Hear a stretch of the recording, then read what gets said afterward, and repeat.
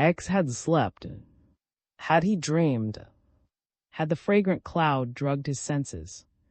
Had a strange, mystic power spread over him? Had Serapis descended upon him? Had the dreams surrounded him? It seemed to him that a golden thunder roused him from his heavy, motionless lethargy.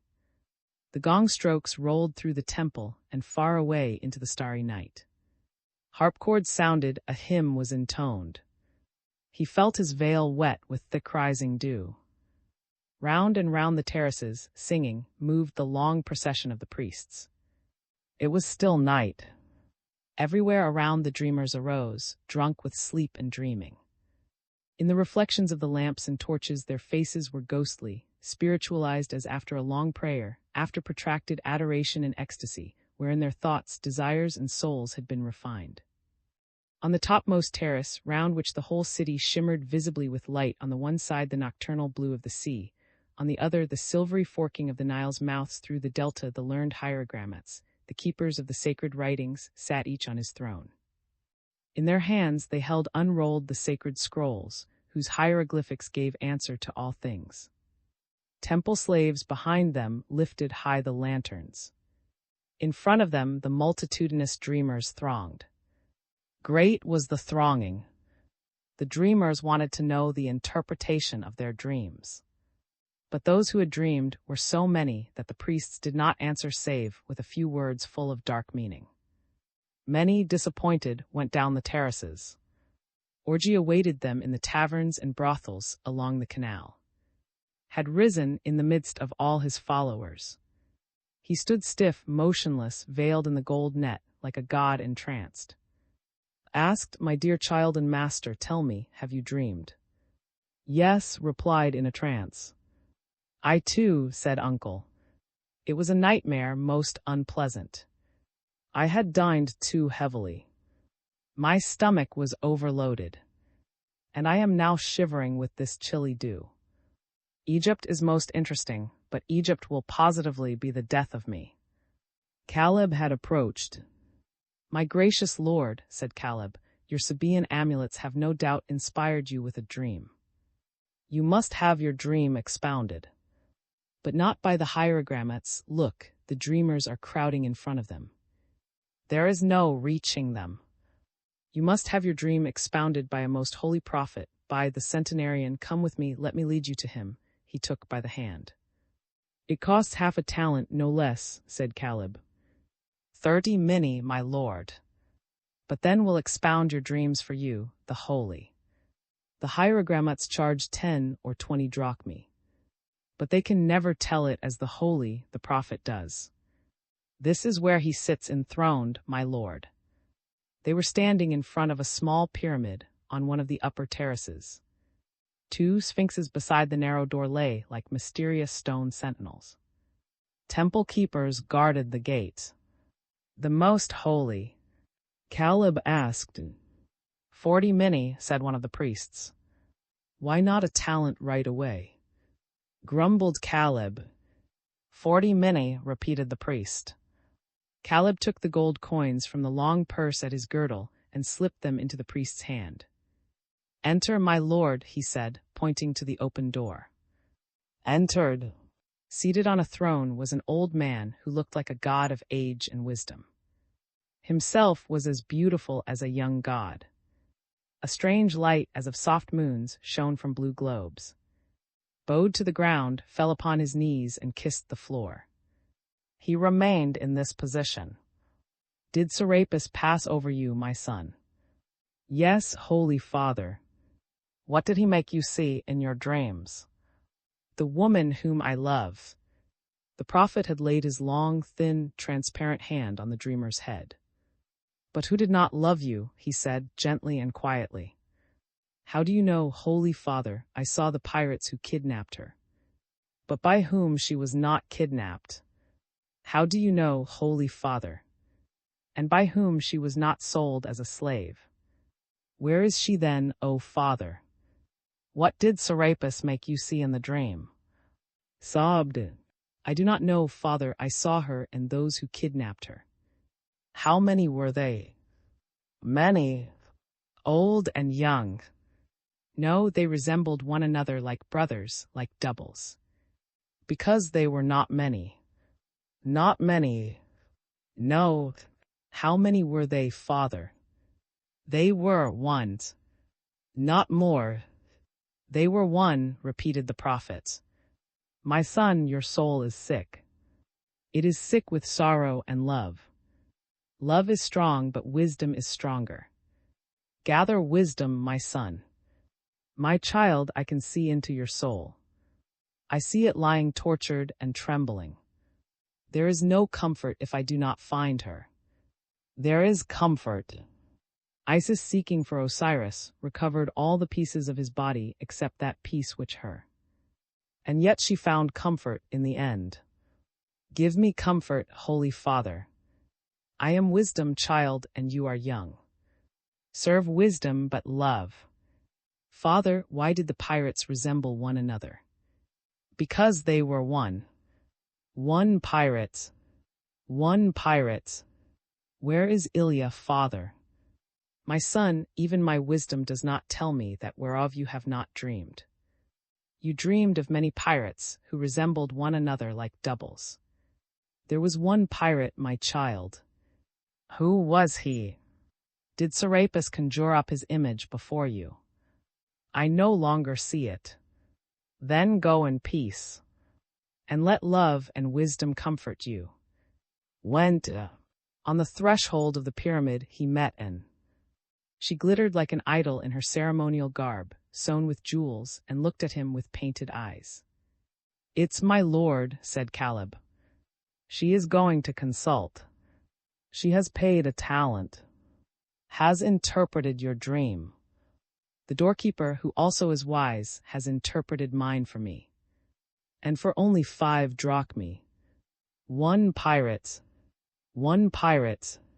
murmured, and he clenched his fists impotently. The multitude streamed away along the terraces.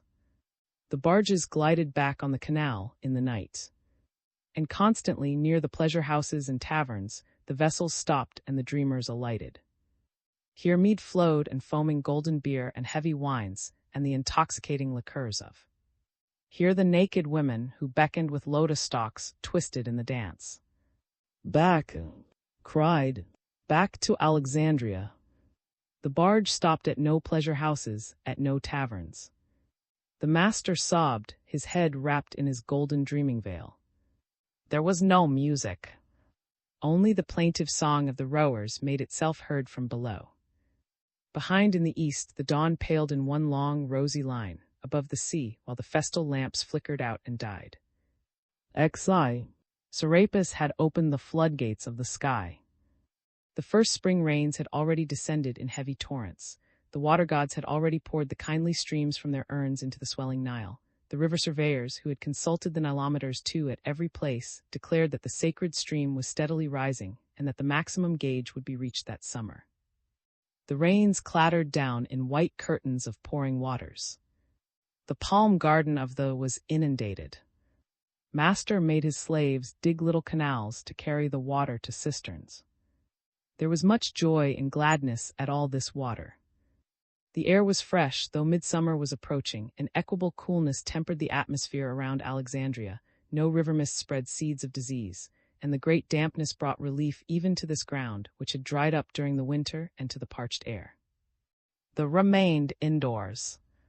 After the night of dreams at Couperus, had come home in one of his impotent fits of fury, locking himself in his room in despair and refusing to see anybody whatever. Uncle abandoned himself to long siestas, studied books, maps, and globes. In the porch of the slaves' quarters sat Cora. As she was forbidden to sing or play, she sat crouched with her arms around her knees, gazing mournfully at the rains. Their lord's sickness spread melancholy among all his household. Caleb squatted beside Cora. Like her, he sat with his arms around his knees, and he smiled with his flashing eyes and teeth and said, "Cora, I love you very much." Cora did not move, she merely answered very gently, "I am not free, I belong to the master. I should like to buy you, Cora, and then you would be free." Cora did not answer. The rain poured down in an endless sheet, and in the palm garden under an umbrella, Master drilled his dripping slaves. "You would be free," Caleb repeated. "You would not be my slave, but my wife. I am rich, we are rich, and we do a very good business. Our is the finest in Alexandria. We make a great deal of money, because all princely nobles alight at our establishment. Cora, you would be its mistress. You would have slaves, male and female. I would pay your master whatever he asked, it would be deducted from his bill.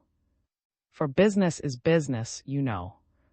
But I could pay for you, if necessary, in ready money. And then, Cora, when we have grown very rich, then we would go back to Saba, to my native land. It is the sweetest and most beautiful country in the world, to live in, you know. But there's no business to be done there. You have to be rich there, then it's delightful. When we are rich, we will go back there. Cora, shall I tell you about Saba, about my country, even if it were only, Cora, to divert you, now that it's raining and you mustn't sing?" "I am listening, Caleb." "Saba, dear Cora, is the mightiest kingdom of Arabia. Saba is Arabia, Cora. Saba is the sweet land where the balsam trees grow and the precious spices are gathered, myrrh and frankincense and cinnamon. All the herbs and flowers, Cora, are scented in Saba. There is no herb and no flower that is not scented. Under the sky, which is transparent as empty blue space, the clouds of perfume waft up and rise to the feet of the gods, who always glance down smilingly upon my country, upon my happy country. The palm tree is scented there, and the calamus reed is scented there, the scented papyrus blossoms there. Nowhere are the flowers so big and of so many kinds, or the trees so densely leaved or so green. Nowhere are the nights so mild and the days so blissful. The nights are for feasting and the days for resting. We climb up long ladders into the tall trees and sleep in leafy nests, like birds. Is my town the golden capital of my sweet land? Have you ever seen a fairy city in your dreams, Cora? That is. There are temples of chrysolite with domes of blue crystal, which imitate the firmament. The streets are strewn with golden sand. Is situated on a hill like the palace of a god. The king, Cora, is a descendant of our great queen, who brought Solomon the treasures of Ophir. The king lives in a palace walled with gold. The walls of his apartments are like blue mirrors, and he treads on carpets that are woven of flowers and hourly renewed. He does not eat, but lives on perfumes. He is sacred, but he may not leave his palace, for an oracle has commanded his people to stone him the moment that he comes out. Everything in his palace and in the town is luxury and delight. There is no commerce, there is no business. The Sabaeans surrender the trade and the precious products of their country to the men of Syria and Mesopotamia. They themselves, Cora, are rich and as gods. When we are rich and you are my wife, we shall be as gods and you shall see the king, behind a transparent hanging of gold glass while he feeds on those perfumes. We shall live in a house of alabaster, which is transparent, but only to those inside. We shall have a barge of blue leather with red silk tassels and little golden, tinkling bells. When the evening wind is fresh, we shall warm our hands at glowing cinnamon. I shall anoint your body with fluid, which is the most costly of aromatics and is not exported, not even to Caesar. We shall have no plate except of gold and an ivory couch inlaid with jasper, or perhaps with sard. And you will go about on an elephant with silvered hoofs, many gold bands round his trunk, and at night 2 little lanterns on his tusks, Cora. And we shall be happier than you can imagine or than I can tell. 3. What you are describing, Caleb, is indeed like fairyland. But I have heard say that, because of all that fragrance in their country, the Sabaeans one and all suffer from headache. When we suffer from headache, Cora, we burn asphalt and the hairs of a goat's beard. There is no remedy to compare with that for headache. Or else we wear the sacred amulets. Wear one, Cora, wear this amulet, which I have always worn. No, Caleb. Are you afraid that I shall bewitch you? Yes. I fear the Sabaean amulets. It is perhaps because of one of them that the master dreamed the bad dream, which has made him ill and sad. Cora, I love you so much. Will you permit me to buy you from your master? If you bought me, O Caleb, I should be a faithful slave and sing and play the harp to you. But I should be unhappy, even if I were your wife and free, because I should be so far from my master. Whom you love? Cora hesitated. Then she said, Whom I love, Caleb, but as the flower loves the sun, as the moth loves the star from afar and from the depths, without hope. The rain poured down in an endless sheet. In the garden, Master was swearing at the slaves and waiting, with tucked-up tunic and lame, hairy legs through the puddles. Caleb rose. He said nothing and went away, his head sunk in melancholy. Then he came back and resumed. You would go hunting with me, Cora, and you would sit in front of me on a Sabaean stallion, which would be swift as the wind, and we should catch lion whelps in nets and tame them with palm wine, and they would follow you about like big cats. Cora only smiled and said nothing. I know, Cora, why you will not be my wife. It is not because you love your master. For, even if your master loved you, you would be a slave. My wife would be a free woman and reign as queen in my house. But you will not be my wife, because perhaps you know the Sabaean law, which prescribes that a married woman is also the wife of all her husband's brothers. But dear Cora would not dare to touch even the hem of your garment. I did not know that law, said Cora. There was a king's daughter in our country, Cora. She was dazzlingly beautiful and was the wife of 15 brothers, who were princes. All the 15 of them glowed with love for her. When one of the brothers wished to tarry in her chamber, he set his stick outside the door as a sign. Then the others passed their way. When she of their eagerness to love her, she devised a stratagem. She had sticks made for her like the brothers. When one of the princes left her, she placed one of these sticks outside her door. In this way she enjoyed peace, but one day all the brothers happened to be in the square of the town at the same time. One of them went to visit her and found outside the door the stick of a brother, whom he had just left in the town square. Then he thought that his wife, the wife of the 15 brothers, was unfaithful to them, with a 16th, a stranger. And he sought his father and told him of his suspicions. But it appeared that the wife was innocent. And not only the father but the 15 brothers and their spouse laughed at the stratagem and were happy, but you, Cora, would never need to put a stick like mine outside your door. For I have only one brother, and he would not dare to touch so much as the hem of your garment. Cora laughed and Caleb laughed, and his eyes and teeth flashed and glittered. In that case, I'll think it over, Caleb. Laughed Cora. In that case, I'll think it over. Do think it over, Cora, laughed Caleb. If you are willing, I'll buy you from your master. And we shall have a pleasure boat of cedar wood, but with sails like a bird's wings, so that we can either sail about on the sea or soar high into the clouds. And then on some nights we could visit the moon, where all the people are transparent, like shades. This is not a Cora, it's as I tell you. We have those magic ships in our seas, in our skies. Think it over, Cora. Do think it over.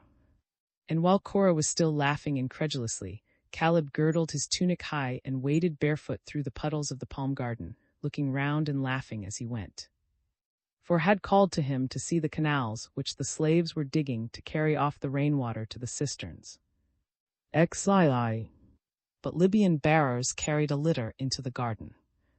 The litter was close curtained with blue canvas against the rain.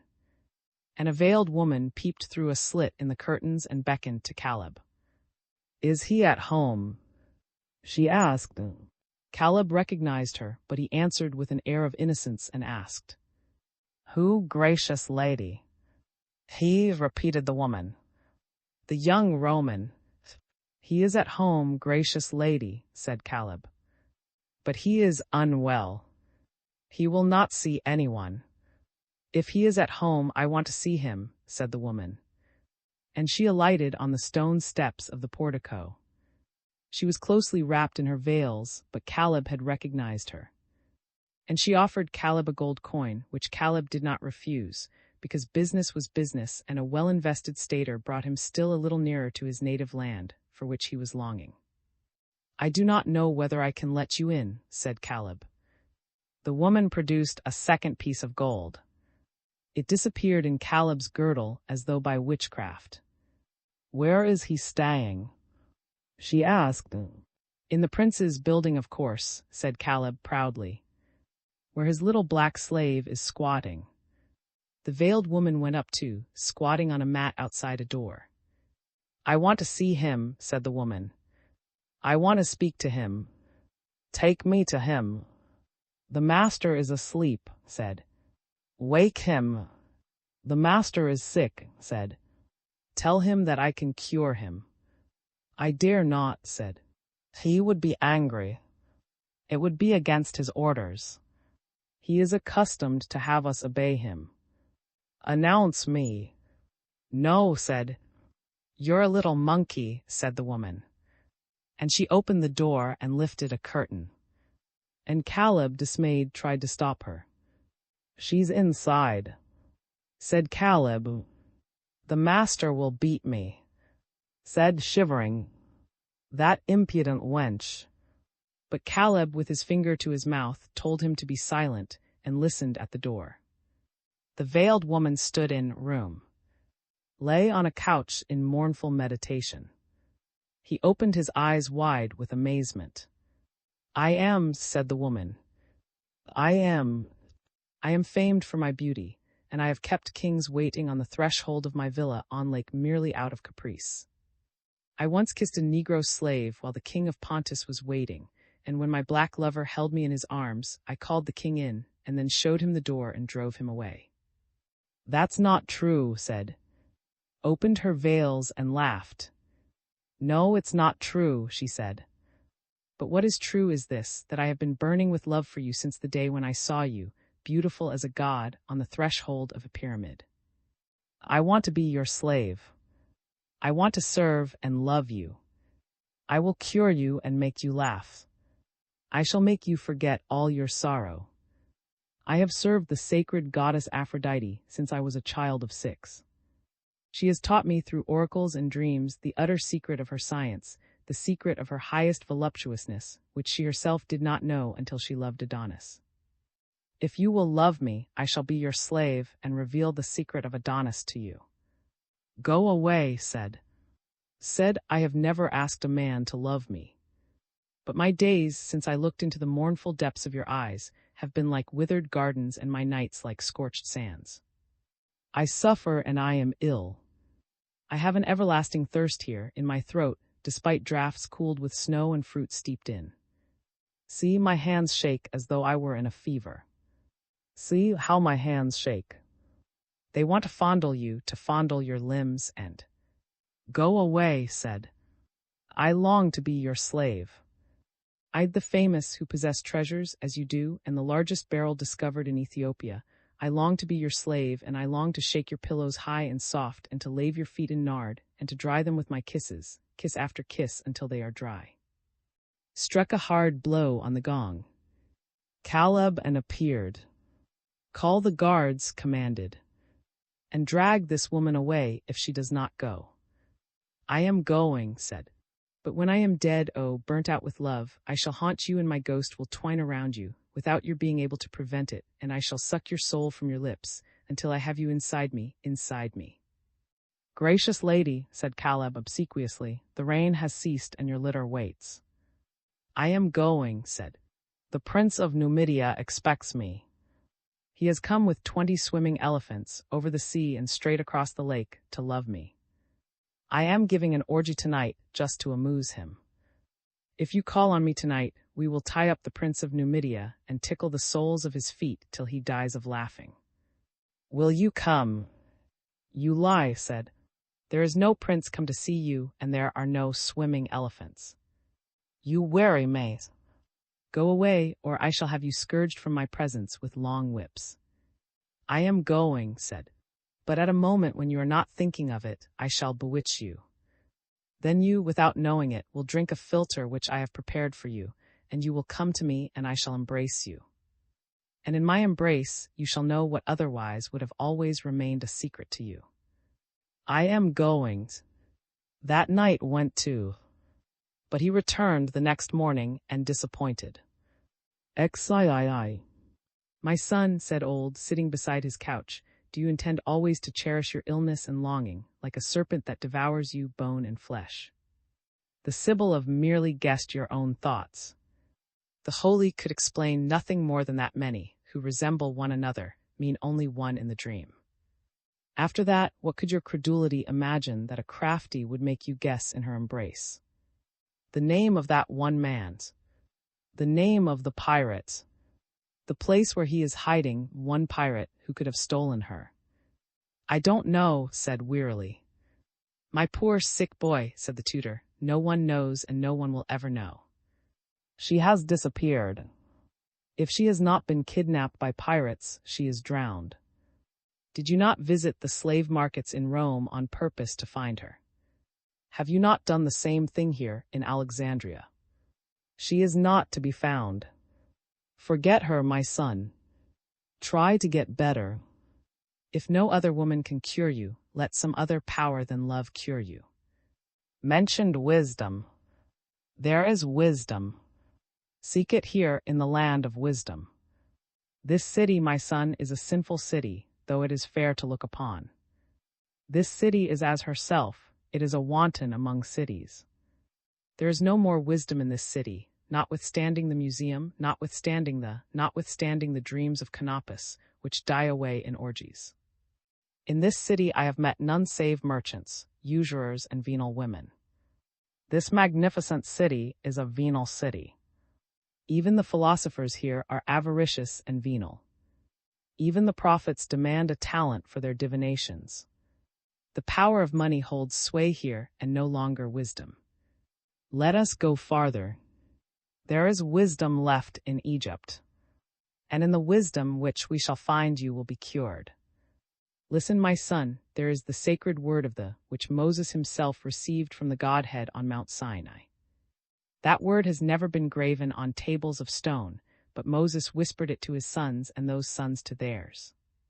It is the key to happiness. He who utters it has the power to avoid suffering and to know all that can be known on earth. I have sought for it in the museum here and at Couperus. While you lay sorrowing on your couch, my son, I have held converse with priests and with philosophers, with prophets. I am persuaded that I shall not find the word in Alexandria. But where will you find it? The tutor stared before him. Perhaps farther on, he said. Perhaps at Memphis. Let us go to Memphis. If I do not find the word at Memphis, I shall look for it farther still. Let us sail up the Nile to Thebes, to Ethiopia. Let us go to the Pillars of. Something tells me that we shall find it, and that you will be cured, my son. But let us go. Approved, and the departure was decided.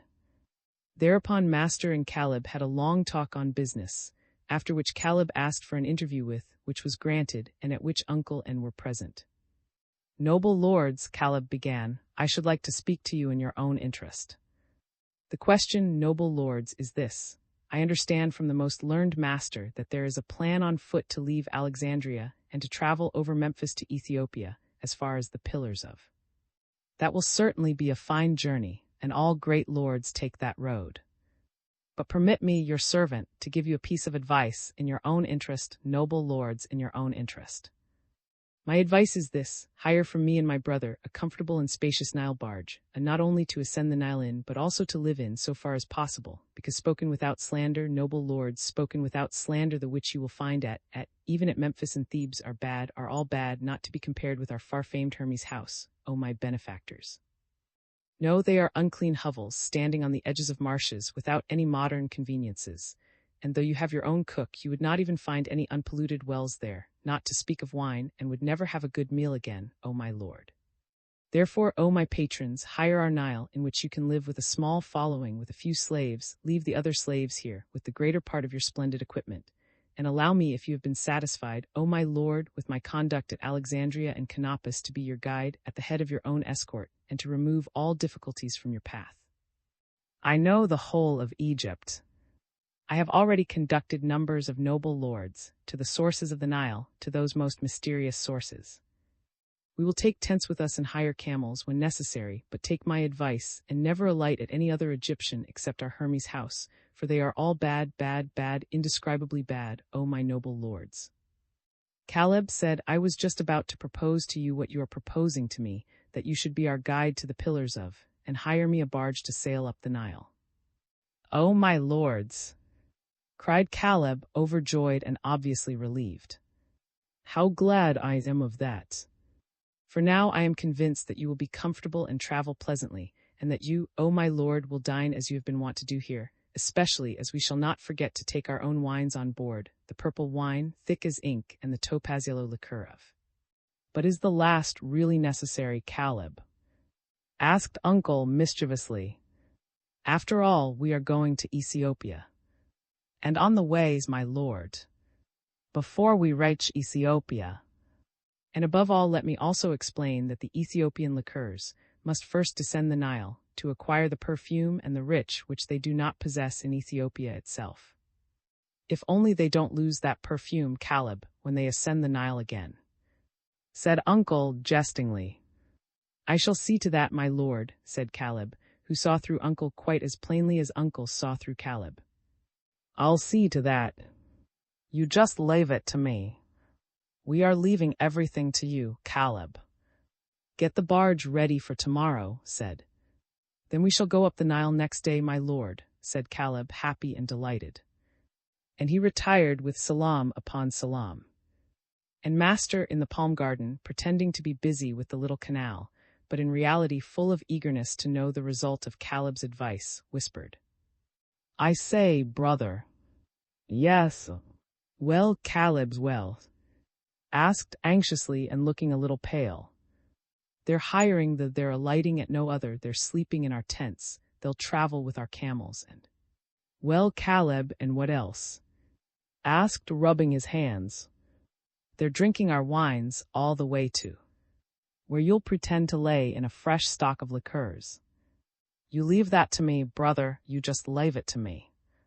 May the gods bless you, brother Caleb, may Thoth, Hermes, and Serapis bless you. Quick, let us look in the cellars if we have enough in store. There came a sudden shower, as though poured from an urn in the sky by an invisible water god, and the two brothers, with their garments girdled up, rushed bare-legged through the puddles of their palm garden to their wine cellars, which lay warm as stone cupolas in the sun, or else were kept cool with double walls filled with snow. XIV. In the still and silent night, the delta lay flooded by the kindly waters of the sacred river. From the to the mouth, along the to the mouth, the delta lay flooded, one still and silent sea in the night, a wide, silver sheet of water without a ripple, stretching farther than the eye could reach in the soft falling sheen of the full moon. Between the river mouths the canals lay in streaks of silver light, full of water to their edges. Past the blossoming reeds, past the blossoming lotuses and water lilies, the great barge glided up the stream as in a vision. There was not a sound amid the silence but the dripping from the oars. The night was muffled, wide, and immense. It was as though the moon, up above, had inundated the sky, even as the flood the sacred land below. It was as though the flood of moonshine were drenching the sacred sky also with a calm sea, but a sea of light. The night was like a noiseless, silvery day. The night was like a shadow of the day. In that inundation of the light of heaven the stars paled, innumerous, like a silvery powder sprinkled by the moonshine. There lay the lake of, wide and mystic and gleaming. Island emerged after island. Palms stood in clusters, stately, motionless, and delicate. A shrine appeared and vanished as the dream barge glided down a bend of the canal. Country mansions stood peacefully linked together. There were taller dikes and patches of golden, shadowy wheat. Sheaves of corn looked like the images of gods, reverence compelling, ranged in order beside one another, against the wall of a barn. A peculiar scent was wafted by, a fresh aroma as of always moist flowers. The outline of a village came into view. And hamlet joined itself to hamlet, with shrines and mansions in between. Suddenly farther up in the sea of glory, in the sea of light, huge needles rose on high from the ground, with quivering lines, and became lost in the midst of light. Standing by Cora on the forecastle pointed. The obelisks of sighs. She turned with a start and was silent. The barge that afternoon had left along the canals which seem the nome, or province. They were now nearing the capital, Sais, the capital of all Lower Egypt. They already saw the Anubis Avenue. And suddenly, at a bend, between very tall reeds blossoming with tassels and bowing before the barge, pointed the temple of Isis. There were sphinxes. They seemed to lift their basalt heads in prayer to the moon and the sky. Lamps and lights twinkled like stars. The hove-to orders rang out. The sailors moored the vessel. The temple of Isis, repeated two who approached with Caleb. They were all arrayed in long, white linen robes. Cora also was similarly clad, in a long, white, close-fitting linen robe. She wore a wreath of wheatears and lotus flowers at her temples. For it was the night of the glowing lights, the feast of the burning lamps. "Is waiting for me in the temple," said. "I wrote to him, and he has consented to receive me. He is the high priest of Isis, and tonight he receives those who come to consult him. I thought of going alone. Is one of the holiest prophets in Egypt. One word from him can perhaps enable me to guess much. But if you accompany me with only a single thought in your sick brain, you would break the mystic thread which might be woven between the high priest's spirit and mine. Let me go alone. I have no other care than your happiness, even though we are not agreed on the form which it should take." "Go," said. "I don't think that I shall go on shore," said Uncle. "The night of the glowing lights and the feast of the burning lamps leave me cold. It is, and cheerless. It will be a spectral orgy. I am too old and fat for spectral orgies. Go on shore alone and amuse yourself as you may." Assembled his slaves, male and female. They were all in long white robes, the women wreathed with ears of wheat and lotus flowers. "You are all free tonight," said. "You have a night of liberty. Until sunrise you belong to yourselves. Go your ways and do whatever you please." Handed each a small sum of money. The slaves bowed low and disappeared, between the palms, in the direction of the moonlit, twinkling city. Only a guard of sailors kept watch on the barge. Uncle retired to his cabin. Also did not wish to go on shore and remained to sleep at his master's threshold. The feast of Isis made many shudder who were not accustomed from their youth to its shivery mysticism. Had gone, also went on shore.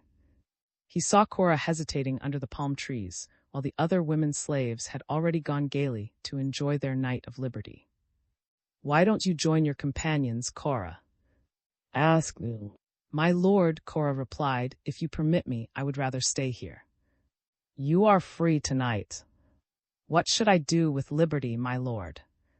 "You can do what you please, go to the temple and see the veiled Isis, and enjoy yourself as and with whom you choose." She cast down her eyes and blushed. "There is a general holiday tonight," continued, "for slaves male and female." She folded her hands as though in prayer. "My lord," she begged, "suffer me to remain here near the barge. I am afraid of liberty and of the big city." "Do as you please," said. He went on alone. Loneliness sent a shiver through him because of this strange night which was like day. A white melancholy emanated from his soul. He felt aimless. He would have preferred to accompany. He would not have minded going to bed. He had almost invited Cora to accompany him to Sais, but did not think it suited to his dignity. He went alone in his white raiment in the bountiful moonlight. How strange the night was, all white and trembling. He approached the town. There was nothing but the monotonous rattling of the sistra carried by the long-robed pilgrims who walked in procession to the temple. All the houses along the road were lit with the lamps burning at the doors and windows, vessels full of oil with burning wicks. It was a strange pale yellow twinkling in the moonshine.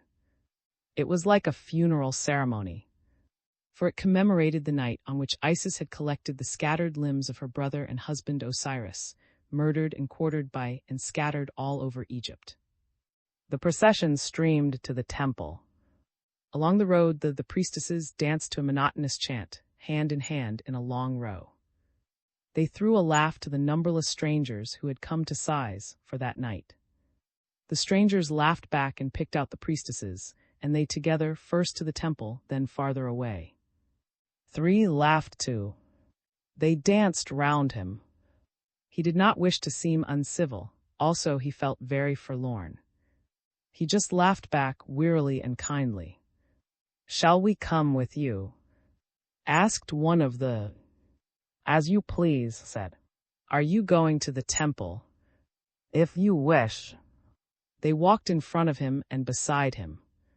They wore white, close-fitting robes, with lotus flowers and ears of wheat in their hair. They were gentle and civil and obliging and young, like 3 young children. The white multitude streamed along the streets. The obelisks of the came into view. The temple rose gigantic and mysterious, with numbers of square buildings and terraces stacked one above the other. There were rows of gigantic pylons, which lost themselves in the moonlit night. The monotonous melody of the sistra rattled on every side the lamps twinkled. Felt within him an immeasurable melancholy, because of life and because of death, because of people and because of himself. They led the way. They were kind and courteous, glad at meeting this amiable stranger, to whom they would be obliging as their duty prescribed that night. They entered the pronaos and, in the immensity of the pillared spaces, the countless sistra rattled eerily, producing a vibration which was no longer music. It was as though the pylons and pillars themselves were rattling, as though the very earth were rattling. Suddenly felt a cold shiver pass through him. In the Holy of Holies rose the veiled Isis. It was an immense statue, 5 fathoms high and surrounded entirely with a silvery film, seamed with hieroglyphics. Above the image on the architrave was written, "I am who have been, who am and who shall be, and no one has lifted my veil." Around the image shone thousands of burning vessels, of glowing lamps. There was a mist of light and a smoke of incense. And round about the image there was the incessant dance of the, and the worship of the sacrificing priests, all the night through. And ever, like an obsession, there was the rattle of the sistra, as though the whole immense temple were rattling. Led by the 3 women, offered his sacrifice at one of the numberless altars. The priest pronounced the sacred words and poured forth the libation and paid his gold coin. He felt desperately unhappy. "Sir," asked one of the women, "do you wish us all 3 to accompany you to one of the temple chambers? Or would you have 2 of us go away?" He laughed softly at their polite manners, like those of young and well-brought-up children. He gave a melancholy glance. "I am unwell, I am very unwell," he said. "I think I will go home alone." "Your eyes are full of pain, sir," said one of the. And one of the others said, "Cannot we comfort you and cure you?" Shook his head. "Then let us lead you home," said the third. They left the temple. "I live on the river," said. "I came in a." They walked beside him like shades. When they reached the barge, said, "I am at home here. Let me thank you and pay you. May holy Isis protect you. May holy Isis cure you, sir," said the. He gave them a gold coin apiece. They disappeared in the night like shades. But under the palm trees was another shade. It was Cora. "I am not well," said. "I came back." "Do you wish to go to bed, my lord?" asked Cora. "No, I should not be able to sleep," replied. "This night is strange and unreal. I will lie here under the trees." "I will leave you, my lord." "No, stay," he said. "I am ill and I feel lonely." "Stay. Suffer me to fetch you a cloak and a pillow, my lord." "I thank you." She disappeared into the barge and returned with the pillow and cloak. She covered him up and pushed the pillow under his head. "The night is strange," he repeated, "and unreal. It is like a white day. There is no dew falling. I shall remain here till it comes. But do you stay? I feel ill and lonely. What can I do, my lord? I may not sing, only the sistrum may sound tonight. Dance to me, move in the moonlight. Can you dance without accompaniment?" "Yes, my lord," said Cora. He lay under the palms. Cora danced in the open moonlight near the tall river reeds. She twisted and turned like a white water nymph that had risen from the stream. She stood still in attitudes of rapture. She adored Isis, her hands uplifted to the moon. She was very lithe and slender, very white, with white flowers and ears of wheat around her temples.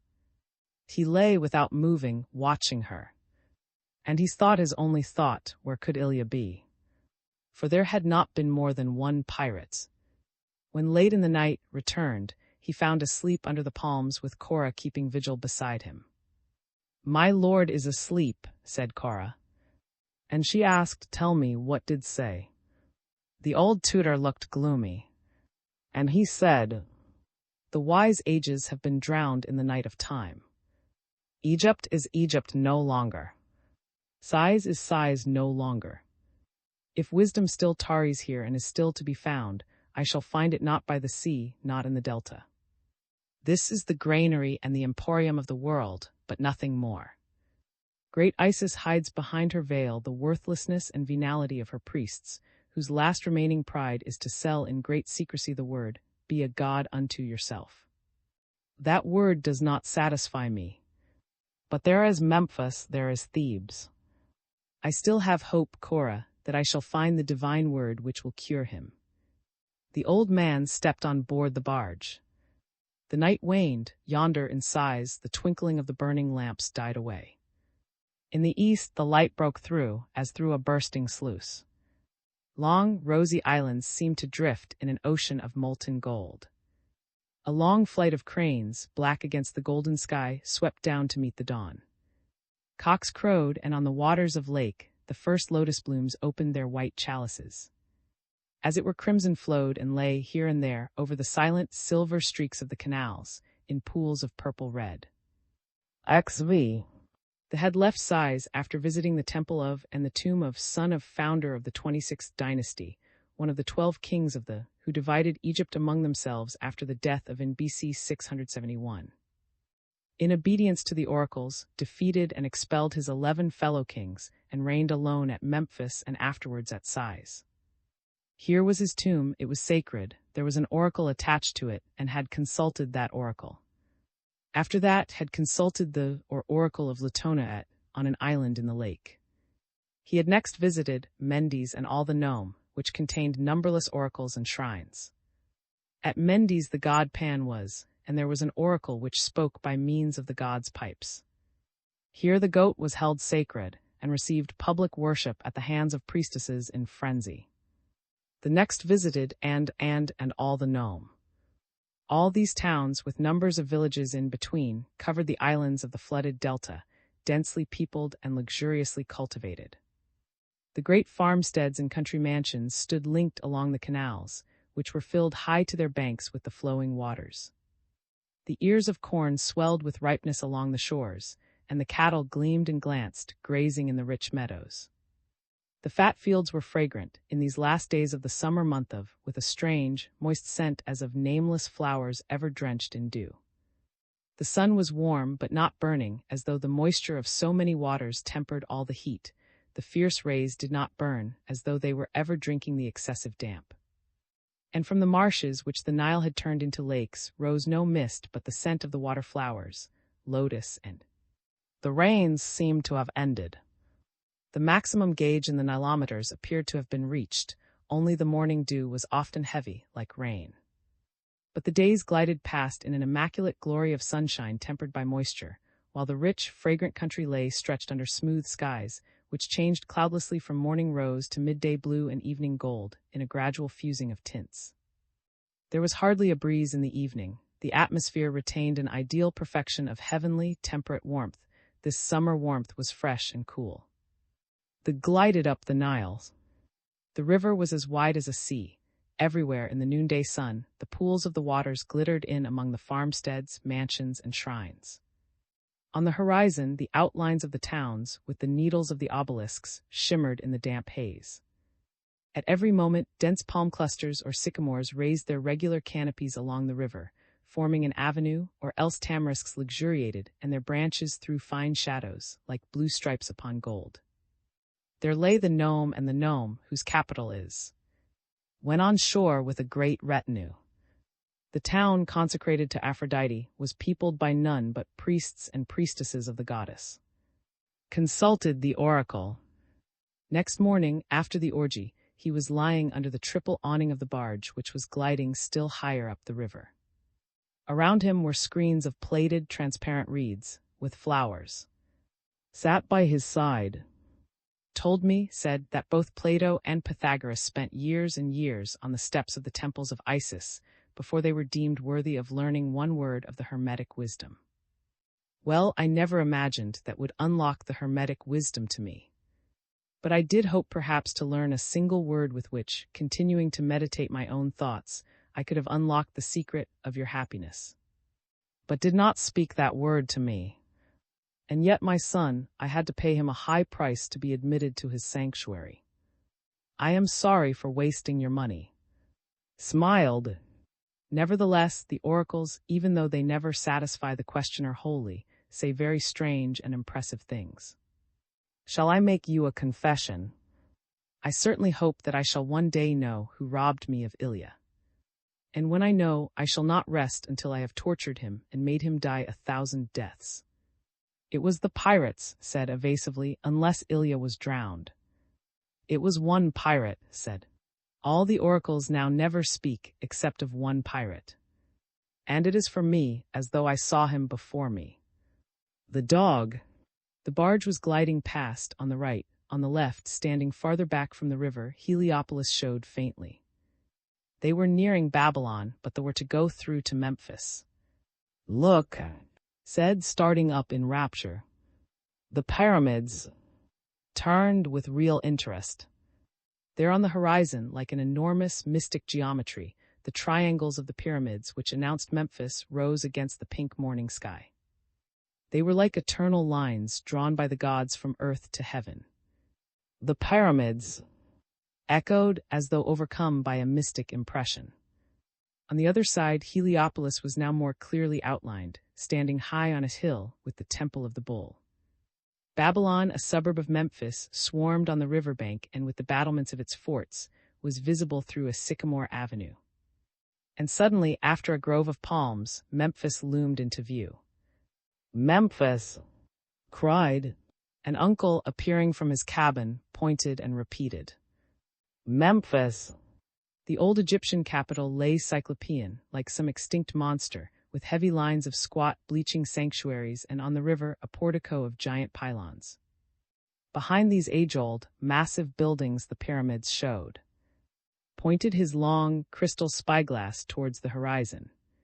There, he said with a shiver, the most sacred monument in Egypt. The great Sphinx, the immense, the ever-silent wisdom.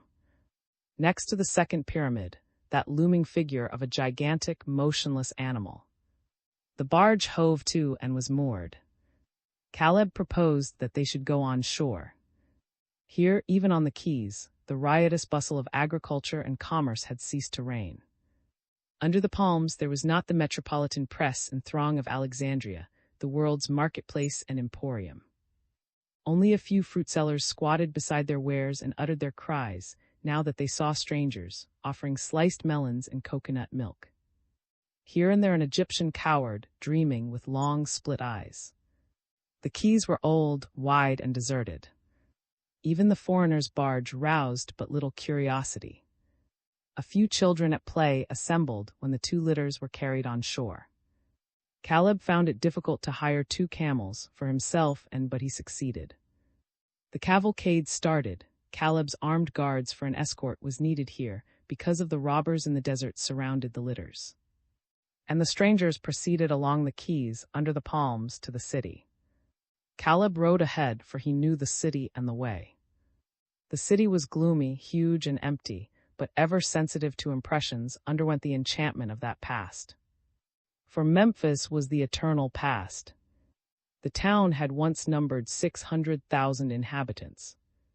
It now haply numbered a few thousands. The rare figures in the wide streets were dwarfed and lost. Sometimes a woman's face peeped out from the half-opened, vermilion shutters of some great, dilapidated house. Ye gods, what dimensions! What lines, what spaciousness of deserted squares, what heaven-high rows of pylons! The yonder at the endless end of an avenue of 600 sphinxes, 6 rows of 100 sphinxes, the ever-silent incarnations of wisdom, the lion women who were the wisdom of. What colossal statues, hewn out of one block of stone and towering to the sky, with the crowns of their diadems. And everywhere the deathly silence, and under the feet of the Libyan bearers the dust of ages, which flew up on high in one dense cloud after another. Caleb rode ahead by the sphinxes in the avenue. They stood in rows, the wise lionesses with fixed women's faces, eternal guardians of the secret. Some of them were already sinking in the sandy ground, disappearing with their stretched forepaws. Others shelved to one side, borne down by the pressure of the centuries. Here the pharaohs themselves had passed in sacred processions. Here Moses had walked and Hermes, here Joseph had wandered, the interpreter of dreams. Here, lastly, Cambyses with his Persian hordes had ridden sacrilegiously. This was Memphis, thrice sacred Memphis, profaned long centuries ago and now dead and sinking in the devouring sands of the desert, which approached from the west out yonder. The city would be swallowed up by the sands. That past would sink back into the lap of the earth. Suddenly shuddered with the mystic awe of what has been. And his own life and grief seemed small to him. They approached the sanctuary. It rose as a huge shadow. And from every door swarmed serving priests of Serapis, minor priests and doorkeepers, because they saw the strangers. They ranged themselves in front of the entrance and stood waiting. Caleb said, "These are distinguished Latin lords, cousins of the divine Caesar Tiberius, blessed be his name. They wish to see the sacred bull." "Apis," said the oldest priest. "Who is Osiris in the sacred shape of the bull?" added other priests. And others again, oracularly. "And who drew through the fields of sacred Egypt when he disguised himself with the other gods under the forms of animals? From the eyes of Jupiter Ammon, who wished to reign alone." "The same," said Caleb, flinging himself from his camel. The priests arranged themselves in processional order, while the alighted and also slid from his camel. And they sang the hymn of Apis, as they were wont to do when visitors came. For in the huge dead city of Memphis, inhabited by hardly a few thousands, who were dwarfed and lost in the spaces of the ancient, mystic capital of ancient, mystic Egypt, in truth the worship of Apis was still maintained only because all that came to see the sacred bull. The fees which they paid to the priests formed the principal revenue of their brotherhood. The temple was falling in ruins, the enormous pylons seemed to totter, the gigantic architraves leaned forward, the giant statues were bruised by the rains and eaten away, as though the centuries themselves had mutilated them. The sphinxes were sinking into the sand. But still the worship of the bull Apis was maintained, because of the strangers and their fees. A young priest who spoke a little Latin was allotted to thee, and took his place by his side respectfully. "It is a pity," he said, smiling cheerfully, "that Serapis did not bring you to Memphis a month earlier. For then, my noble lord, you would have beheld the death of Apis and his return to life." "What is this, then?" asked you. "The incarnation of the god in the sacred bull lasts a quarter of a century," the young, pleasant, smiling priest explained. "After being incarnated in the bull for 25 years, the god disappears out of the bull and the bull is marked down for death. The priests drown him solemnly in the Nile and embalm his sacred body and celebrate his obsequies with special ceremonies. What a pity, my lord, that you have come too late. After the obsequies they seek the young Apis, they seek him throughout sacred Egypt. As a rule they find him immediately, for the godhead immediately becomes reincarnated in a newborn bull, and if it omit to do so, the calamity is so great that the country is plunged into mourning, and the disaster foretells universal plagues. But Serapis Osiris loves his Egypt, and but seldom delays the new incarnation. This time, after Apis' obsequies, we were able at once to celebrate his blessed advent." "And where was Apis found?" asked you. "On the farm belonging to my father, who is a landowner," replied the pleasant young priest, smiling mischievously. I am a landowner's son, and when Apis was born in our stables, my father dedicated me to Osiris, that I might take care of the god. I came here with him. I have been here hardly a month. I came with him."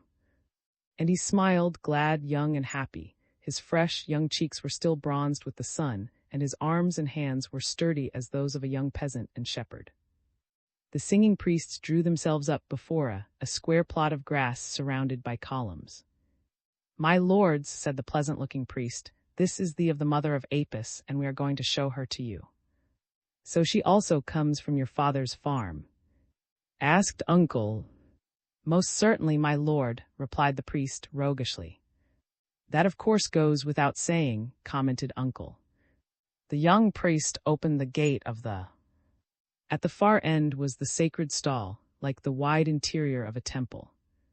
The priest vanished in the shadow, and when he reappeared he was leading, merely by pressing his hand against her snow-white flank, a handsome, sleek cow. He led her to the strangers. She shone, well-tended and well-fed. She had placid eyes of bluish gold, beautiful, large, soft, and womanly, the eyes of Hera herself. Her horns were gilded, and her hoofs were painted red. The pleasant-looking priest led her to the strangers and was glad and happy because Apis, mother, was so comely. "Is she not handsome?" he asked proudly. The strangers smiled and agreed that she was very handsome, and the priest, with respectful familiarity, stroked her snow-white flank and pointed out that she had one black foot. Then he kissed her fondly and reverently on her moist muzzle and led her back, with the pressure of his hand, to the temple that was her stall. She went solemnly as though aware of her high, sacred dignity, which existed only because of the strangers and their fee. The priest, still smiling, returned, and the other priests sang their hymn. And by the priest's pleasant manner, seemed to observe that he ought to pay. He beckoned to Caleb, and there were mutual, smiling, roguish negotiations between Caleb and the priest. For Caleb always tried to pay the fees which he distributed on behalf a little less liberally than he set them down on the long papyrus scroll of his bill, and he generally succeeded. But the priest was not only roguish, but very crafty and polite, and the transaction, conducted in mysterious and jocular whispers, lasted a long time, until said impatiently but still smiling, "And may we now see Apis himself?" So Caleb paid grudgingly. But the priest remained pleasant, and the other priests sang while conducting the strangers to Apis' own. This sanctuary was even bigger and more impressive than that of the White Bull Mother. There was a square in front of it with obelisks, and the pleasant-looking priest entered between two sphinxes. But the pillars, the obelisks, the sphinxes seemed to totter, to slant, to burst with old age. The priest sang the hymn, and suddenly, like a whirlwind, a young bull came trotting out of the stable over the grass plot. It was Apis, and the priests lifted their hands in adoration as they sang. But if his mother was stately and aware of her dignity, Apis himself carried his divinity with the recklessness of his hot youth. He ran across the lawn, glad to have escaped from his stable, and the pleasant priest, laughing, ran after him. But he could not catch him by his gold collar, and panting for breath, the little priest said proudly, "Isn't he beautiful and playful? Isn't he most delightful, our Apis?" He was beautiful and playful and most delightful, the visitors granted. He was a splendid bull calf.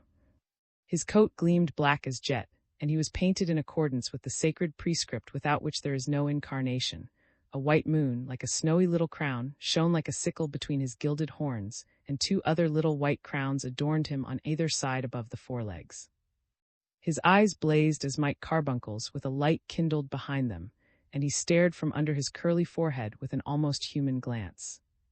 His neck already fell into powerful, heavy folds, his chest was broad, and he lashed his tail like a whip.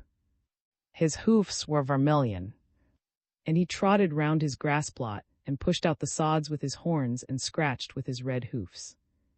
The pleasant-looking priest now went up to him, laughing, and took him, respectfully and yet firmly, by the gold collar and talked to him and laughed, and Apis shook himself, and the priest laughed, and now all the priests began to laugh, and the strangers laughed, and Caleb roared, and Uncle held his sides. Even had to laugh in two. They all laughed at Apis because he was such a delightful, pretty, playful bull calf, just like a merry boy, with his human eyes which looked at you naughtily and watchfully and archly, until all of a sudden he tore himself loose from his little priest and ran like a whirlwind, till the clods of earth flew all around. "He is so pretty and playful," said the little priest, glad and happy as a boy, when he came back panting, after locking up the little bull again in the sanctuary. "But he is wild, he is very wild. As a rule, we only show him through the windows of his, but when such very distinguished strangers come to look at him, we let him out for a trot now and again." Yes, then he may come for a trot once in a way, and he himself thinks it great fun to come for a trot now and then in the presence of strangers. Then the pleasant-looking little priest went up to Caleb, who was still laughing aloud because Apis was such a very delightful little bull. And there was a long and protracted discussion, mysterious, jocular, and yet weighty. For Caleb was taken aback, but then the little priest knew what it cost to make Apis trot about so prettily for such very distinguished strangers.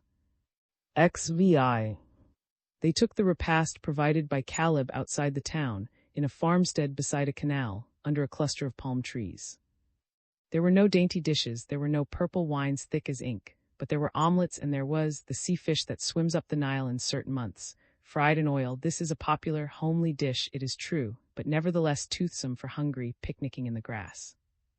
There was foaming beer and hydromel or honey water, and Uncle, spoilt though he was, thought the simple meal anything but unpalatable, and considered that an idyll of this sort was good for the stomach, once in a way. Told Caleb to have his luncheon with them, and Caleb, after much deprecation and many salams at the shown him, squatted down and crossed his legs and ate with relish, and kept on laughing at the thought of dear little Apis trotting round his for the strangers who paid so generously.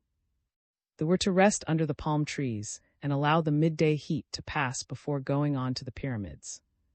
For Caleb had sent the litters back to the barge and had now hired 4 good camels at the farm, including 2 with comfortable saddles of bright tapestry, for his 2 noble clients. The farmer and his wife, glad at the visit that brought them in money, spread awnings under which they could enjoy their siesta and laid mats on the ground, and Uncle called for a fly-net which he wound round his head. And while he slept and Caleb also closed his eyes, with by his side gazed at the wonderful, divinely lines in the distance, the lightly traced triangles against the golden noonday sky. "The base is square," said, "and the summit is square but looks pointed. To me they seem strange, mysterious embodiments of vastness," said. "What are they actually?" "We don't altogether know," replied. "Some of the pyramids were of kings and sacred animals. Those are the pyramids of Cheops or Khufu and we shall see the king's chambers inside them. They were built 20, perhaps 30 centuries ago. Herodotus says that the pyramid of Cheops, which is the biggest, took 30 years to build with 100,000 slaves, who were changed every 3 months. The name is derived from fire, because, like a flame, the pyramid ends in a point. Many were used as storehouses in the long years of famine. Others were dikes against the sands of the desert, which blew towards Memphis and threatened to bury the city in a succession of ages. Many pyramids have already been swallowed up in the sands. What are those ruined palaces over there?" Asked, pointing to crumbled rows of pylons and pillars, surmounted by cracked architraves, impressive ruins which stood on a hill at the outskirts of the town and seemed to be tumbling into the Nile. "The old palaces of the pharaohs," said. "They were 10 in number. Joseph, the Jewish interpreter of dreams, was a powerful governor under one of them. Moses, who knew Hermes and learned the occult wisdom from him, all the wisdom that can be known, was saved as a babe by the daughter of a pharaoh, where his sister had exposed him in a basket made of bulrushes at the place where the princess was wont to bathe.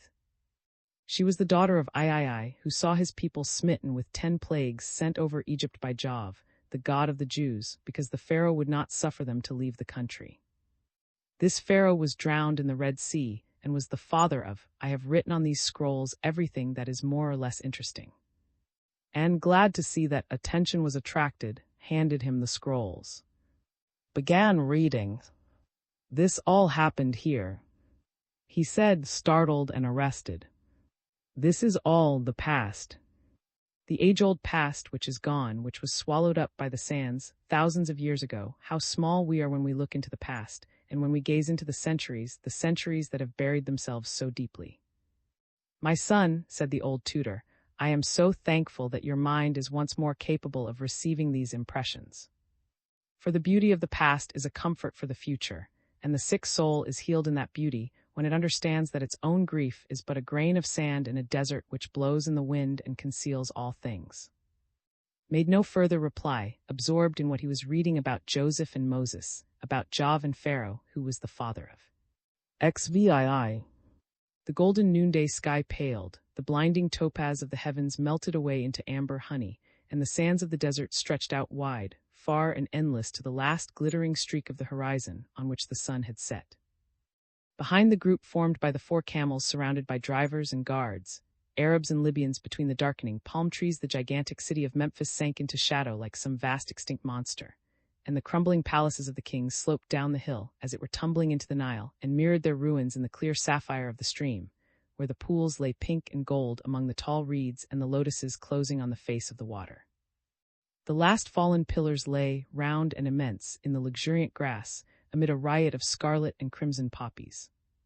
Mysteriously carved with hieroglyphics, they were as felled titans of rose-red granite, and they pressed heavily on the ground wherein they were sinking. They were of a melancholy majesty, those huge overthrown pillars which had supported the golden roofs above the might of the pharaohs. Caleb rode his camel with a swagger, as though he were bestriding his Sabaean mare. He dug his heel into the camel's side, and the startled brute took great strides, snorting and grunting. Caleb roared with delight. The Libyans, big-limbed and powerful, went silently. The Arab drivers yelled and shouted. 40 stadia from Memphis rose a broad, hilly dike, on which the pyramids stood. And Caleb, who, as the guide, also knew a thing or two, cried, "My lord, 2 of the pyramids yonder, the largest, belong to the 7 wonders of the world. They are a stadium high, and the length of their sides is equal to their height. They are the 2 tombs of the pharaohs, but the smaller pyramid, higher up on the hill and, as you see, built entirely of black stone, was the costliest of all." He trotted on his startled camel around the others and cried, "Master won't deny it, learned though he is." Smiled, and Caleb, glad at being allowed to speak, continued, "That black stone comes from southern Ethiopia and is heavier than any other stone and incredibly hard. That is why the pyramid costs so much. But then it was erected by all the lovers of Queen Cleopatra, and it is she who is buried there." "Caleb," cried Master, "what you have been telling about the black stone I accept, but Cleopatra, who died in Alexandria, was not buried at Memphis." "Cleopatra, Cleopatra." Caleb insisted vigorously, but he now rushed away on his bewildered camel, because he wanted to warn the priest custodian of the pyramids that there were great lords approaching. "Caleb is wrong," said, as the 3 camels stepped along sedately, among the gigantic Libyans and shouting Arabs, while Caleb tore fantastically over the sands. "The black pyramid yonder is really not the tomb of Cleopatra. The historians speak of and mentioned by Sappho, the famous poetess, as the mistress of her brother, who was a wine merchant at and traveled constantly to. This costly black tomb is said to have been dedicated to, who died young, by her lovers." The cavalcade had drawn near. The camels, in obedience to the driver's orders, knelt down, the slip to the ground. And Caleb at once came to meet them, smiling, at the head of 6 priest custodians, whose business it was to keep up the interior of the pyramids and show the shrines to foreigners. "Do many foreigners come here?" Uncle asked of the oldest priest. "Not a week passes in this present month," said the old priest, "but foreigners come to admire the sacred pyramids. You are Latins, but we receive visits also from Greek lords and Persians and Indians. When the Nile has subsided to its lowest gauge, however, when the autumnal winds blow and the sandstorms begin, then no more foreigners come. For then death and destruction blow out of the desert, as the hurricanes of fate which one day will cover Memphis with a sandy shroud. See these few sphinxes, whose heads alone still project above these downs. Once they numbered hundreds, and an avenue stretched between their silence to the pyramids. But the desert swallowed them up, the hurricanes spread them with dust, the sandy shroud covered up the wisdom of. One day the shroud will cover up all Egypt and veil all her wisdom. What was known will be known no longer. That will be the punishment of the gods, inflicted upon unworthy man, who will be plunged into a night of ignorance and the bestiality of primitive desire. The centuries will turn about. The priests in attendance, with a simple pressure of the hand, had caused a heavy monolithic door to turn on its hinges in the largest of the pyramids. They lighted torches and went through the syrinx, a winding tunnel painted with gigantic figures of gods and with hieroglyphics. It was strange, but there was a humming and murmur of voices, though the pyramid was uninhabited. It was as though a swarm of ghosts were whirling around like a gale of wind. The impression was given immediately, and when they exchanged glances, they saw in one another's eyes that they were all four thinking the same thing, and Caleb muttered saving incantations and repeatedly kissed his amulets. The priests led the way, while the flames of the torches blew and blew in the mysterious draught, as though ghosts were hovering around. They entered an enormous square room. Huge statues were sculptured in the stone walls, and though the room was empty, there was a smell of spices, as if the smells of old had lingered eternally. 2 bats fluttered to the ceiling and whirled round in a circle. "This is the king's chamber of Cheops," said the old priest. Once upon a time it contained a sarcophagus of azure granite, with the embalmed body of the great King Cheops or Khufu, and it was surrounded by the sarcophagi of his brothers. He wore out his people with taxes and heavy, in order to found this mausoleum for himself. Where is he now? Where is his embalmed body? Where is his azure sarcophagus? Where are the sarcophagi of his brothers, and where are they? Where are they?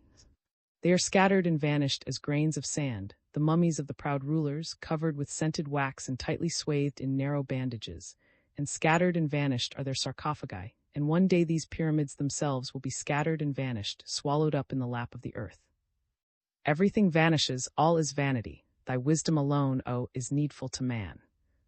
Thy wisdom alone, O, is needful to man.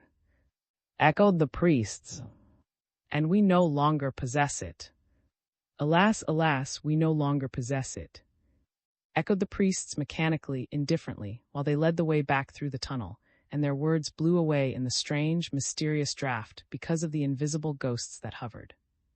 But when they were outside, the priests kept their torches alight, and they led to the small, black pyramid. They pushed open the stone door, and the old priest went in first. There was a long tunnel, followed by a room with smooth, black, polished walls, in which the torches and the shadows of the and priests themselves were reflected curiously. "The pyramid of Cleopatra," whispered Caleb too. "The pyramid of," corrected him with a smile.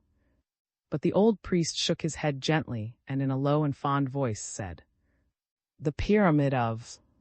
She lived at and was incomparably beautiful and chaste. One day, when she was bathing, an eagle flew through the open ceiling of the bathroom and plucked from her maid's hands the sandal which she was just about to lace on her mistress' foot. Suddenly turned very pale. But the priest continued. The eagle flew to Memphis, where the king was administering justice in one of the courts of the palace, and flying above the king, the eagle dropped the sandal, so that it fell into the folds of the king's garment. The king was much surprised, and he examined the sandal, which was as small as a child's, and yet was the sandal of a woman. And he bade his servants search all Egypt to find the woman whom so small a sandal would fit.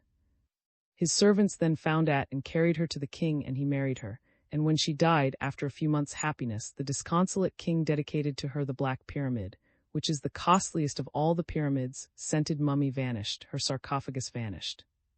But the sandal which the king ever was preserved by a miracle. Behold it! And the priests with their torches lighted in the middle of the jet-black room a crystal shrine standing on a black porphyry table.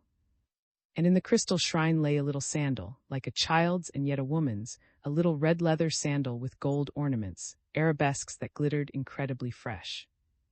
"The sandal kept for tourists," murmured Uncle with a smile. "We shall pay for it presently, Caleb, just as we did for the little Apis." "But still it is very pretty, my lord," whispered Caleb with a smile, but was trembling in every limb. And he said too, "This is an omen. I had never heard of this legend. This sandal in this shrine, I would be alone with the priest. The request of so distinguished a noble could not be. The others, after fixing 2 torches in sconces, remained alone with the old priest by the shrine of Sandal. And then he produced Ilya's little sandal from his breast and said, "Wise priest and holy father, you possess wisdom, you assuredly still know the past. I have confidence in you. You shall tell me where the girl Ilya is whom I have lost. You shall tell me who stole her from me. See, this sandal is the only trace that she left behind her. Tell me the past, and I will reward you richly." The priest took the sandal and pressed it to his head, while his other hand trembled above the crystal shrine. "May the spirit of enlighten me," said the old priest.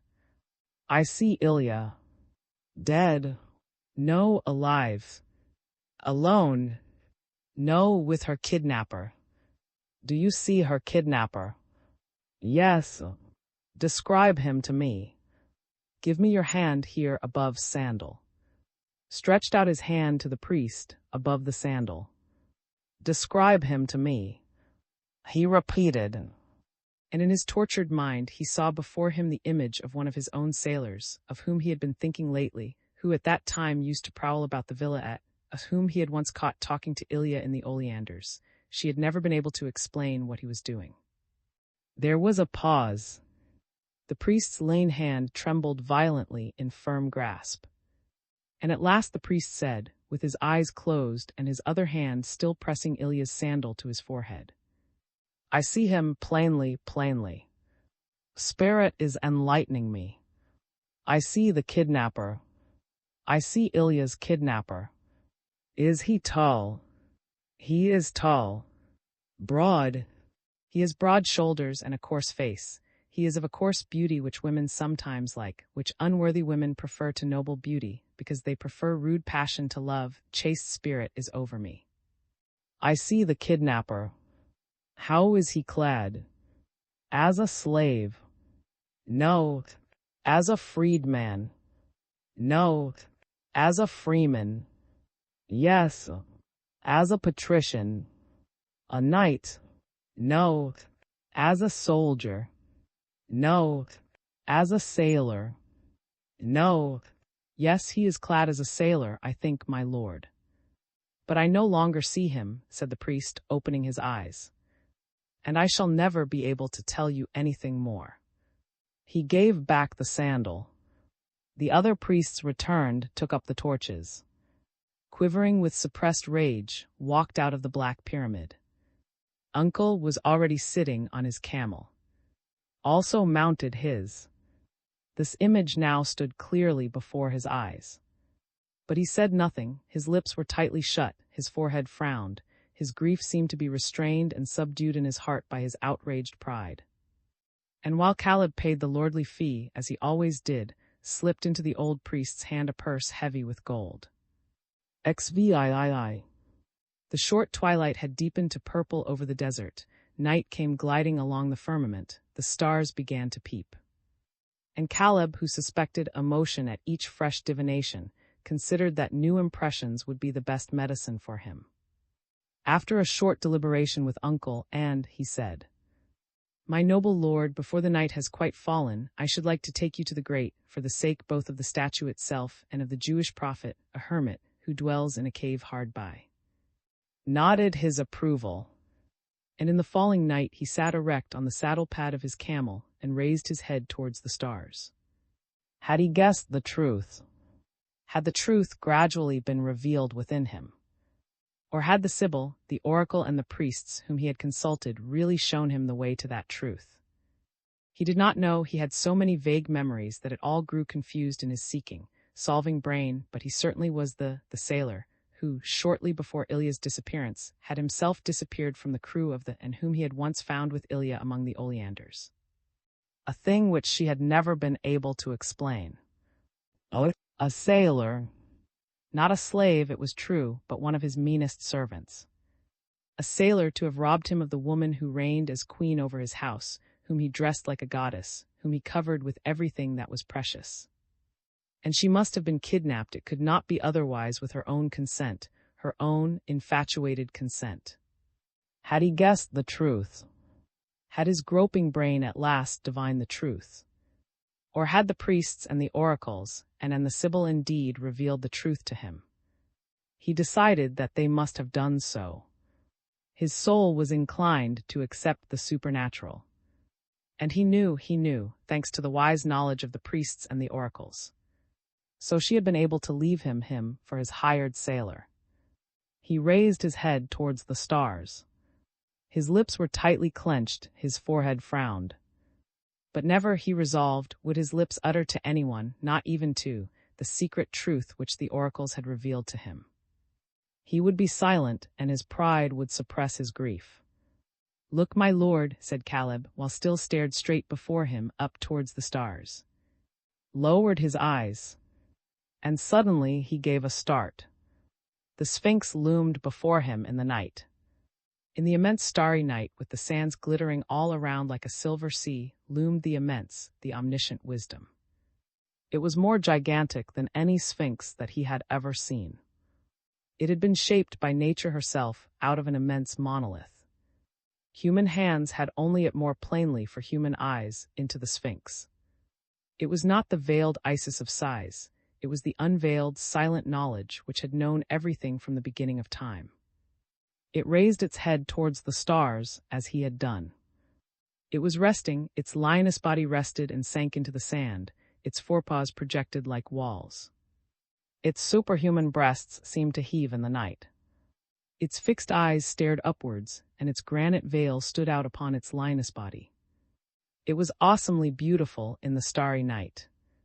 The had alighted, and Caleb had fetched the Jewish hermit from the cave in which he lived, opposite the Sphinx. "I believe he's mad," said Caleb timidly, a little alarmed by frown. "But it doesn't matter if he is mad. He is the Jewish hermit, and all distinguished foreigners, such as your lordship, listen to him because he says strange things." "Hey, too," muttered. The Jewish hermit came up to them in the fallen night. He was of giant stature and incredibly old. His beard fell in waves down to his waist. His robe trailed over the sand. And he exclaimed in a loud voice, "I am he who reveals mysteries. I am of the tribe of Joseph himself, who took to wife the daughter of priest of On. In me was the wisdom of Joseph, who interpreted dreams, and the wisdom of the priests of On.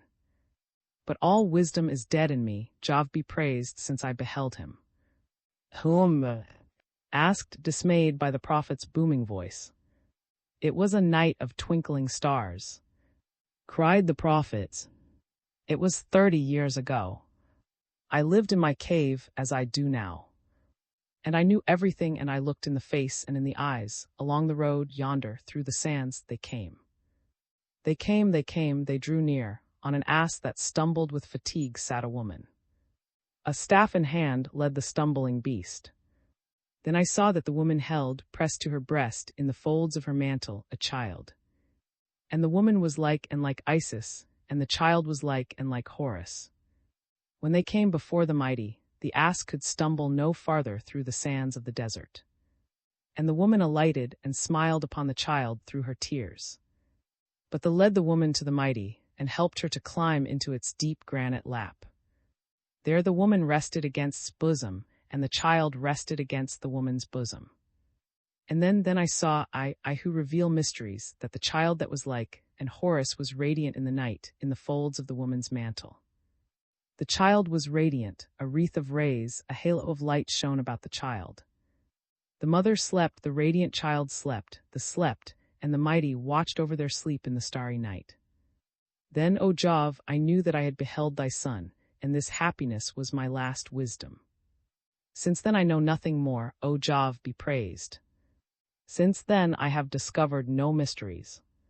Since then the knowledge of Joseph has died away within me, and that of the priests of On. For I have seen Jov's son, there in the lap of, and since then I have seen nothing but that vision. And I shall die with the vision of the radiant child before my eyes." The prophet's loud, booming voice had risen to a cry of joy, and Caleb repeated too, in a whisper, "You see, my lord, he's mad." But on the other side whispered, "He's not mad, he is a seer, he has perhaps seen the new God of whom all the Sibyls speak." "Which new God?" asked I don't know his name, said. But uncle spoke. My dear nephew, that great monstrous fellow frightens me, here in the dark, in the desert, in front of this awful statue. Egypt gives me too many impressions. I feel like a sponge full of water, so soaked am I with impressions. Egypt will be the death of me, you'll see it will.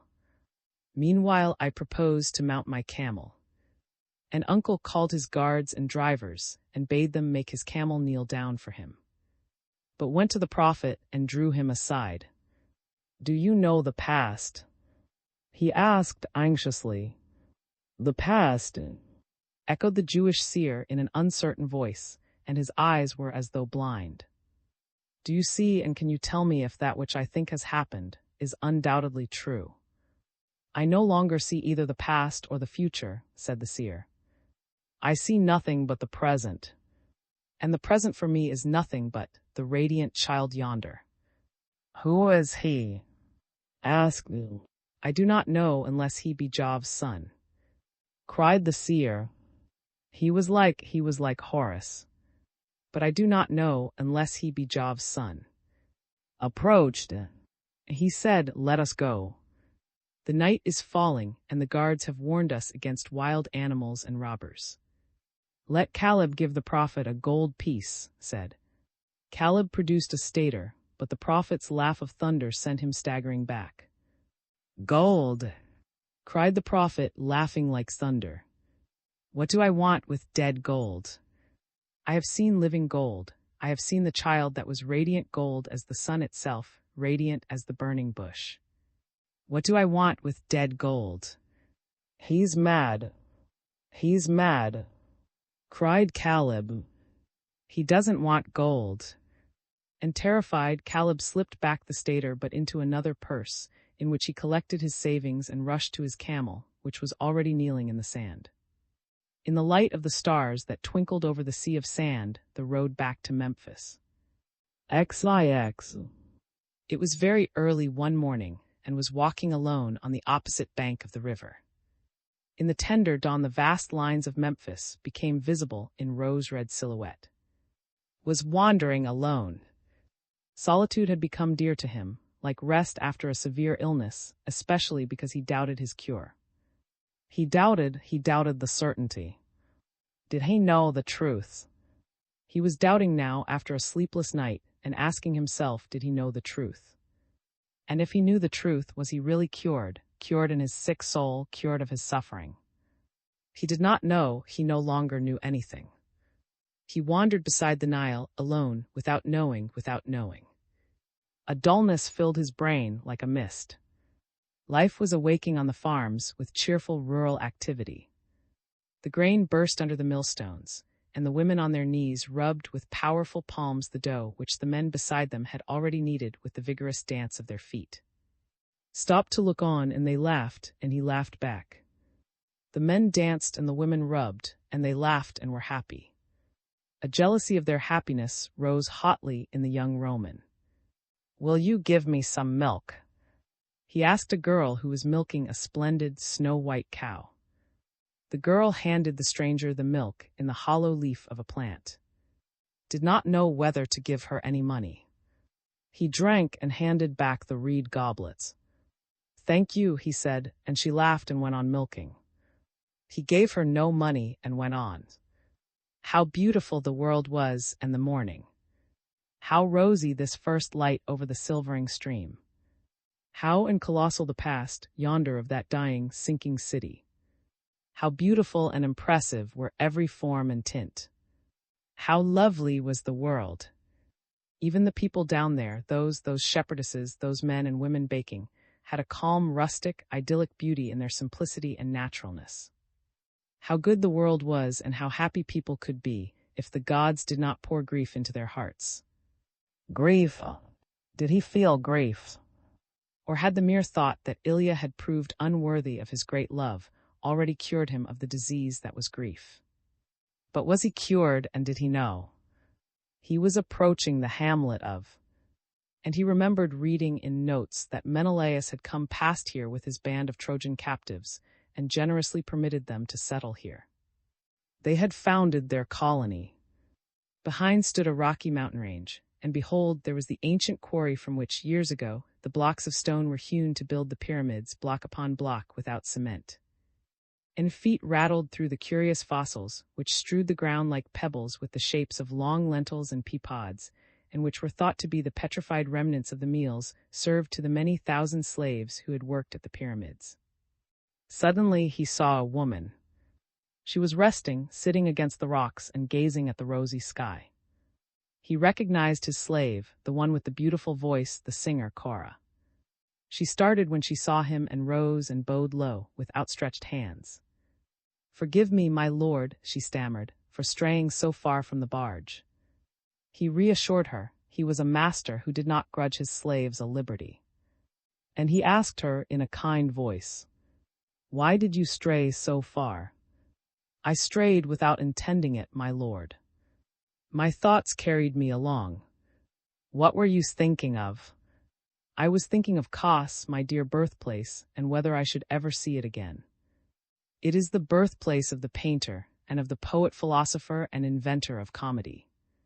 It is a place of beauty and art, is it not, Cora? It is like a most charming garden, my lord. It contains the temples of Aesculapius and Aphrodite. I was born there in the slave school. I had a delightful childhood. There was a big garden in which I used to play. Forgive me, my lord." "Go on." "I was trained there and tended. I was bathed and carefully anointed and rubbed. This was done by the negresses. I learned to dance when I was very young. That is why I am lithe, my lord, and I hope that I dance well. But I also loved music. I sang. We had masters who taught us to sing and play the harp, and mistresses who taught us to dance. Who was in charge of the slave school was stern, but she was not unkind. My parents also were her slaves. My father was a runner, and my mother was a dancer too. There were wagers when my father ran in a race, and he but seldom failed to win the prize for our mistress. She would have him flogged when he did not win the prize, but not hard, for she did not want to injure his precious body. Was a good mistress to us, for my mother stopped dancing after she had once sprained her foot, and nevertheless remained kind and gentle to her slave. But when I was able to sing and dance, my lord sold me for a big sum to a slave dealer who was going to Rome with a number of slaves, male and female. I embraced and my parents and went with the dealer. He also was not harsh to me because I was a valuable slave, my lord. He was not harsh to his slaves. He was careful of them as of precious merchandise. Bought me for you, my lord, on the slave market in Rome, and I was proud when he paid a big sum for me after hearing my trial song and seeing my trial dance. And now I am happy, my lord, to belong to a master like yourself. But still my thoughts often wander to Kos, to the slaves' quarters, to my parents, to my fellow slaves there and too. Forgive me, my lord. And would you like to go back to Kos, Cora? My lord, our native land remains dear to us. But I belong to you, and where you are there I will be. And shall you be happy there too, Cora, so far from Kos? I shall be happy where you are happy, my lord, and unhappy where you are unhappy. Looked at her. He did not take her words to be more than the politeness of a courteous slave, who came from a famous slave school and for whom he had paid a high price because of her delicate beauty and her accomplishments. But still the sound of Cora's voice was pleasant to his ear, and he said, graciously and with a gentle smile, "You know how to speak the word that sounds well, even as you sing true and play true." She made no further answer and bowed her head, feeling that he did not count her words as more than a well-sounding speech. "Have I your permission, my lord, to go back to the barge?" she asked. "Yes," he said, "go." She made a gesture of graceful reverence and moved away. He followed her at a distance. She walked along by the tall reeds of the river. She was very pretty and dainty, like the soft-tinted statuettes that came from. Her flowered muslin peplos hung limply pleated around her shapely body in a succession of thin folds, which blew open and shut. Her bare arms were very slender. Her blue-black hair was fine and caught golden gleams. Now, while she stopped to pluck a flowering reed, she stood among the stems like a nymph. and smiled because she was so very pretty, so tenderly winsome, because she sang and played the harp so very beautifully, and because she said such civil words and had spoken so charmingly of her native island, Kos, where she was born in slave school. The Tor Louis. The night that hung over the sea was windless and blissfully silver-pure after the glowing of the day, and the grate glided evenly and softly, as though upon a lake under a wide firmament of stars. The thin horizon was purely outlined around the oval sea, and on this wide world there was nothing but the stars and the ship. But the ship resounded with music. There was the constantly repeated melodious phrase of the 300 rowers, soft and monotone, in a melancholy minor, with ever the same refrain, after which the boatswain gave out the chant, after which the chorus of rowers again threw back their long, hushed phrase of melancholy, the soft, monotonous accompaniment of the wearying work, the musical encouragement to repeat the same movement of the arms and the same bending of the body over the loins. This music rose in a mournful swell from the ship's lower deck, and harmonizing with it was the soft stroke of the oars, which were like the legs of some graceful sea animal. The ship herself, with her swan-like raised prow, suggested an elegant monster swimming through the lake-calm waters of that silvery night world, a monster with a swan's neck and hundreds of slender, evenly moving legs and winged with 2 rose-yellow sails, which rose and bellied gently at the ship's own motion, but did not swell because the wind lay still. While the great winged glided upon that harmony of slaves, song, and oar-strokes, there came from the rear half-deck the blither song of the sailors idling after their work. It sounded cheerful with deep bass male voices, without the rowers' melancholy. And there was one sailor who gave the time in a higher voice, for the seamen were at liberty to sing, but their singing must be artistically led, because melodious music meant a prosperous voyage and averted evil chances, and did not let the shrill voices of the sirens ring from under the waters, and because the pure sound of the human voice kept away the rocks drifting under the sea, and compelled the sea serpent to dive back into the deep. And through these 2 choirs, through the melancholy singing of the rowers and the jubilant seaman's song, a delicate female voice let fall clear, love-yearning notes, always with a playful and wanton final phrase. It was while as it were golden beads tinkled from twanged harp-strings, those very bright gold beads which tinkle from the strings of the little 4-stringed lesbian harp, a hymn to the goddess Aphrodite, whose name constantly rang back, plaintively and wantonly, in the singer's Greek, exotically soft against the harder Latin of the men's joy song and the melodious melancholy phrase of the lower deck. Lay on the prow in a pavilion of Tyrian red silk curtains, and listened.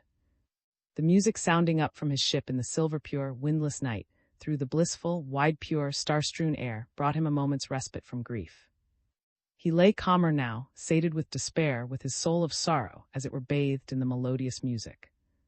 He stared as though without thinking, now almost free from grief, at the silver statue of Aphrodite, the patroness of his ship, in front of which an alabaster lamp burned, while a light spiral of nard curled around the goddess' feet from an incense boat. It was not possible to feel always, the same vehement grief. Tomorrow, nay, in an hour, the sorrow would resume its violence. Now, in this night of coolness and melody, there was just a brief rest, a moment of annihilation, almost a sense of wistful well-being.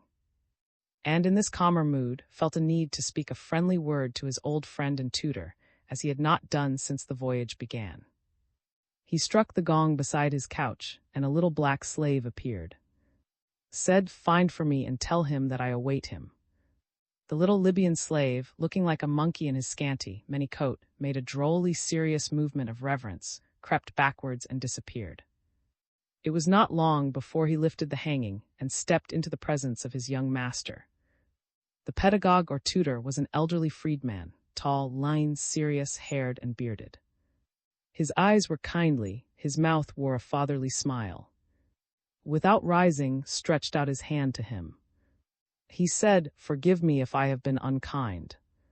This was all that he said. His voice sounded deep, manly, and earnest. The old tutor had taken a seat on a footstool beside his master's couch. And holding the other's hand for a moment in his own, he said, "I thank you for that word. But I have nothing to forgive, dear young master. You are the master, I am your slave still, even though you have given me my freedom. I am your servant, but one who has fatherly feelings for you. I feel a father's love towards you, and you have never forbidden it. It is well, and I am content. I serve you and I love you.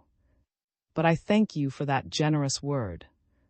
That is what you are, generous just. You are far above all pride. You know how to admit when you are wrong. And I on my side, if you think that you need it, gladly grant you my forgiveness, though the word is unsuited to my mouth. You were bitter and you were suffering, your sorrow drove you mad. Your nature is violent in all things, in your love, in your sorrow, in your hatred, in all your passions and angers. I was not generous and not just, and I raised my hand against you. Forgive me. The old tutor shrugged his shoulders. I forgive you, I forgive you. Your blood flows hotly, and the red cloud sometimes blinds you. Certainly you must control and master yourself. But I am your slave, though I feel for you like a father, and that you raised your hand against me. What of it? It was a movement of anger. You are as meddlesome as a young colt. And sorrow drove you mad. It does so still. Sometimes it is as though I felt a fury of frenzy here, inside me in my breast. Then I must have her back, have her here, beside me in my arms, at my breast, at my lips. Oh, ye gods, ye gods, ye gods. He drew a deep breath, moaned and sobbed. Be still, dear young master, said the tutor. Try to forget and try to be resigned. She is gone. She is not to be found. We have searched everywhere. You have vainly squandered treasures to find her. Ilya is gone. It is 3 months now since she disappeared. She was probably kidnapped by pirates while bathing. She used often to bathe in the sea, among the rocks. Is the villa sold? I won't go back to it, since she is no longer there, since she has disappeared. She has disappeared. She has disappeared without a trace. Just one sandal on the shore. It was a calm sea. She cannot have been drowned. In my house she was queen. My Ilya, she was the queen of my house, though she was a slave. Everything for her and because of her. She was my slave, but she had slaves herself, male and female. She had the jewels of an empress, she had the raiment of a goddess. I her as I would Venus herself. And she has disappeared without a trace, without a trace. Not a thing of hers has been found save a sandal, a sandal. Where can she be? Is she dead, is she alive? Did she run away, was she kidnapped, has she been murdered? Shall I never see her again? Here he rose suddenly here, in my boiling breast, I feel it welling up now, the fury of frenzy. I want her, I will have her. Ilya, Ilya, Ilyas. And he uttered a despairing cry, a scream of anguish, and burst into sobs. His cry, his scream was heard in the night, throughout the ship. And suddenly, because of his grief, all the music fell silent, the melancholy chant of the rowers, the joy song of the sailors, and the hymn to the goddess, sung to the twanging lesbian harp. Only the oars continued to beat the waves. For the rest, silence, silence, silence over all the ship, under the starry dome. Then the boatswain's voice made itself heard. The rowers' melodious phrase rose in a mournful swell, always the same. And the high voice of the sailor who led the singing set the time. The seamen took up the chant. And bright golden beads from the 4-stringed harp fell like clear drops through the night, and the Greek hymn of the songstress pined away with love and tenderness, to ring out suddenly, imploringly. Aphrodite, Aphrodite. And he uttered a despairing cry, a scream of anguish, and burst into sobs. Aphrodite, Aphrodite. X. Uncle lay under the awning of thee, and asked Cora to come and sit by him. Sing and play me some cheerful songs, Cora, he said. Be kind to me, even though I be not your master. For I feel bored here, on this Nile boat, at Memphis. I have been bored ever since went to the oracle of Ammon, through the barren desert. What an idea, what a mad idea. They have been gone 5 days now. They will probably arrive tomorrow. I am bored, Cora, I am horribly bored. Egypt will be the death of me. First I am saturated with new impressions, like a sponge with water, and then abandons me to unlimited boredom. He's an egoist, he never thinks of his old uncle Cora, be amiable to me and sing and play me some cheerful songs, won't you?" This was the burden of Uncle, complaint. As he said, had gone through the desert to the oracle of Ammon, with Caleb, and with guards and drivers, and Uncle had remained behind on the barge, under the care of the understeward, with all the other slaves, male and female. A track led from Memphis through the desert to the oasis, where the oracle of Ammon resided. It ran through the sands marked with granite posts, like small obelisks, nothing more. It was a chain of signposts rather than a road. The summer sun beat down implacably upon the scorching sands, which lay blown against the rocky range of mountains along the south of which the road was traced. The caravan had now been traveling 5 days through the sands. On an elephant lay in a spacious, square litter, with blue and yellow curtains to keep out the light, and had expressed a wish that should sit by his side. Caleb, swathed in white muslin, which left only his gleaming eyes and flashing teeth visible, sat upon a powerful dromedary on leather cushions, under a great parasol fixed to his saddle gear and occasionally swaying gently to and fro. Elephant and dromedary were surrounded with long flynets, from which dangled many fringes. Also swathed in linens of many, squatted like a little monkey on a camel and the sun of his native land, the glare of his Libyan desert. The guards and drivers rode mules, and ponies carried the luggage, their tents, their provisions, and their still swollen water bags. For 5 days now they had been marching on their monotonous journey through the desert. At break of day the caravan started. At noon a halt was made under the tents. In the evening the procession moved on again until darkness and fatigue urged them to rest. It was an endless journey. It seemed as if the goal would never be reached. It was an unrelieved alternation of gold-glittering sands, under implacable, blazing skies and fading sands, under endless skies of nocturnal blue. It was an unrelieved alternation of rosy sunrises and orange sunsets. It was an unrelieved alternation of the peeping, the radiant awakening, and the duller waning of the stars.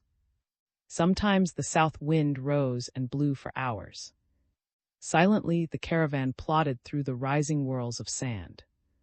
Sometimes the faint track of posts seemed to have disappeared, the obelisk stood aslant, sunk into the sands. A melancholy descended over man and beast. The midday meal taken under a tent, shared with Caleb, and it consisted always of broiled mutton, dates, and an unvarying ration of water, with a dash of palm wine in it. Strange to say, was almost cheerful, and declared that Uncle had done well not to accompany them to the oasis of Ammon, as such meals would certainly have been a sore trial for him. And strange again, Caleb, usually so merry and cheerful, became despondent and sad. At least, he exclaimed, now that began to jest, "I wonder, my lord, that you can be gay in these God-forsaken Libyan sands. They weigh upon my chest, O my lord, as though I were already sinking under them, like the obelisks and sphinxes. O my noble lord, O my princely lord, what a desperate idea of your lordship, to wish to undertake this awful journey, to wish to go to the oracle of Ammon, which is quite ruined and deserted, whither perhaps for 2 centuries past no noble lord like your lordship has ever traveled. O my lord, if only this horrible journey ends well. The drivers and guards are not yet complaining, there is still water in the bags for men and beasts. We have not yet experienced any other adventure beyond the appearance of one lion, who stood proudly on the point of a rock but fled when he saw my burnous flapping in the distance, while our hunters tried to shoot him with poisoned arrows. But my lord, if more lions appear, or if robbers suddenly come in sight, or if those terrible ghosts loom up, the sphinxes with the human heads and the giants with faces of animals, which people say fill the desert. Or if we meet the giant snake, who has a forest growing on his back and who makes his nest underground, and who, when hungry, bores his terrible body right through the earth's flat disk and swallows towns and villages. O my lord, then I doubt, alas, whether my flapping burnous and the bows and arrows of our hunters and guards will save us. O my lord, O my gracious, noble lord, shall I ever see Saba again, my dear country blessed by the gods?" Thus ran Caleb's complaint, but said, "Is seeing his country again, aren't you?" "Yes, my lord," said the little slave, "but I come from the seacoast, not from the desert, and I was not happy in my country, and my parents gave me no food to eat, and the country is not beautiful either, as Saba is, and I would much rather be with you in Rome, for that is the loveliest country in the world, and in your house, which is the loveliest house in the world." After the midday rest, the journey was resumed and the sun sank slowly. The sky was like a glowing copper dome which dulled and cooled, and the stars came out, and over the rocky crests that rose on ridges along the road appeared the flying figures of wild animals. Startling roars sounded in the night, to the great alarm of Caleb, who said that he did not mind lions or hyenas, but that he was afraid of the giants and the colossal snake and the ghosts of the desert, which lured to the magic cities, which are nothing but hallucination, enchantment, and destruction. And all the drivers and guards, sturdy Libyans and Arabs, were like him, and said that they did not fear the tangible lions and would hunt them if need be, but that they did fear the intangible lions of the desert, all the haunting, shadowy visions of wrath with which lures the caravans into hell. Then great fires were kindled to ward off the lions and the ghosts, and they glowed in the still glowing night, and the guards and drivers danced fantastic dances round the fires, and Caleb, to forget his alarm, joined in the dance, but told his master about Alexander the Great. When Alexander founded Alexandria, the oracle of Ammon was the most celebrated in Egypt, and in Plutarch relate how the great Macedonian started from, on the coast, to make his way through the desert by way of the oasis. Violent south winds attacked his retinue, but he did not give in, though sandstorms nearly swallowed him up with his elephants and camels. Suddenly, however, kindly showers fell at the bidding of the gods, and the winds abated and the sandstorms dropped. 2 crows flew beside the great Alexander and guided him to the oasis. At the first ray of dawn, after a refreshing sleep, the journey was resumed, the monotonous journey, the endless journey. It was the last day but one, and when the halt was called, it appeared that the drivers and guards had cut open the water bags and drunk their fill of the water. Caleb grew furious and instantly drew his dagger and wanted to fling himself on the Libyans and Arabs, but they also drew their daggers, and everybody shouted and screamed and yelled. Then intervened and quieted them all and gave them money, and they fell on their knees and sobbed and begged his pardon for drinking up the water, but they had been so thirsty, and they accused Caleb of being too sparing with the ration. And Caleb defended himself and said that in the desert one had to be sparing and not gulp down all the water at once, without thinking of the morrow, of the animals, and of the noble lord, who now had not a drop of water left. But the noble lord caused a heavy basket full of lemons to be let down from his elephant, and gave each of the guards and drivers 1 lemon, and told them that they must now hold out, by sucking this lemon, until they reached the oasis. And they kissed his hands and abased themselves before him, and caressed his legs, and called him Osiris and Serapis, and Ammon and their life's benefactor. Men and animals were exhausted, but they allowed themselves hardly any rest that night, and no one slept, and all wanted to go on, ever on, in the last spurring of their energies. Was it, after the sleepless night, because of that exhaustion and that last spurring, an atmospheric phenomenon, an hallucination, an illusion? In the first rosy glimmers of the dawn, reflected from the east to the west, there rose in the west, as it were a dream, a nebulous dream vision of unsubstantial forms, the vague vision of barely outlined rose-tinted trees, slender, shadowy trunks and palm crowns suffused in rosy light, and then the straight lines, no more than an azure shadow, of walls, of roofs, terraces, domes. Was it a vision? Was it a dream? No, it was real, and Caleb jubilantly pointed and shouted, "Ammon! Ammon! Ammon! Ammon!" Repeated the guards and drivers, yelling wildly and cheering like, for the oasis took, the trees became more clearly marked, and the temple, large as a town, now stretched its walls impressively. The horses sniffed the air and neighed, the elephants waved their trunks, the camels swung out their legs, the men thrust forward their throats and inhaled the fragrance of verdure and the coolness of running wells. And the inhabitants of the oasis, poor natives in the service of the priests of the temple, poured out of their huts to meet the caravan and knelt in the road, offering split coconuts, juicy oranges, and scarlet fruits of strange shapes and juicy pulp, and earthenware dishes full of water limpid as flowing crystal. XXI. There was a dense wood of palm trees through which them made their way to the temple of Ammon, whose walls lay spread like a town. "See, my lord," said Caleb, walking ahead and pointing, "these are male palm trees, and those more slender ones are female. And they marry one another, my lord, and feel love for one another. They grow towards one another, see, my lord, like these two, and they wave to one another, and the male fructifies the female. And it is only when they love each other that the fruits are luxuriant, and their honey and wine pleasant to the taste." "It is as Caleb says," assented. "The palm trees in my country marry one another, and they are the most excellent in the whole world." They also marry in Saba, said Caleb in pique. We have honey and date wine in Saba than you have here in Libya. A heated discussion arose between Caleb and upon the respective merits of the Sabaean and Libyan palm trees. But they were now entering the first gate of the temple. There was a triple row of walls round the old sanctuary, but they were falling into ruins, the obelisks were sinking away, the sphinxes were covered with luxuriant, flowering creepers, tall grasses shot up between the flagstones and all the doors were open. There was a deep shade from the leafy tops of the turpentine trees, which were fragrant with heavy perfumes in the sunshine. The fleshy aloes drove their sword-like leaves over the walls, and their long stalks blossomed with huge scarlet flowers which smoked as though with incense. But it was above all the daturas whose pendant alabaster goblets poured forth a giddiness, an intoxication of heavy scents, around which the great atlas moths flew slowly hovering. There were no doorkeepers, and the walked on through the endless. The monolithic colossi rose on either hand, but they also were shelving to one side or sinking away. Lastly, from out of the vista of the pylons, which stood in endless row after row, a group of priests approached It was the high priest of Ammon, accompanied by 11 other priests, and they were all very old and they all had locks and they all wore long beards. They all wore long, fiery red robes, and when they drew near in procession, they were like gods in their placid dignity. They did not wish to betray their surprise to The oracle of Ammon was no longer visited, as it had been visited 2 centuries ago. It was no longer held in, the temple was fallen into decay, summers would pass without the advent of a single pilgrim. But had wanted to consult the oracle of Ammon, just because its historic past gave it a poetic charm for him.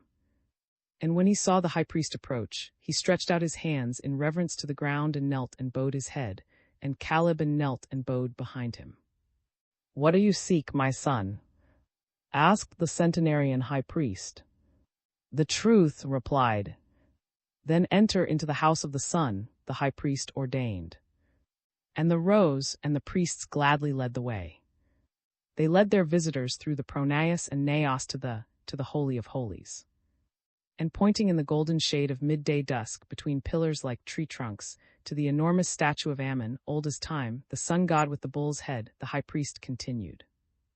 The sun reveals the truth to him who is worthy to hear it, even as ages ago he revealed the truth to Alexander of. Before his coming, the deity uttered himself only by moving his brows and wrinkling his bull forehead between his divine horns. But the deity addressed Alexander of with the sound of his lowing voice and told him, in words plainly audible to the king and all his following, that he was the son of the sun, the son of Jupiter Ammon. Looked up at the statue.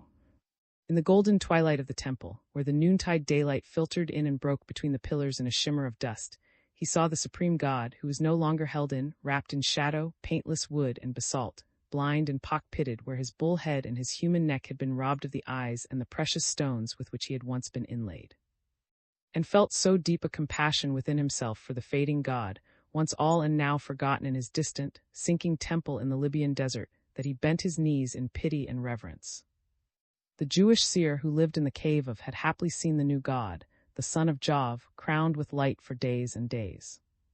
Here, in the immensity of his ruined sanctuary, beheld the fading of the god who was forgotten, but whom, centuries ago, Alexander of had traveled through whirlwinds and sandstorms to seek. When looked up, he was alone with the old high priest. "Father," he said, kneeling, "I would know the truth. I would know if what I believe to be the truth, revealed to me by oracle after oracle, is the truth to Jupiter Ammon." "My son," said the priest, "the truth does not shine forth until after meditation, after contemplation and pious prayers, after days and nights of communing with the deity. I will be your intermediary, and you shall know what you would know if you have faith." "Father," said, "I lay my forehead, heavy with care and suffering and doubt, in your holy hands." And he bowed his head towards the priest's open palms. He remained 5 days and nights together with the priest. In the temple, the golden shadows of the day changed into the blue shadows of the night, and the glittering of the sun into the flickering of the lamps. There was prayer and fasting and the touch of soul to soul. XXII. After 5 days and nights, new. Pale, tired, and enlightened, he sought out his followers, Caleb, and who were staying in the great cavernous rooms of the temple. And he was calm, peaceful, and dignified. He bathed and ate and slept. And at night, in the silence of the temple grounds, which wove itself into one mystic atmosphere with the golden gleam of the stars, he woke and said, "Take this sycamore box." It was a small casket of delicate workmanship, which had always accompanied him wherever he went. Heavy with sleep, took up the little box. "Follow me," said. The little slave, in astonishment, followed his master. Passed through the shadow-haunted temple precincts, which stretched endlessly in every direction. He went through the parks, which were haunted with sphinxes and obelisks and thick with the sultry heat of deterrascent. He went through the whole oasis, under the grove of palm trees, and past the huts of the natives. Followed him. The little slave felt inquisitively that the sycamore casket was not locked. He opened it for an instant, and by the flickering starlight saw a small woman's sandal which he knew. The little slave wondered and wondered. But he continued to follow his master faithfully. He would have followed him to the death. They came to the desert. The master entered the desert and continued to wonder. The starry night now spread its dome over their heads. The silvery sands lay outstretched before him. "Dig," commanded, suddenly turning round. Gave a start. He put down the casket in the sand and dug a hole with his hands. "Deeper," commanded. "Dig deeper." The little slave dug, quickly like a little monkey. He dug the hole deep with his 2 hands. "Put the casket in the hole," commanded. Did so and looked at his master. "Cover the casket up with sand." Did as his master commanded. Then said, "Now come back." And he went back to the oasis, but before following him, stamped down the sand under which the casket lay buried and overwhelmed it, amid violent gestures of delight with native curses, curses not to be averted in the Libyan tongue. XXIII. They had returned to Memphis, and Caleb displayed the skin of a lion which had been shot in the desert, and told the people in the terrible tales of desert ghosts and dread visions. The barge was now gliding up the Nile in the night. The sky was softly blue, like dark byssus. The water was a pale blue, like rippling silk, and the waning moon hung above the palm clusters and country mansions on the riverbank like a great overripe fruit which threatened to burst in the sky, and whose juice was already trickling in thick orange drops that flowed far over the Nile. And while the rowers' monotonous chant resounded with the regular beat of the oars, sitting beside, gave way to melancholy and said, "Egypt is Egypt no longer. Alexandria is a commercial town, Memphis is a decaying greatness, and the priests are venal and no longer know the hermetic wisdom. I have sought for 5 days among the dusty papyri of the neglected library in the Temple of Ammon. It is as though all that is worth knowing were hiding itself." "The priests must be hiding the hermetic wisdom on purpose," said. "They used to do so in other days for Plato and Pythagoras, when their souls were lofty and incorruptible. Nowadays they show what they have and tell what they know for money. But what they have is not more than we in Rome possess in the temple of Isis, and what they know is not the key to happiness. And yet I believe in a sacred word, handed down in the wisdom of the by word of mouth, from father to son. But I have not yet received it from any priest, neither at Memphis nor in the oasis. And yet I have hopes. There is Thebes, and there are the secrets of Ethiopia, down to the pillars of." Smiled gently. "The word," he said, "the secret of happiness, is happiness not an illusion of the brain? Does happiness not lie in resigning one's self piously to one's fate, and is the secret word not the proud, be a god unto yourself?" The old man started, and he whispered, "You also. Have you also heard that word, as I heard it at Sais? I took no account of it, it did not satisfy me. It satisfied me in the oasis, because it is a proud, strong word, and I have needed pride and strength since I have known." "Known what?" "That stole Ilya from me." The old man started violently. "You know," he exclaimed. "You know? Who told you? Who betrayed the secret?" The voice itself within my own soul, which the oracles caused to speak to me. My own thoughts tossing this way and that, which the oracles guided. From the Sibyl of, who merely guessed my own thoughts, down to the old high priest of Ammon, who spoke to me like a father, and who said to me the word, "Be a god unto yourself." As said to me at sighs. I paid for it in gold. I paid for it in gold in the oasis. But what does that matter? The word gave me strength and pride. O my son, if you could be cured of your sorrow, of your grief. They are no longer in me. I no longer have any grief, no longer any sorrow. I am a god unto myself. The gods suffer. Isis suffered because of Osiris. All the gods suffer. I suffer no longer.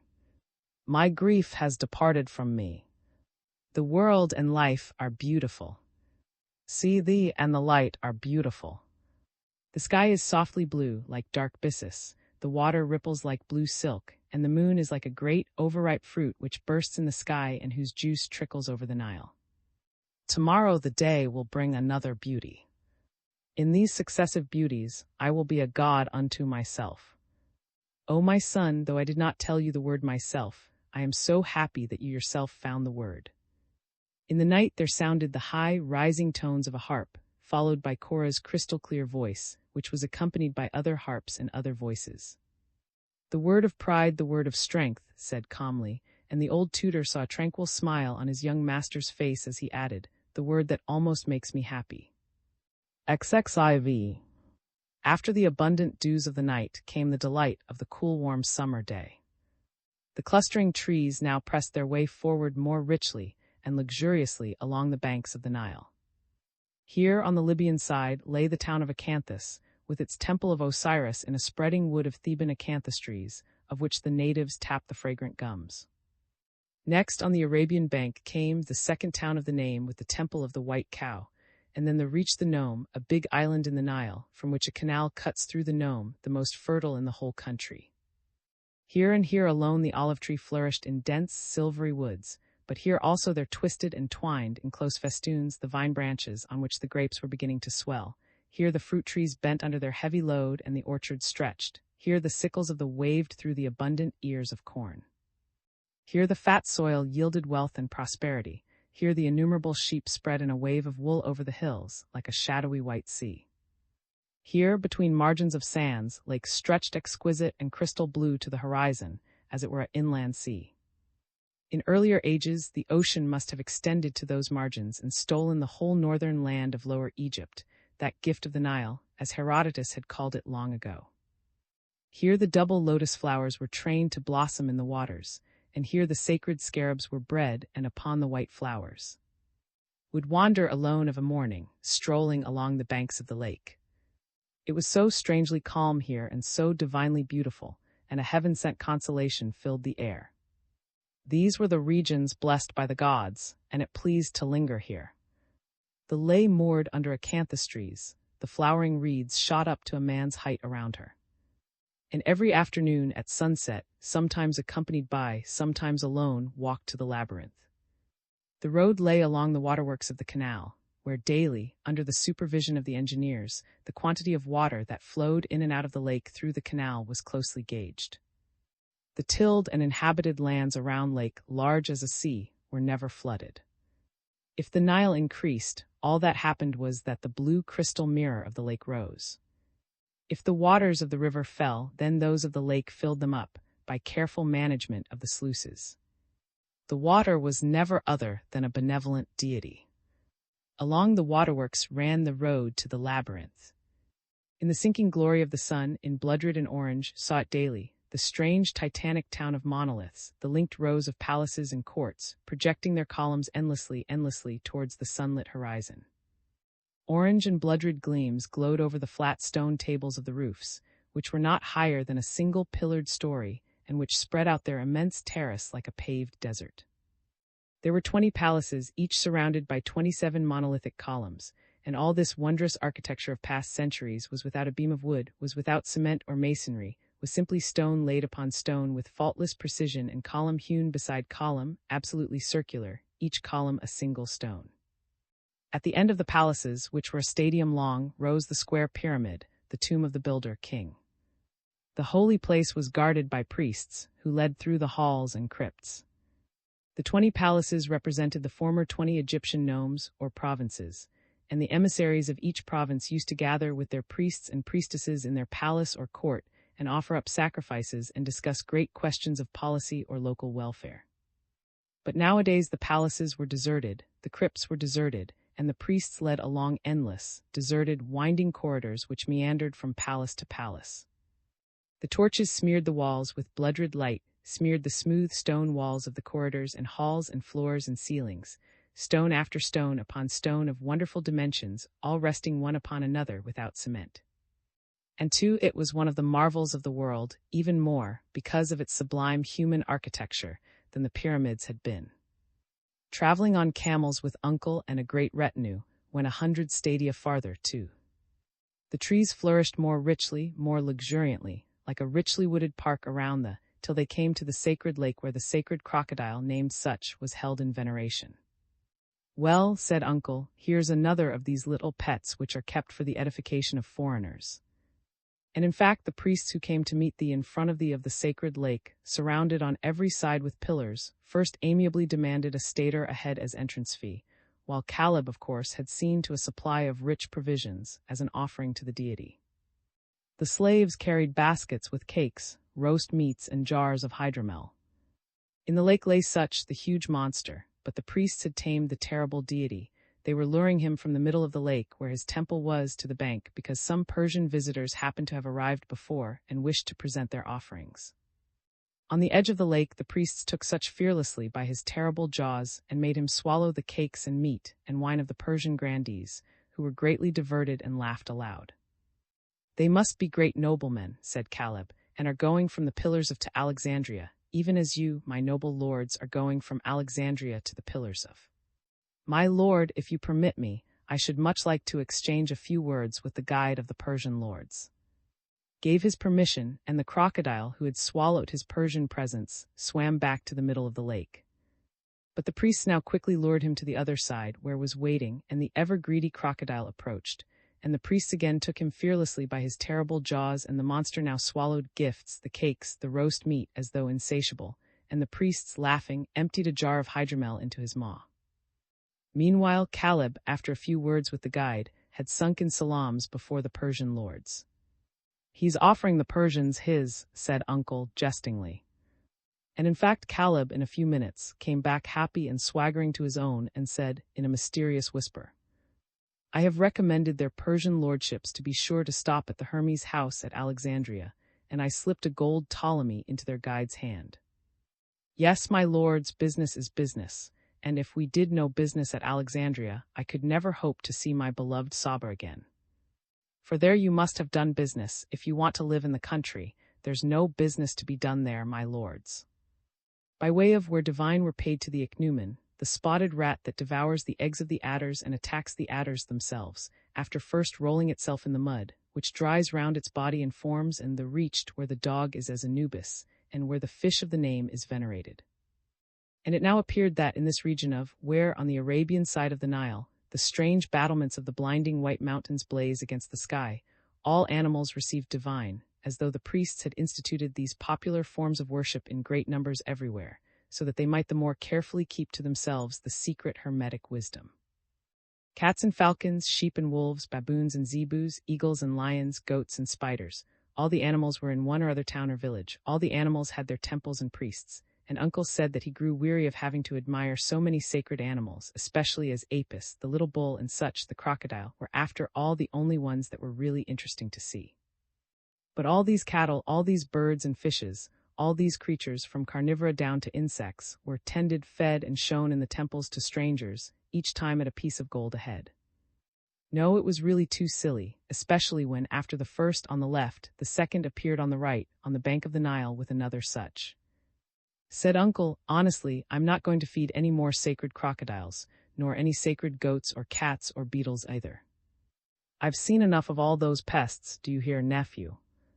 And were inclined to agree with uncle, and the barge sped past the wondrous purple of the mountains, gold-ruddy crests in the orange evening sky, up to the greatest town in the was a prosperous city, ruled like Alexandria by a municipal government founded on the Greek model, but after the were especially charmed with. Here they saw the which was not so gigantic as the labyrinth, but which still was built of great single blocks of stone, according to that same system of lost ancient architecture. They also saw the underground well, which is reached by vaults and galleries, a subterranean miracle of monoliths, always fitted to one another and upon one another without masonry. The temple of Apollo rose in a flowering acacia wood, as in a sudden dream of swarming white, fragrant blossoms. Lesser and followed. The worship Aphrodite and hunt the crocodile, which they destroy wherever they can, and uncle said that they showed good taste in this civilized choice. After the half-Arabian and Thebes loomed into view, with its 100 gates, the gates which Homer sang, the gates through which 200 warriors, with all their horses and chariots, could pass. And as they drew near in the rosy dawn behind Thebes, the hills appeared in green outline, transparent and far away as a dream, through the misty light of the horizon. Thebes was already called Greater, and Zeus Jupiter. "Heaven be praised," said uncle. "The upper Egyptians are become sensible. Venus and Jupiter are once more held in. Every conceivable sort of crocodile, goat, dog, rat, falcon, and beetle is done with. It was high time." Like Memphis, Thebes spread itself as an immense, ancient, but dying city. For 80 stadia along the Nile, its ancient palaces and temples stood in an endless row, forsaken, ruined, cracking, slanting, and sinking, with their pillars and walls, their mutilated colossi and sphinxes, their obelisks already fallen to the ground. Even in the sun, a melancholy spread over the great city, whose streets indeed were crowded with numbers of pedestrians, camels, and litters, but without the feverish metropolitan bustle which had reigned at Alexandria. The gloom of a fatally waning glory lay like a haze over all this architectural immensity, which Cambyses, with his Persian hordes, had in past ages destroyed beyond repair, as with gigantic hammer strokes. In the moonlit night, the city, with its vast outlines, with its endless row of titanic palaces, rose beside the Nile like a titanic citadel, mysteriously chilling to the heart. In these abandoned temples, the lost wisdom especially had been cultivated by the omniscient priests, the heirs of Moses and of Hermes. Here the utmost wisdom of philosophy and astronomy and astrology was known. Here the year and the day were calculated by the sun and no longer, as of yore, by the moon. Here the year was divided into 12 months of 30 days, with 5 intercalary days, and here was calculated the time that must be added to the 365 days in order to arrive at the exact length of the year. The kings who reigned here reigned, according to the hieroglyphs on the obelisks, over Scythia, Bactria, Jonia, and India. They had ruled the world in the deep-sunk centuries. In the measureless spaces of their immense palaces and temples, from which the Nile, flowing silver in the moonlight, could be seen through the rows of pylons gleaming as it had gleamed centuries ago, not an atom remained of the material or immaterial life of this long, long array of monarchs. Their names alone were still extant, written on cracking or mutilated obelisks, but their history lingered only in a few disputed legends. The unplumbed depth of the past made sensitive mind turn giddy. Yet as he wandered by side through the endless forsaken halls and rooms and courts, here dark with shadow, there lighted by the spectral moon, he was charmed by the somber beauty and grandeur of that giddy depth. Here, too, stood a monolithic. Next came, linked together, the 40 royal tombs hewn in the rock.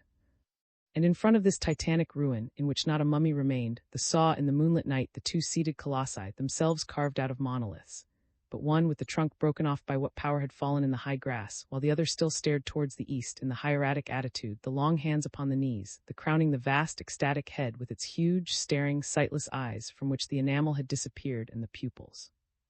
They stood in silence before the statue in the moonlight, and even uncle refrained from jesting. The atmosphere at this spot was woven of shimmering divinity. The moon was waning, the dawn was rising rose-red. And as though with a human voice, a single note sounded from the statue. The note was intoned clearly and almost plaintively. It developed into the powerful sound of a man's high voice, swelled into something terribly human and almost divine, and broke off short and hard. They all heard it in the uncertain light. Caleb, Korah, all the slaves, male and female, who had accompanied the Caleb turned very pale and time after time pressed his lips to his amulets. And motionless and now silent, the blind colossus stared towards the sun, which was rising out of a sea of rosy beams and gold dust cloud. That evening in the temple of Zeus Jupiter, saw the strange ceremony of the wedding of the Or. She was the daughter of one of the greatest families of, and was chosen a month ago, for her birth and beauty, as the priestess of the god. She had served the god that month by giving her beauty to whomsoever she would. Now that the period of her service was past, she was marrying her bridegroom, a young man, like herself a member of one of the greatest and oldest Theban families. There was a ceremony of mourning and dirge because the service of so fair and famed a maiden was at an end. There was the presentation of gifts by all whom she had embraced that month. There was glad gaiety now because of her wedding. She was attired and anointed as a goddess and received great from the close-packed multitude, and after her wedding she kissed the priestess who succeeded her, likewise a virgin from one of the leading families of the town, and who was shown naked before the altar and was exquisitely beautiful as a child. "Every country has its customs," said Uncle with a shrug. "I don't envy the bridegroom, but no one seems to consider it odd, and the polite thing for us foreigners to do will be just to act as though we thought it all quite natural." And Caleb he approached the bride, who was now sparkling with jewels beside her bridegroom, and their slaves threw roses and lilies and lotus flowers before her feet, and she thanked him with a silent, winning dignity, standing amid the circle of her kinsmen in a queenly attitude. But after Thebes to Uncle Despair, there reappeared on the banks of the Nile the towns at which crocodiles, fishes, and falcons were. Said Uncle to his nephew, seriously, one morning, while the barge was approaching Magna, "My dear boy, I have a confession to make to you. I think I've had enough of it. I'm sick of falcons, fishes, and crocodiles, which are gods, not to mention dogs, wolves, beetles, bulls, and other cattle. And in addition to being sick of all these sacred animals, I'm sick of all those strange Egyptian foodstuffs, while moreover I suspect Caleb of fortifying with barley spirit the wines with which he supplies us out of his store, and this applies not only to the thick-as-ink wine, but also to the topaz yellow liqueurs of, my dear boy, I am old and I feel ill. My head is like a sponge saturated not with water, but with impressions of strange ceremonies and immoral customs. Also my stomach is overloaded, and my palate overexcited. I have a craving for a few succulent oysters and a young roast peacock. I understand that one can't get those here, on the Nile, but still I should like to learn what your plans really are. I've heard something about hunting expeditions and the Pillars of. Yes, Uncle said with a smile. Caleb did suggest that we should leave the barge at where we shall soon be arriving, and go through Ethiopia with carts, camels, elephants, and tents, go hunting on elephants and ostriches, and travel over and Meroe through forest and wilderness to Cape Dire and the Pillars of, where we shall find the waiting for the homeward journey. Well, my dear boy, I think that this, together with my spongy brain and overloaded stomach, would be too much for me. If I were to accomplish it by your side, then Egypt would certainly be the death of me, a contingency which I am dreading as it is.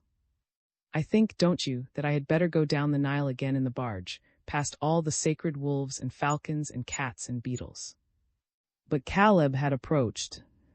In that case, my noble lord, he said, I have a much better plan. In fact, I, your humble, obedient servant, agree with you that the journey through Ethiopia would perhaps be very tiring for you. That is why I would propose that take you from Magna by the canal to Berenice, on the bay of, in the Arabian Gulf 4 at Berenice you will meet which has gone by, and the Canal 5, and is ascending the Arabian Gulf to fetch us at the Pillars of. In this way you will do the journey without inconvenience and yet with enjoyment, for the Berenice Canal passes along the mountains, and they are a dream, my lord, they're a dream.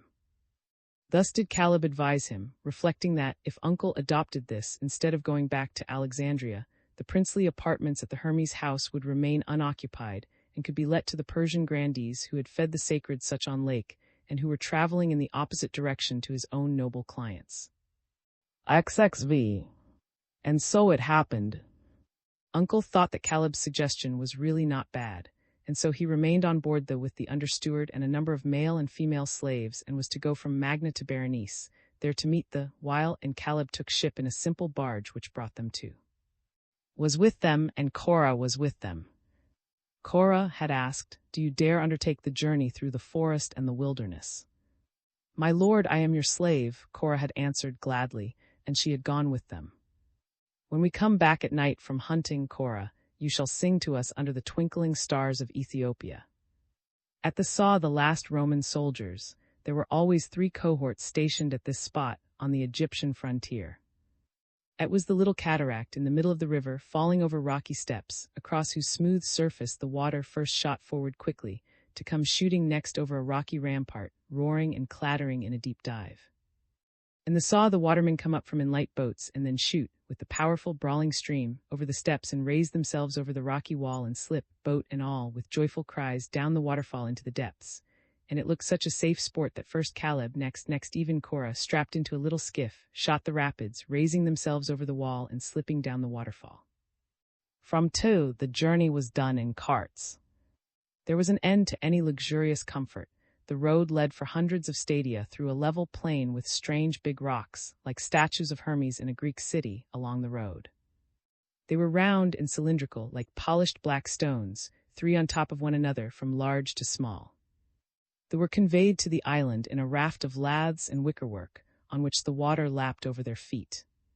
Herodotus tells us, said, that the mysterious sources of the Nile ought to be here near and that the canal which leads to them is an abyss and a bottomless sea.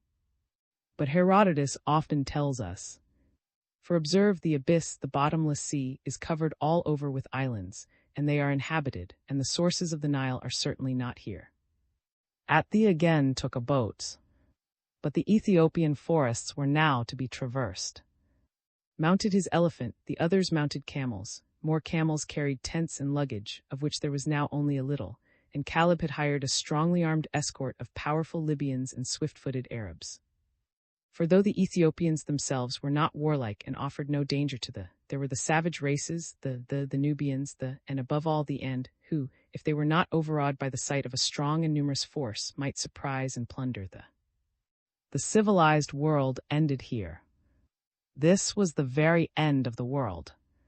True, on the Nile there was still, in the Ethiopian capital, Meroe, but beyond that was buried the secret of the world's end, the secret of the sources of the Nile, the secret of the horizons of the earth, the secret of the endless sea surrounding the world. Here in these forests began the temptation merely to go on, to go on in order to learn what the end would be, with what temptations and with what dread perils. Caleb told of who had gone on, and who had seen awful giant head appear above the edge of the world, with gaping mouth, and he had swallowed them up. One guide had escaped and had told it to Caleb, who said that he was worthy of belief. There also, in the immeasurable ocean that washed the world's edge, lay the great serpent, which coiled itself in spirals and then covered the whole surface of the water as far as the eye could reach, when it came up to bask in the scorching heat of the southern sun. Once, said Caleb, some daring who thought that the snake was a sort of dark desert had walked over its scales for miles on end, until the snake moved and they realized the terror and slipped into the sea in which you sink and sink and sink for 3 centuries before reaching the bottom of hell. These were the terrible tales which Caleb knew how to tell, one after the other, while the sun set over the forest and the stars twinkled and the fires blazed high and the tents were pitched and a sheep roasted on the spit. And Caleb made himself so much afraid, and the guards and drivers so very much afraid that, shivering with fear, they asked Cora to sing. Then Cora would play on her harp and sing to them, and at the sound of her voice the dread visions, the uncanny phantoms, the giants and pygmies vanished and sleep came over them all except who remained awake, smiling and thoughtful, and looked up at the stars and reflected that, thanks to his studies, he knew the occult secret that the world was not a disk, washed by the sea, but a sphere which glowed with internal fire and moved round the sun, the center of the universe. It was as though a new health were making strong and cheerful. Yes, it seemed that was no longer thinking of Ilya, and that he was cured of his carking grief. In the Ethiopian forests, which now almost surrounded them with an impenetrable wall of huge trees and dense foliage and tangled creepers, he abandoned himself enthusiastically to the delights of the great hunts which Caleb organized, with the aid of the mighty hunters whom he had hired for his noble client. These hunters included 5, with whom hunted the elephants, which sometimes passed through the forests in herds. The elephants were often shot by archers, 3 of whom served one heavy bow, 2 men, leg forward, held the bow, the third drew back the string, and the arrow, dipped in snake poison, struck the elephant, who fell stunned. If the elephant was not killed, he was surrounded with a network of ropes, and when he recovered consciousness, he was tamed and made to lure other elephants. If the elephant, however, was not to be tamed, and if after recovering his senses he relapsed into a dangerous rage, then he was driven, amid much shouting and yelling, against a tree which had purposely been sawn through at the foot. Elephants are accustomed to rest against trees, but as soon as the untamable elephant leant against this tree, it fell over him and prevented him from rising, so that he broke the bone of his leg and was killed. This often implied cruelty, but it also implied danger, and newly aroused manhood found satisfaction in this robust, virile sport. But there was also the hunting of the swift-footed ostriches, with hunters selected from the tribe of and this hunt provided the maddest enjoyment and excited Caleb in particular, and Ancora also came to look on, for it was a most diverting spectacle in which the hunters disguised themselves as ostriches, with little skirts of feathers and with one hand stuck into a stuffed ostrich neck, with the stuffed head sticking out on top. There were first wild bird dances. Then the hunters darted forward and scattered corn and lured the real birds, which rushed after them and pecked at the grains, until they were caught in ravines from which they could find no issue and were shot with arrows. And with their precious feathers, bleached and curled, they made costly coverings, soft and white and downy, which Caleb bought for a song to send to Alexandria and Rome, where they were a great luxury, so that Caleb made a pretty penny by the transaction. Sometimes there was danger in the forest. There was danger when they met a tribe of nomads with whom they were always at war. It was dangerous when they appeared, the verminous locust-eaters, but the strong escort, the huge Libyans and nimble Arabs, inspired respect, and the wild nomads fled at the first bowshot. And Caleb was afraid of nobody. He feared only the wood nymphs who, when they have caught you in their arms, which are pythons, laugh and laugh into your ears until you go mad, and then dance round with you until you drop dead. And when he lay down at night to sleep under a black ostrich feather covering, he also feared the scorpions, which have no fewer than 4 jaws and whose bite is not fatal but produces a slow, incurable canker. They also caught lions in nets and hippopotami in pits and wild buffaloes, which they pursued with the huge hounds of the hunters. They hunted from tall trees, and they hunted from the reeds in the water. It was a rude and stimulating life, and Caleb once said seriously, that he felt the courage to go on and to go on again, to fight the great snake in the ocean that encompassed the earth. It did not come to that, however, but the caravan was approaching, and the Ethiopian emerald mines and topaz rocks. The emerald mines were like green magic caves in which thousands of slaves were working. The topaz rocks were visited at night time. The stones, because of their yellow sheen, are almost invisible by day, but glitter in the dark night. Then little metal tubes are planted over each stone that is found, so as to make it easier to recognize the stones in the daytime and to grub them out. In former ages, the Egyptian and Ethiopian kings maintained separate guards around these mines and rocks. At where they now arrived, they saw their first entirely native barbarian town. There was not a word of Latin spoken here, and could not have made themselves understood without and Caleb, and even then the little Libyan slave and the Sabaean guide found it difficult to grapple with the language. The Ethiopians, who wore no clothing save the skin of some animal round their waist, surprised them by the smallness of their stature. Everything about them was small, their houses built of palm leaves and bamboo, their oxen and goats and sheep, and was of opinion that the legend of the nations of dwarfs had originated because of Ethiopia. The natives ate hardly any meat, but mainly vegetables and fruits or young shoots of trees, or they would suck reed stalks and lotus flowers. But they also took blood and milk and cheese, and there was no other food. No, uncle would never have stood it here, thought, when they went still farther south, to the capital of Ethiopia, Meroe, on the island of the same name. And here discovered that the famous date wines and topaz yellow liqueurs of and Meroe were a sheer hoax, that there was no wine or liqueur whatever distilled in Ethiopia, and that the delicious drinks with which Master and Caleb had provided him and uncle came from no farther than lake at Alexandria. A fabulous vegetation, however, grew luxuriantly over the island. If the people and animals were small, the trees shot up with amazing, the huge palm trees, the ebony trees, and under whose gigantic domes of thick foliage the green villages of little plated wicker huts disappeared from view. In the marshes round Lake the hunted, if not the great snake, at any rate the terrible boa, which even ventures to attack the elephant. And the natives showed them a fight between one of these boas and an elephant and a hippopotamus. They visited the copper mines, the jewel mines, the temples of Hercules and Pan, and of a strange barbaric deity. The dead were buried in the Nile, or else they were kept in the houses under a mica slab of human form. In the middle of the town stood the golden temple, where the king dwelt in sacred mystery. There were slabs of gold between bamboo columns. In former ages, the priests elected the kings and deposed them at will, but a certain king had caused all the priests to be strangled, and since then a law had been passed that if the king were maimed or lost a limb, all the people of his court had to inflict the same injury on themselves, for which reason the king's person was guarded with great care and was divine and sacred, and they did not see him. XXVI.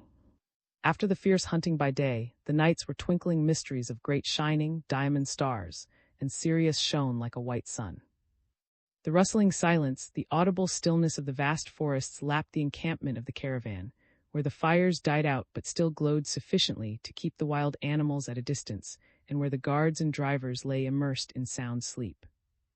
Was happy in that mystery, and in the silvery sheen of the night, the last memories of his grief seemed to lift like wisps of disappearing mist. The had approached the land of Ophir, and the pillars of would be reached next day. In this last twinkling night of forest life, with the stars shining through the foliage like a diamond cupola above an emerald dome, had left his tent while all the others slept. Next to his tent were those of Caleb and Cora. And he saw Cora sitting outside her tent, which was the biggest because she was a woman and made of spotted lynx hides, whose warmth resisted the plentiful dew. And she rose and stretched her hands to the ground in salutation, and preserved that attitude shyly. "Are you not sleeping, Cora?" asked. "No, my lord. I cannot sleep when the nights twinkle like this, when the stars send forth such rays that it is really as though they were moving to and fro. I feel that I must go on gazing at them until they fade away. Life here in the forest is too wild for you, too lonely. Life in the forest is paradise, my lord. By day tells me wonderful things about the mountains and the plants and the animals and the savage tribes, and so the hours pass till you return from hunting. And you sing to us and dance in the light of the fire, and charm the rude hunters and Caleb in particular." She smiled and made no reply. Then she continued, "And the nights are such strange mysteries of sounds and silence and of radiant stars, and it is as though Sirius grew bigger nightly. And you are never frightened." "I am not frightened, my lord. Not even at night. Least of all at night, because—" "Because what?" "Because then you have returned, and I feel safest where you are. From that height yonder, Cora, one can see the sea. I love the sea, and I often miss the sea in the forest. I am glad that we are near the sea again. As I returned from hunting, I could just catch sight of a streak of sea from there. I should like to see the sea now, at night, with all those twinkling stars above it. Yes, my lord. Come with me, that is, if you are not frightened." "I am not frightened, my lord, where you are." And her heart throbbed in her throat, but not with fear. They went past the sleeping guards and left the circle of the watch fires. She nearly stumbled over the creepers and stones, and he said, "Give me your hand." It was the first time that his hand had met hers. He had never touched her before.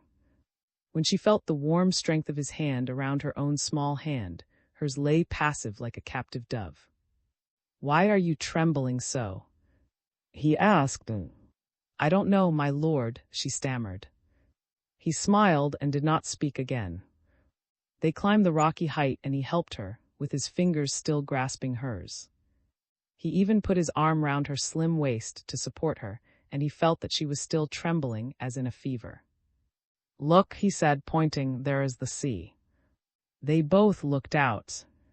Around them stretched the forests, all shadow and denseness and gloom and loneliness and mystery.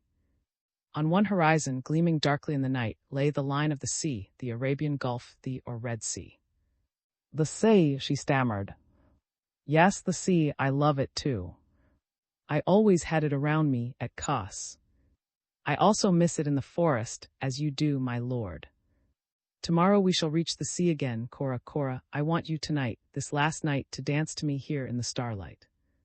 "Yes, my lord," said the slave. She danced. She softly hummed a tune between scarce-parted lips.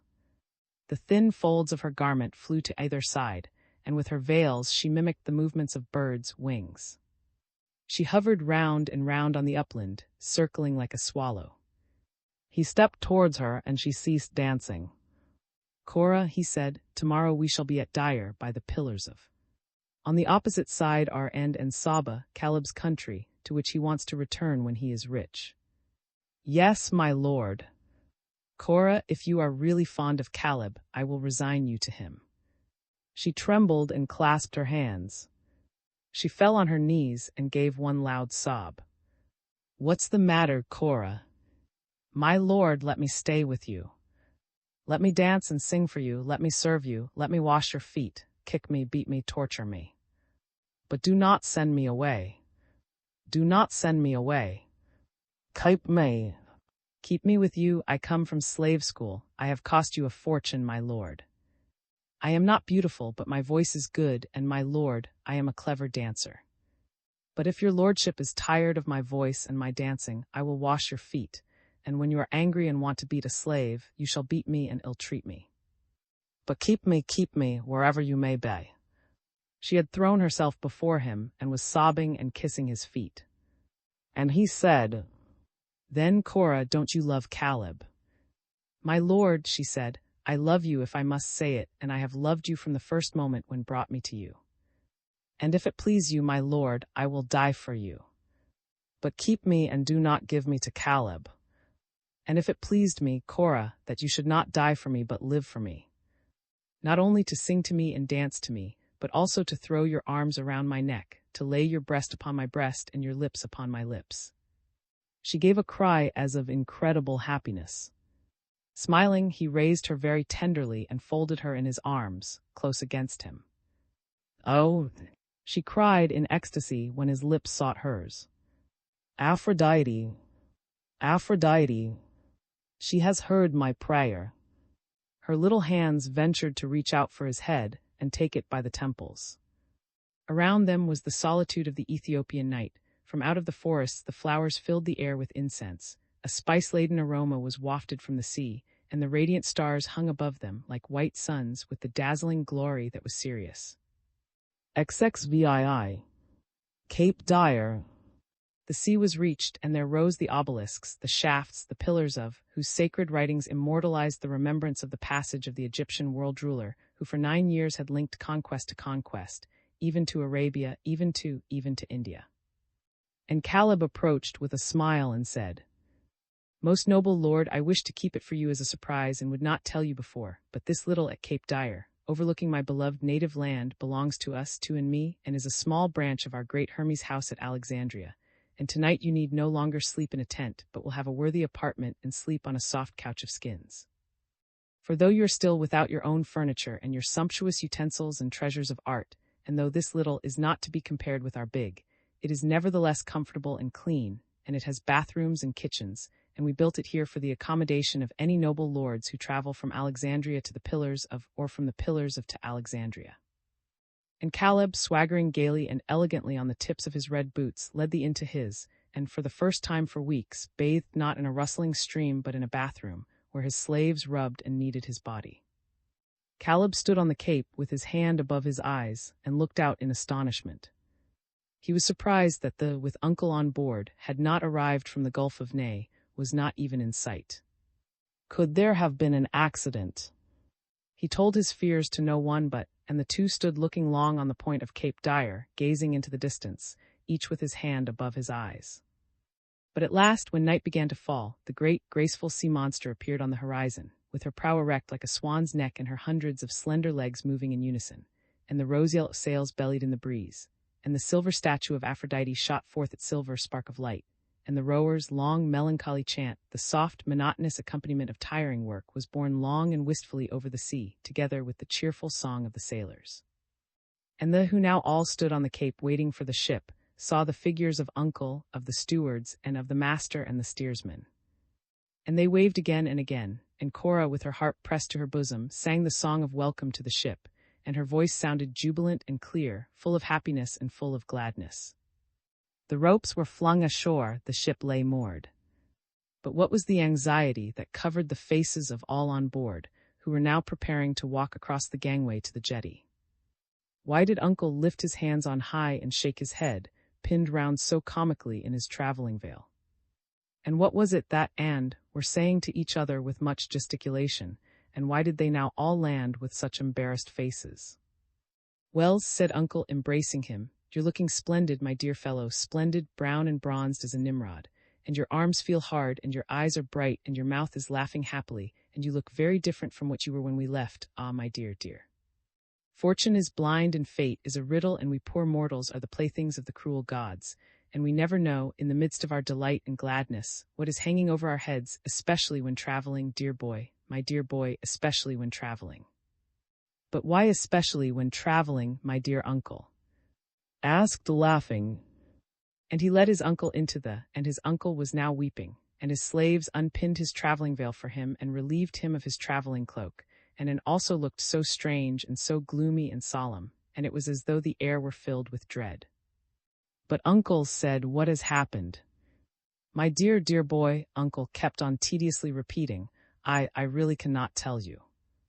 And he wrung his hands and wept, and turned pale, and Cora turned pale and looked gloomy. "No," repeated Uncle, "I really cannot tell." You tell him. "My lord," said at last in despair, "how can I tell my lord? If I do, he will fly into a passion and kill me, but perhaps if we'll tell him." I will not," said, warding off the suggestion with both hands. "By all the gods, I will not tell him." "Nor will I," said Uncle, moaning and weeping. Now knitted his brows and said, "But I must know. I order you to tell me what has happened, for something has happened. I order you to tell me, and I swear not to kill you. Has it to do with a mutiny among the rowers?" "Worse than that, my lord," wailed. "Has there been a theft of our baggage or jewels or plate?" "Worse, my lord, much worse." "Has there been a fire at our insula in Rome?" "Is the villa burned down?" "Worse, worse, my lord." And now cried in chorus. And they flung themselves at his feet and embraced his knees, and Uncle fell sobbing on breast. "But what is it? By all the gods, speak up!" Cried in a fury. "What is it? Speak up, or I will have you whipped till you do." "We will tell you, my lord." And now cried. And Uncle cried. "Yes, tell him, after all he must be told." "Are we alone, my lord?" Whined. "Are there no slaves listening at the doors, and is Caleb out of hearing?" Cora opened the doors and peeped out.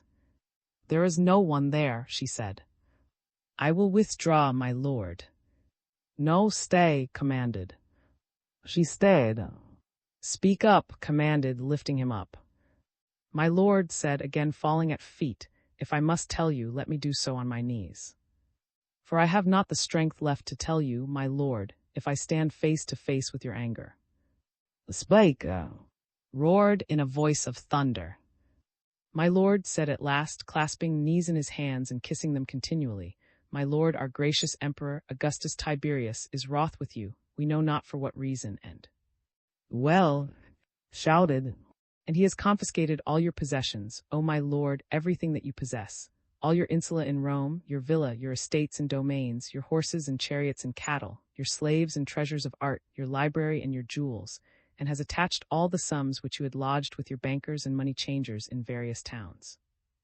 You are penniless, my lord, for you own nothing except what your ship contains, and if I had not succeeded in keeping Tiberius' displeasure secret by means of a precipitate flight and by continuing to drift about in the Great Sea and the Arabian Gulf, your also would have been seized at Alexandria, and you would now have been without your ship, without your rowers, without your slaves, without a single penny. By bribing the authorities with the money that remained in my hands, I managed secretly to pass through the canal to, and at Berenice we met your uncle and informed him of the terrible news.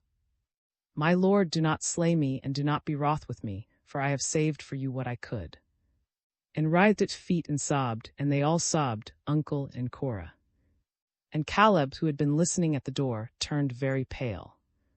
For there was still a long papyrus scroll of a bill awaiting payment for the big hunts in the Ethiopian forests. XXVII. Caleb was pale when he appeared before who had sent for him. Caleb said, "Perhaps you already know." "I know nothing, my lord," said Caleb. "I am penniless, Caleb. The Emperor Tiberius has confiscated all my possessions, and even my title to thee is questionable." "Oh my lord, oh my lord." Caleb began to lament. "Oh my poor noble lord. What a terrible fate to befall you. If only you had consented faithfully to wear the Sabaean amulets. Oh my poor noble lord. What will you do now? You who always lived in the lap of luxury. And now, how now? Alas, my poor noble lord, and alas, poor Caleb. For who, my lord, my poor noble lord, will now pay my bill?" And wailing and lamenting and shaking his head and weeping, Caleb unfurled the long papyrus scroll of his bill, which uncoiled itself from his quivering fingers right down to the floor, like a rustling snake. "We'll look into your bill at once," Caleb said encouragingly. "Call the stewards and to me." They came and examined the bill and shook their heads and thought the expenses of the great Ethiopian hunt terribly high, but Caleb swore that, because of his growing affection for, he had charged less than he did to other noble lords. "But there is a solution, my lord," said Caleb, drawing aside. And he continued, "My lord, if you will make over Korah to me, I will write off all the expenses of the Ethiopian hunt." Caleb said earnestly, "I know that you are fond of Korah. But I also am very fond of her, Caleb, and I mean to keep her as my only treasure." A loud sob came from a corner of the room, and turning round, saw sitting on the floor, looking profoundly dejected. "And me, my lord," sobbed, "won't you keep me as your little slave, my lord?" Smiled and laid his hand on his woolly head. "I am not forgetting you either," he said, "and I shall keep you too. But for the rest, Caleb, I shall have to sell the ship and all my slaves and anything that remains to me. I have some money as well, however, and I will try to pay you in full. But Korah shall not appear on the bill. Alas, my lord, this is an evil day, and the end of the world is certainly near at hand, notwithstanding that I can see the blue coast of my dear Saba. I, like yourself, am losing everything, the hope of getting Korah, who loves you even as you love her, and the hope of getting my poor money. Come, Caleb, we must not repine. Let us just count the money that remains to us." The stewards laid rows of gold coins on the table. And Caleb's bill, despite the length which his papyrus scroll covered on the floor, was paid and receipted after some quibbling between the stewards, who took exception to certain items, and Caleb, who was quite amenable to reason. And when the money had been transferred to the purse, which wound like a fat snake round Caleb's waist, he became cheerful again and said, "My lord, my noble lord, for you are still a noble lord, listen to me. I am profoundly miserable that I can't have Korah. Yes, my lord, really, I am profoundly miserable. But I am an honest fellow, and at the same time I am a man of business. Listen, my lord, and let your stewards listen, and your trustee too. Listen, my lord. You wish to sell the with all her contents. But where, my lords? It can't be done at Alexandria, for any property of yours would be seized at once. Here at Cape Dyer, there are only uncivilized and no noble lords who could afford to buy them. Listen, my lord, listen. Do you with all these your servants, free men and witnesses, sign a certificate, my ever noble lord, a certificate, dare I say it? Speak out, Caleb. A certificate that with her rowers and all her contents belongs to me, and I swear by the gods of and of Egypt, by the eyes of Korah, whom I love, by the friendship which I, my lord, your guide and companion in the chase, venture to cherish for you, I swear, my lord, that I will myself to dispose of the to a noble lord and pay you honestly to the last penny after deducting my expenses." Thus spoke Caleb, and he stood up in the exalted attitude in which he had taken his oath, with his eyes and hands raised to heaven, and waited.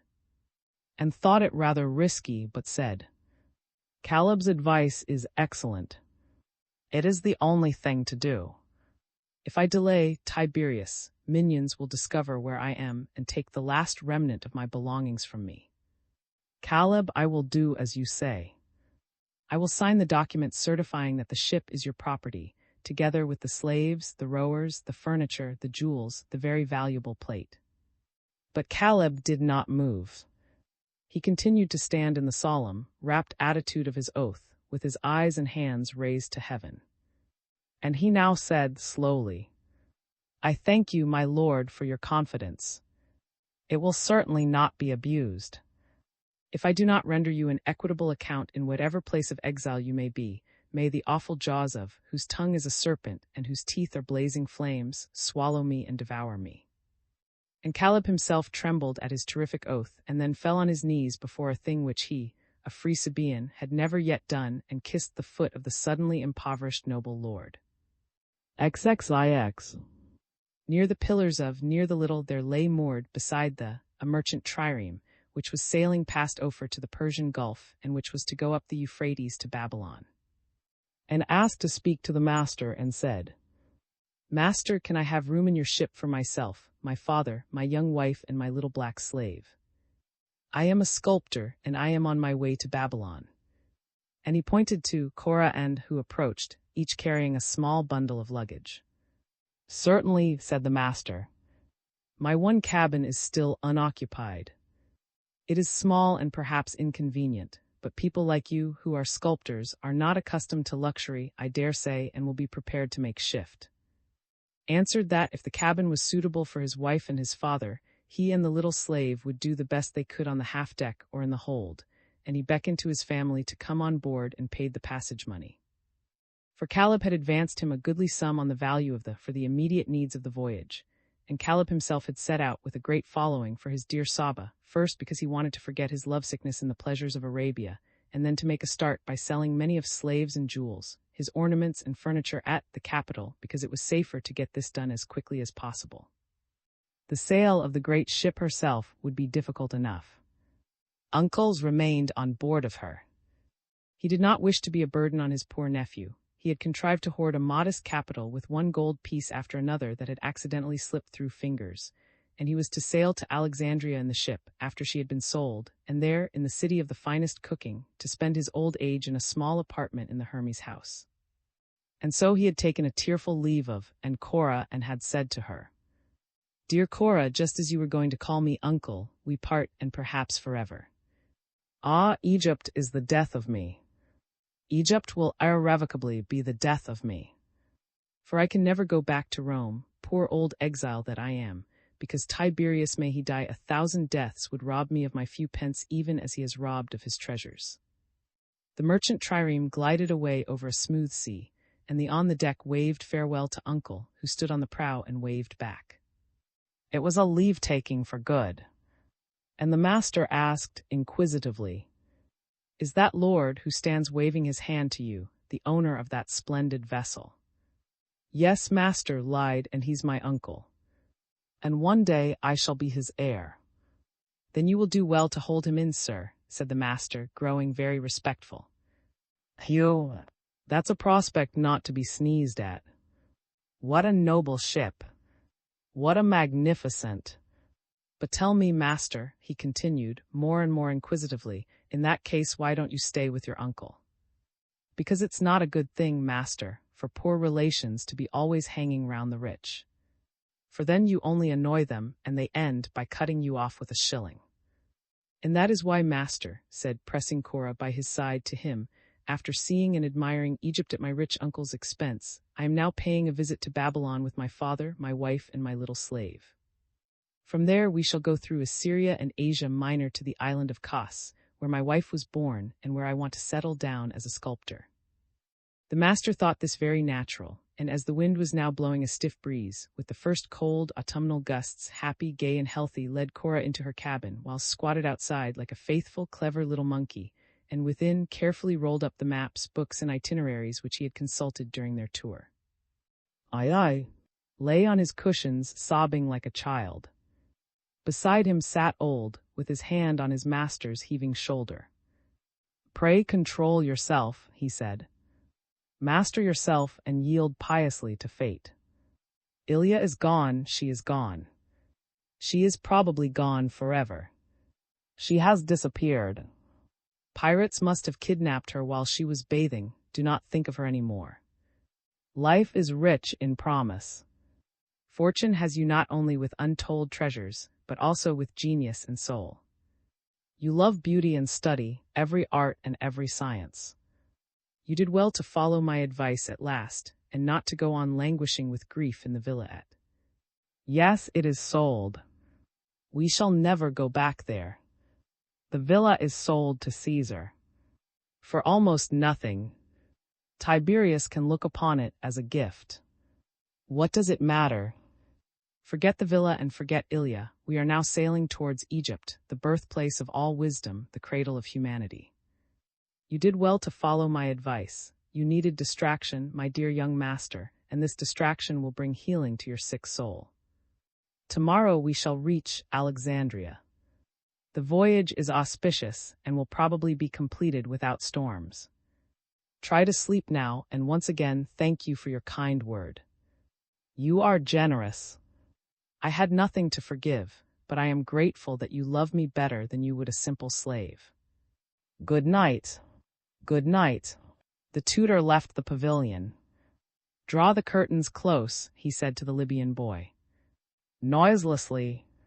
Yes, said the child. The tutor walked to the end of the long deck.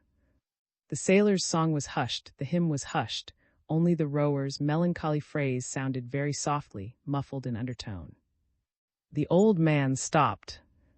On a pile of cushions lay, penniless uncle, pot-bellied as Silenus and with a bald and shining pate, and on a low chair sat Cora, the Greek slave from Kos.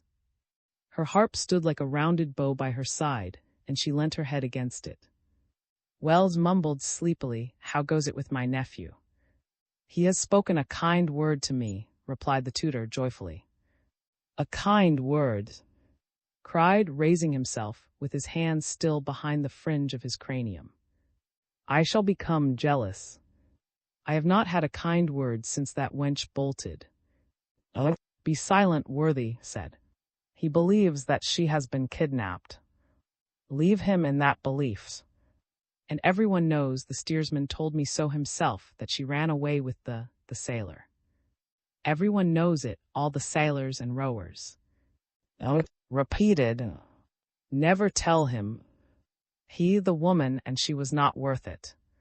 She reigned as queen in his house, and she ran away with She left a master like for a scoundrel like, and still believes that Venus watches over him. Why should the goddess not watch over him, my lord? Ilya was not worthy of. The goddess was in very truth watching over when she aroused that mad passion in Ilya.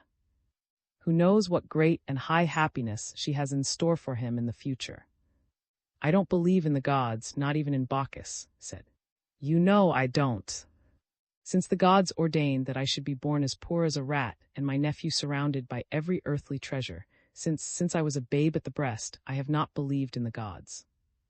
And least of all in Venus, though I could almost begin to believe in her when Cora sings to her as she has been doing." The Greek slave raised her head from the harp on which she was leaning. "Did I sing well?" she asked. "Did I sing well?" "Very well indeed," Cora said. "Did he say anything about my song?" "No," said he, did not.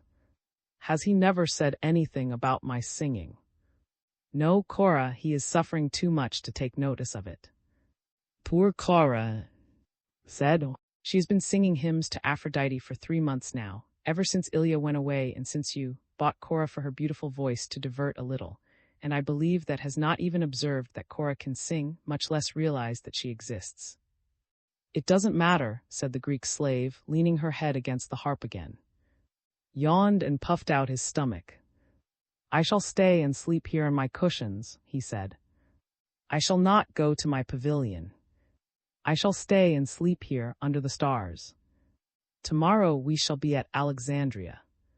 "Alexandria, the city with the most exquisite cooking, so they say. I am tired of Rome, and I am really tired of roast peacock and oysters. Nothing but Rome and roast peacock, nothing but in oysters. I shall end by turning into a peacock or an oyster. Change of diet is the secret of good health. I was losing my gaiety and had not a joke left in me to charm an occasional laugh out of. He did not even listen to me, Cora, when I was witty, and you expect him to listen to your song. He listens to nothing and nobody since Ilya is gone. Was she so very beautiful? Asked Cora. She was very beautiful, said with grave appreciation. She was beautiful, echoed in airy praise, but she was too heavy and too big. Her ankles were not slender. Her wrists were as thick as a man. She was very beautiful, repeated. She was as beautiful as a goddess. That is just where I never agreed, cried vehemently, either with you or with my nephew. You both said that she was like a goddess. She was like the Venus of Praxiteles, persisted. I could never see it. Persisted in his turn. I could never see it.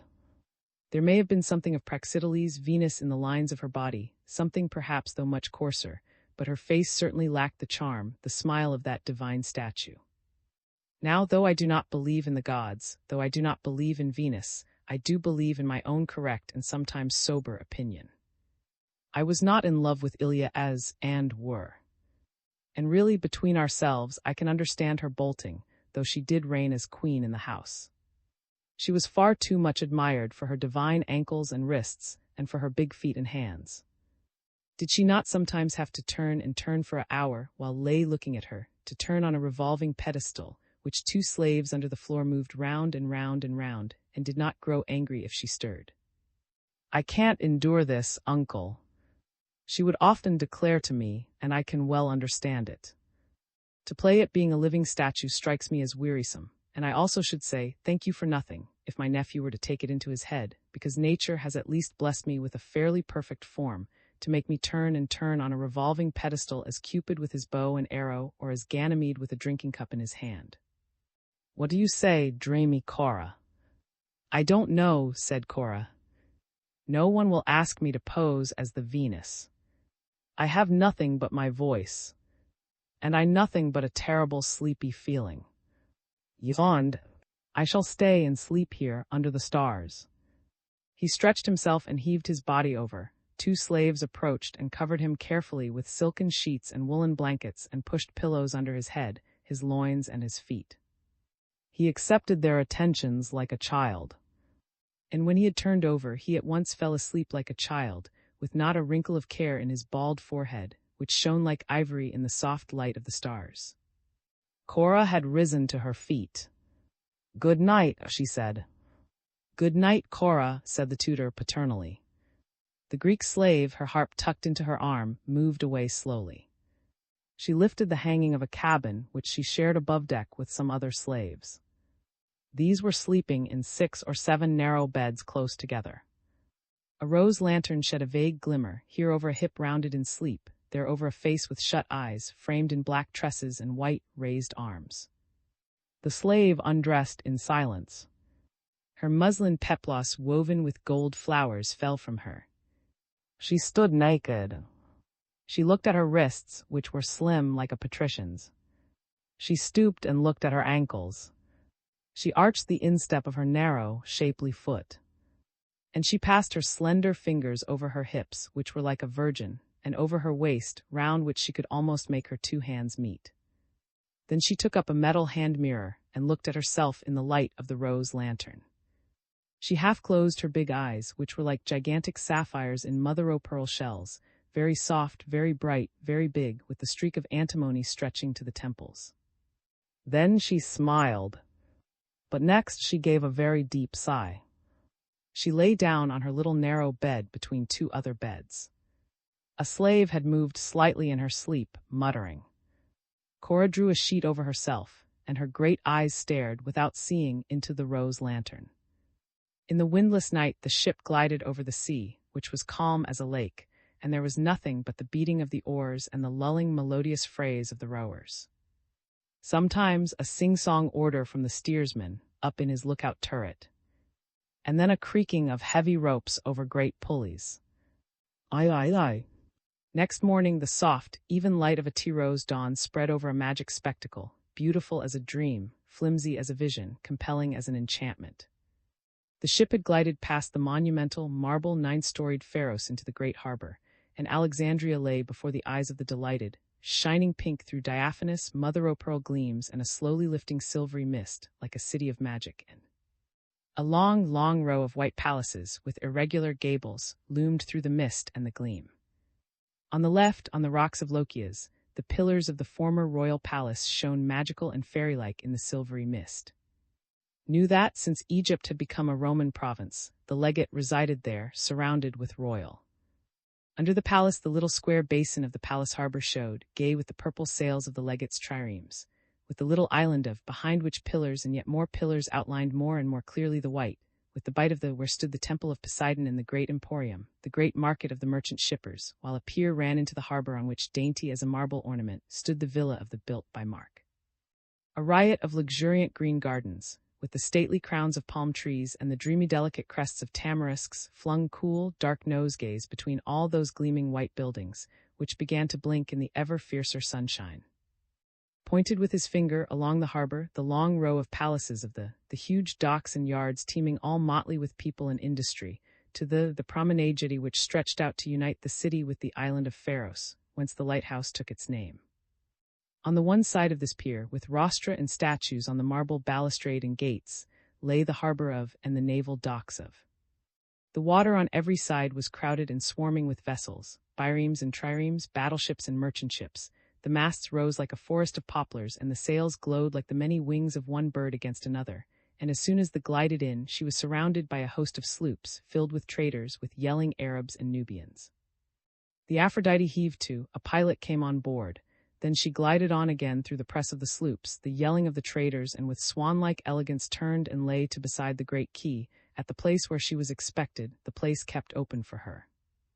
The quay between the obelisks was alive with a maddening concourse of people, sailors and merchants, vendors of fruit and water and vegetables, chattering women, screaming children, Ethiopian beggars, Greek students, priests of Serapis and Isis, Roman soldiers, and all pointed at the ship and streamed in unison to gaze at her in wide-eyed and open-mouthed admiration.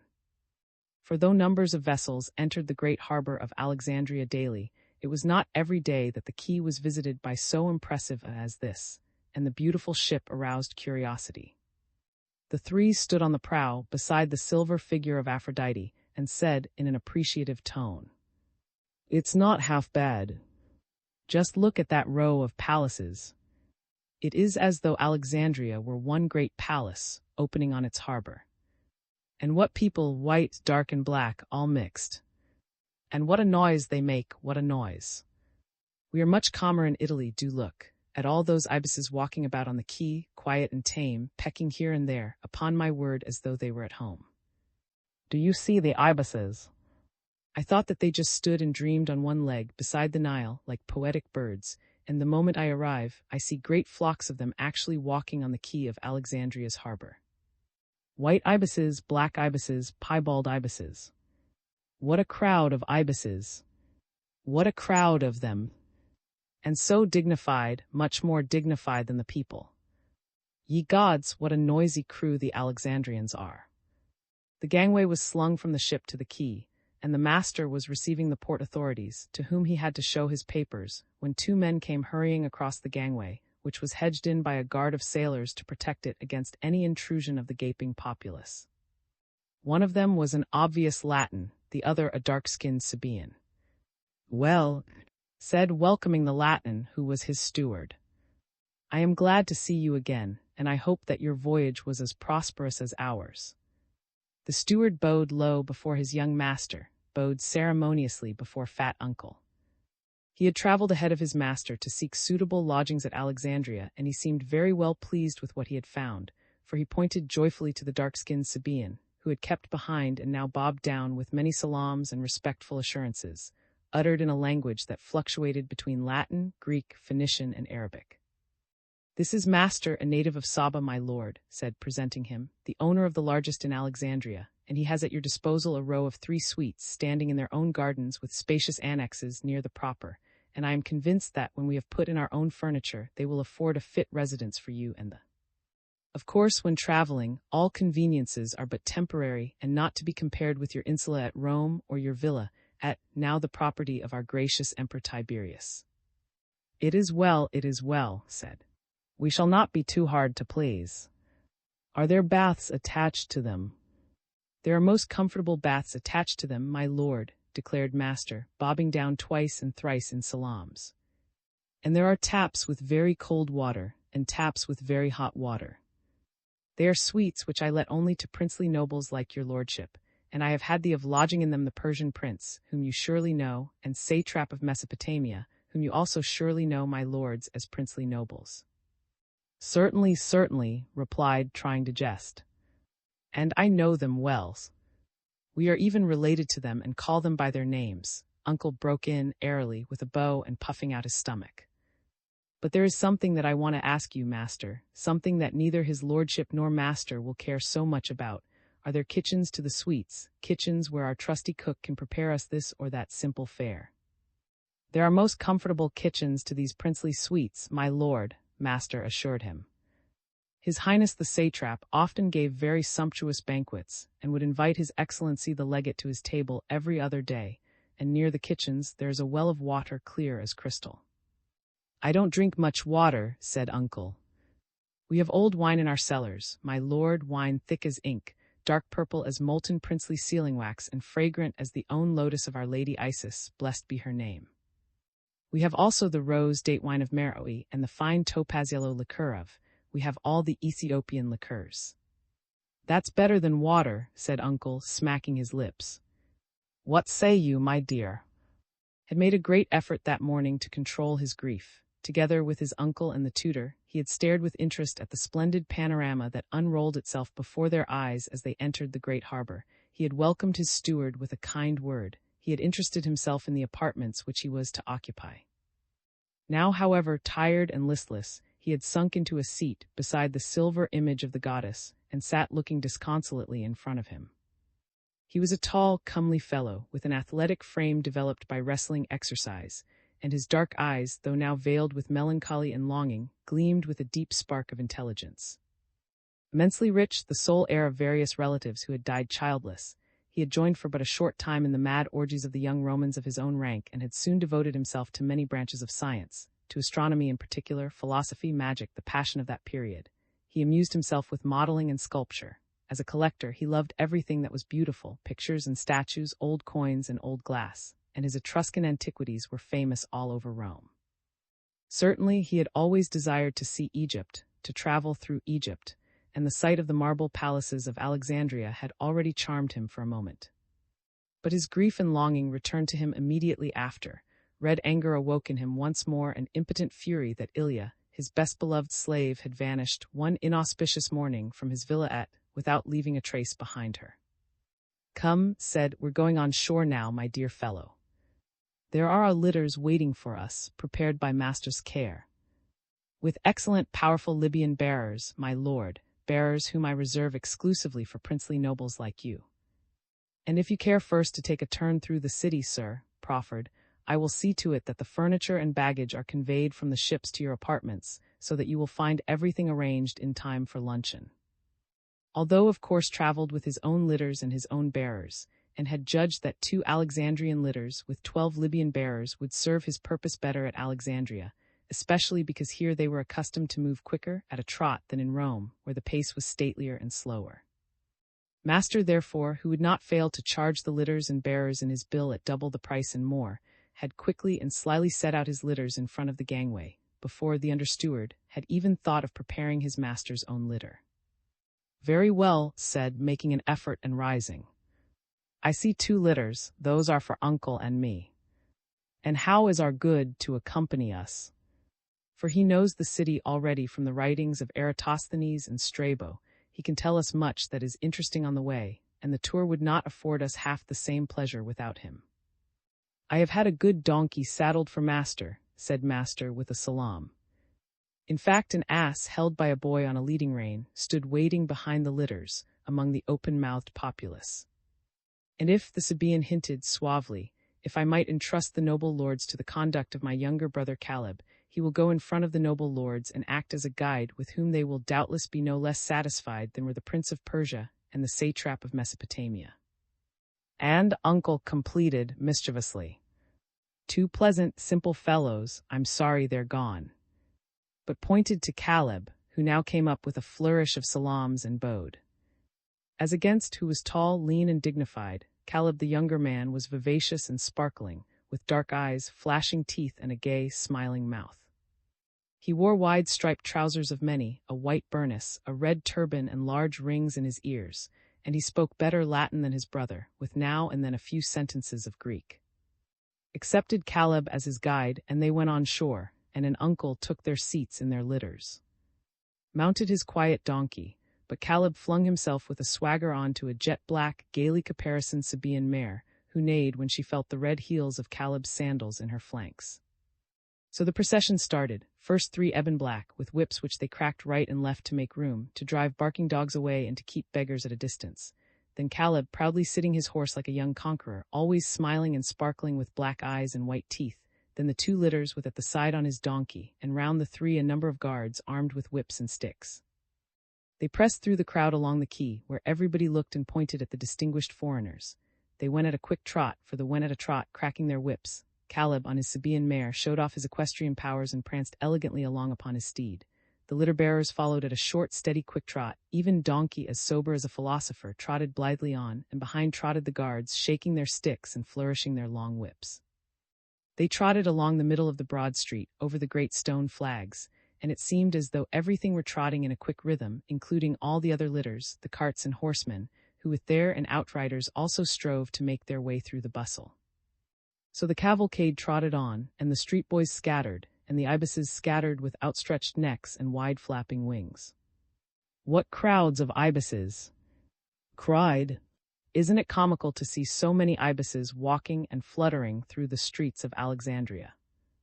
"My lord," cried from the back of his dancing donkey, "the ibises are Alexandria's scavengers." "I dare say, but they are unclean birds themselves for all that.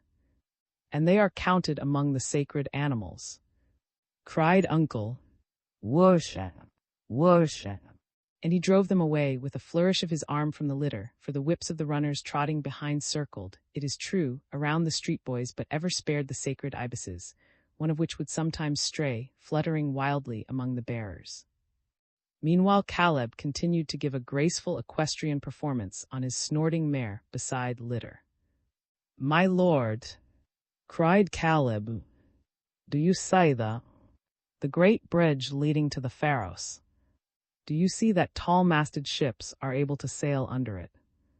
It is an interesting walk there of an evening, my lord. All the beauties of Alexandria go there, and a great nobleman like yourself need but make his choice, and any in Alexandria will fall at his feet. This is the Moon Gate, my lord.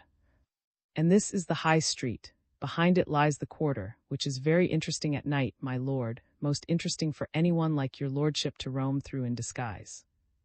But now we are going through the High Street, and here, you see, is the square, where the High Street crosses the Museum Street and the Avenue of Pillars." Looked around him with enjoyment. They were still going at a trot of mare and runners and bearers and donkey, a noisy trotting between shouting and laughing voices and cracking whips, while in the streets and squares the hucksters also shouted and laughed and swore, while the street boys cheered and screamed for and the ibises, flapping their wings, darted away to alight again elsewhere and act as scavengers to Alexandria. It is very different from Rome in every way, thought. It is the East. Yes, it was the East. It was Egypt, it was Alexandria. Never in the Forum at Rome, lively and busy though it was, never in the basilicas had beheld this ever-trotting, ever-hurrying tumult. It was as though everyone were pressed for time and hurrying feverishly. Processions of priests hurried. The Roman guards, even returning from the palace after being relieved, marched with an accelerated step, and yet the numerous litters never struck against one another. They all glided at the trot of their bearers to the right, to the left, beside one another. There was only a shouting, a din, a cursing, a cracking of whips loud enough to rouse the dead. Here was a quarrel with violent gestures and shrill voices. There the noisy gaiety of squabbling vegetable women and bawling vendors of watermelons. Suddenly, in a rage, the women flung cabbages at the vendors' heads, and the vendors sent melons trundling between the women's legs. The cabbages and melons rolled across the street, and the crowd yelled with enjoyment, while distinguished but still trotting processions of notables in litters or on horseback made a way for themselves. The cabbages and melons rolled in front of the feet of bearers, and Caleb, rising in his stirrups with flapping burnous and uplifted arms, hardly holding the reins in his fingers while the mare reared on her hind legs, poured forth a torrent of curses over the women and the hucksters, and then turned to with a pleased smile, as though all this tumult were the most ordinary morning affair in the streets of Alexandria. Yes, that was the Egyptian character: bustle, tumult, uproar, yelling and cursing for the least thing, quarreling for the least thing, and then everything just ordinary again, as though nothing had happened. All this in a motley whirl of Rome was monotonously white, and beside it thought. Here they glared more fiercely. The citrons, oranges, and melons lay yellow and gold over the markets, and there were exotic fruits too, scarlet and vermilion. They came to the painter's quarter. Troughs of used coloring matter ran in gutters along the streets. There were rivulets of indigo, there were little waterfalls of. The bearers splashed through purple and trotted on with purple-black feet. A golden whirl of dust in the morning sun powdered over these motley, as with handfuls of the finest glittering sand. Tall buildings shot up their pillars in that glitter, seemed to shimmer, to move in that shimmer of light. Caleb now pointed to the Acropolis, standing fortress-like and heavy, protecting and dominating the city. Next came the Sun Gate.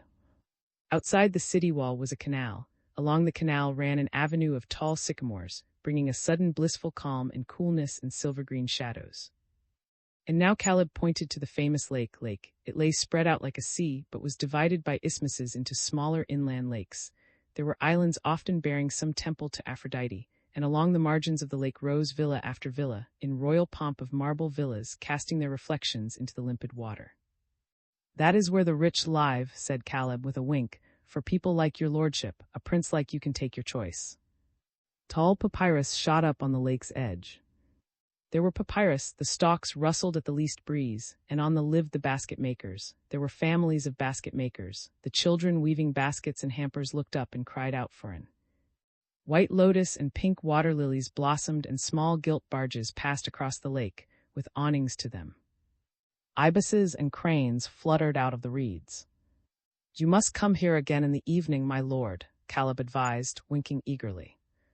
"This is the place for one like your lordship to enjoy himself. At there are only the common women and the houses where the sailors go. But many princely nobles like to see everything at Alexandria." The procession trotted back through the Gate of the Sun, which made a wide breach in the city walls, a vaulted arch above Corinthian pillars, and Caleb said, "We are now coming to the Avenue of Pillars and to the museum." Here again were the bustle, the tumult, the uproar, the shouting and cheering and cursing, the multitude, litters, horsemen, pedestrians. The Avenue of Pillars also was swarming, mainly with students, philosophers, and loose women. The sun blazed down in the middle of the street. There were golden patches of light and blue-purple islands of shadow. And there was always the golden glitter of dust, as of the finest sand whirling through the air. Here were the hairdressers and barbers, here were the baths, here the tailors' shops with their riot of, and here the glittering shops, and here, behind tables, stood the money changers. There were stretches of green garden, and behind the gardens loomed the colonnades of the museum. Close by were the gymnasium and the athletic school. "Will your lordship visit the museum?" asked Caleb, still parading his horsemanship on the Sabaean mare.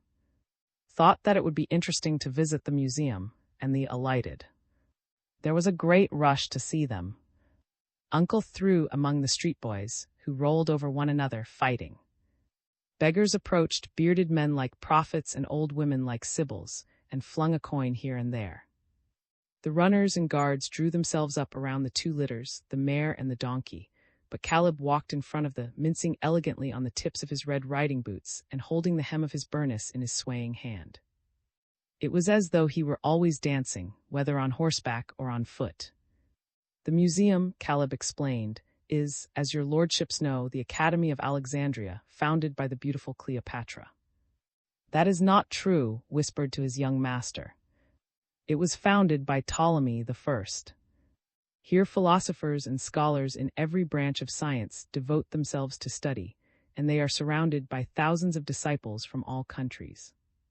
But both masters and pupils are as poor as rats and do not, all told, possess that," said Caleb with a flip of his finger and thumb. "The museum has produced great scholars," expounded more appreciatively, "such as Euclid and Diophantus. Then there were the poets Theocritus, Callimachus, and among critics Aristarchus, and among philosophers more than I could name. And because they are so poor, all these learned gentry," said Caleb, with a laugh, pointing, as they entered the gardens of the museum through a portico, to stately white-cloaked figures walking to and fro, "because they are so poor, they live on a fund provided by the state. They're no use for anything, these learned gentry. But they are certainly clever, my lords, they're all that. You won't find their equals for cleverness anywhere. And the books they collect. Their library is quite famous. Look," continued Caleb, pointing, "it is just the time when they have their midday meal. It seems to be philosophical to do so earlier than princely nobles are used to do. No doubt it will interest you, as strangers, to see so many very wise and poverty-stricken scholars and philosophers eating their black broth." The colonnades of the museum loomed aloft. There were statues to commemorate famous men of learning, and there was an immense rounded exedra, from which lectures were delivered at frequent intervals. They entered the refectory, which was wide, lofty, and very long. The scholars and philosophers sat eating at long tables, was struck by the fact that they were sitting instead of reclining. "They don't know any better," Caleb explained. "They just sit down for a moment and gobble up their broth. They are not epicures, they are only just clever, you see. They have more in their heads, my lords, than in their pockets. But they have plenty in their heads, beyond a doubt." A philosopher moved towards the strangers. He was very old, frail, and looked like a long dry stalk in his toga. He smiled and mumbled words which at first were incomprehensible. From the folds of his garment he stretched forth a hand. He was begging and gave him some money. "The highest philosophy is to be satisfied with little," he then said plainly in pure Greek. And he bowed ironically and turned away with the movement of a long dry stalk in his dirty cloak. "The shameless rascal!" cried Uncle indignantly, but laughed and looked down the long table at which the men of learning ate. Sometimes a beggar would come up to them, and they gave him their bread and fruit. Sometimes, too, dogs snuffled around, and the men of learning flung them their offal, over which the dogs choked greedily. 2 ibises also walked in ludicrous high-legged state through the, pecking here and there, and kept the floor clean, though they themselves were not so cleanly. They returned to their litters, and amid much shouting and cursing and swearing at street boys and cracking of whips at beggars, the procession started, while Caleb, for no reason, insisted on making his mare rear and curvet across the street with elegant movements of her forefeet. But now, smiling with his black eyes and white teeth, he bent to one side, low enough almost to slip from his mount, and asked, "Would your lordship now like to see the Soma?" And through the public gardens along an artificial little rocky mountain built up in the shape of a top or pineapple, the procession trotted to the Soma, the burying place of the Ptolemies, where it lay in the cool shade of sycamores and tamarisks. A long avenue of recumbent sphinxes, male bearded and female high-breasted, led to the pyramid tombs. The alighted and the old priests in charge appeared. "These distinguished strangers wish to see the burial places of the Ptolemies," said Caleb. "They are princely nobles and no doubt will also be interested in the tomb of Alexander the Great. Death is but a slumbering and a twilight transition to the halls of eternal sunshine," replied the priest in charge. "Earthly greatness is the perishable step to the imperishable palace of Osiris, where our dead monarchs now sit enthroned around him, their heads circled with thee and their hands grasping the scarab. And great Isis has appeared to them as the of truth, for she lifted her veil for their delight so that they saw her. Life is but a dream, death is a bridge, and eternity is life." Caleb walked mincingly in front on the tips of his red riding boots and pointed out things, while the old priest went on reciting the eternal verities, as though to himself the tombs of granite, porphyry, and marble, inscribed with hieroglyphics, rose like temples pyramid-shaped. The priest now went in front of thee and descended a few steps. Inside, in the subterranean vault, invisible, the mummies rested in their painted sarcophagi. Standing lamps burned on their tripods, perfumes rose in a cloud from vases and dishes, and daintily glass vessels filled with oil, honey, and fruit stood on low bronze tables, while amphorae of consecrated water awaited the hour of the resurrection, when the dead should rise and be baptized into the true new life, which was eternity.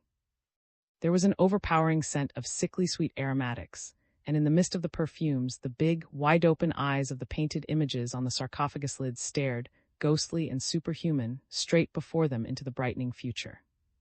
They were images of bearded kings and ibis-crowned queens. Sometimes they were images of children. Through the mist of the aromatics, the golden, winged suns gleamed in the embrace of the snake's coiled tail and mouth. Sacred Horus, son of Osiris and Isis, the radiant redeemer of mankind, who descended out of pity on a sinful world, bestrode the grinning spirit of evil. There were images of the god Apis, of the god of Thoth and Anubis, with the heads of an ox and Ibis, a dog.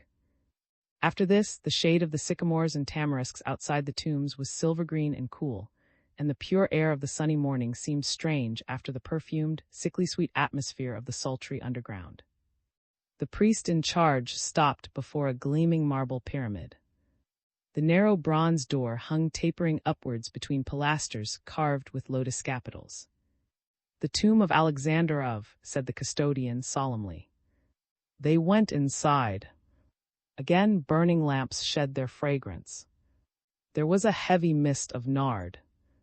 Behind a bronze railing on a basalt pedestal stood a sarcophagus of transparent crystal, polished and engraved. And within this thick crystal, in a green watery light, where the flame of the lamps was mirrored in the glass, a mummy lay visible. It was like the chrysalis of a gigantic moth. The face was stained brown with balsam and salve, and stared with eyes of beryl. The hair and short beard were painted gold.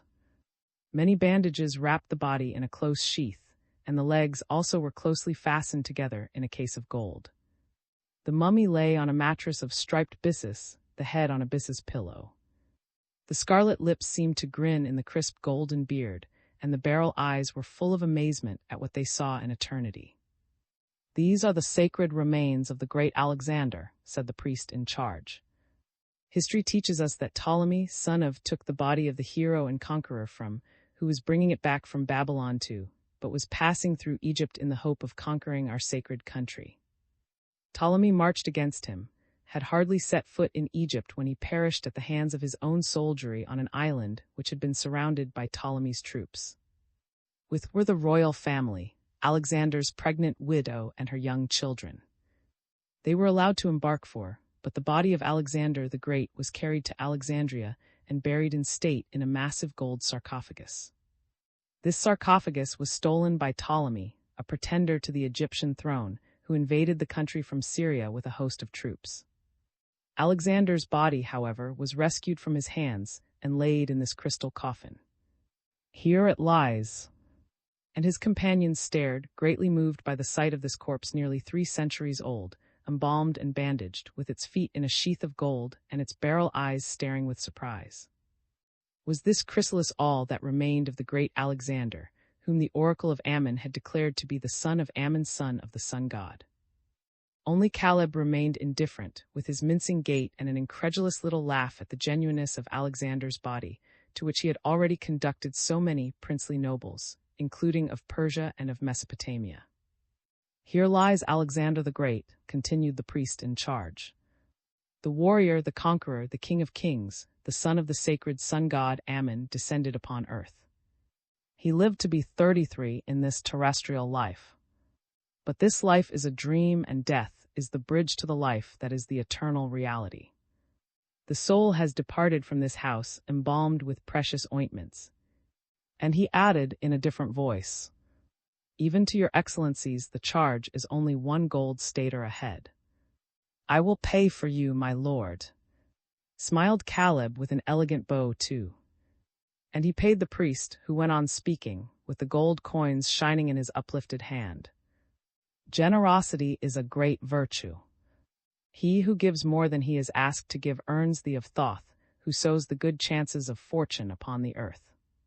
Caleb grinned with flashing teeth to show that he understood and dropped another half-stater into the priest's palm. They stepped out of the sunny morning outside seemed strange, with silver-green shadows between waving tamarisks and rustling sycamore leaves. Was pale, and he said to an uncle, "Death, death, she is perhaps dead. She is drowned, perhaps in the sea, and we shall never recover her exquisite body to embalm it. In any case, she has disappeared, my dear nephew, said uncle, trying to console him. Let us think of her no more. By all the gods, try to forget her. She had thick ankles and large feet, do be sensible at last. Enjoy yourself during this interesting tour. We have had a morning more interesting than any that we ever had at Rome. We have seen an ideal system of scavenging, we have heard philosophical and religious truths, and we have seen the mummy of Alexander. I've really received too many new impressions. My brains are soaked like an overfull sponge, they can contain no more this morning. That sated condition of the head makes my stomach feel empty as my pocket when your liberality has forgotten to line it for your old uncle. My dear, when traveling one must be sparing of one's powers. I suggest to our indefatigable guide that we should go home and see if, in our absence, our trusty cook has remembered that, though life is a dream, even the dead, and therefore all the more the living, have to be fed. The dead are sustained with oil, honey, and fruit. I am curious to see what our cook's pious thoughts have prepared today for the living. The procession trotted home through the gardens of the palace quarter and along the hippodrome to Master's great, It stood near the gate in an oval garden, behind a hedge of tall cactuses. The door opened between two figures of Hermes. Here sat the janitor or porter, and they were struck by the fact that a winged head of Hermes in marble crowned the marble architrave of the door. Caducei or Hermes wands with winding snakes were carved on the pilasters of the door, for there was dedicated to Hermes and known in the quarter as the Hermes house. The janitor rose and bowed, with his hands stretched to the ground. Master also, standing beside a statue of Hermes in the middle of his garden, bowed in this fashion, bending low, with his hands stretched groundwards. The procession trotted in, the alighted, but Caleb sat his mare, bowed gracefully, and stooping forward whispered in ear. After you have rested, my lord, I will take you whither you please, I will procure you whatsoever you please, for your lordship's pleasure and gratification. Whithersoever you please, and whatsoever you please, I wish you good luck at your repast. With that he threw the mare on her haunches, stood up in the stirrups, waved his burnous, uttered a cry, and rode away in a cloud of graceful gestures. That consisted of several low buildings. It harbored Arabian and Phoenician merchants, who looked out curiously, squatting on mats or lying at their meal, served by black slaves. But Master led his princely guests to their own suites, and received thee on the threshold. They had worked to good purpose, conveying furniture, boxes, and packing cases on camels and mules. A Babylonian carpet lay upon the floor, the own beds were ready. In the corners of bedrooms stood bronze and marble statues, for no important Roman with any pretension to taste traveled without carrying a few of his treasures with him, and perfumes burned before the statues. There were curtains hanging from rings, and garments lay ready, neatly folded and strewn with fragrant flowers, on long, low sycamore-wood tables. There were metal mirrors on bronze pedestals. All the brushes, tweezers, and unguent sticks in gold adorned with agates lay spread on bronze tables. All the jars, pots, and vases essential to the toilet stood filled with cosmetics, ointments, and perfumes. All this furniture and upholstery, all these useful and artistic possessions had been brought over from the ship.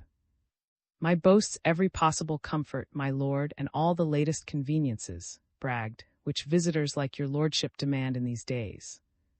He lifted a curtain beside couch. There was in fact a marble basin with taps under a canopy. And here, said Master, is your triclinium. The dining room which Master described by this high-sounding name was a pleasant, spacious, airy apartment with sunblinds between pillars, and as entered he was greeted with the music of harps.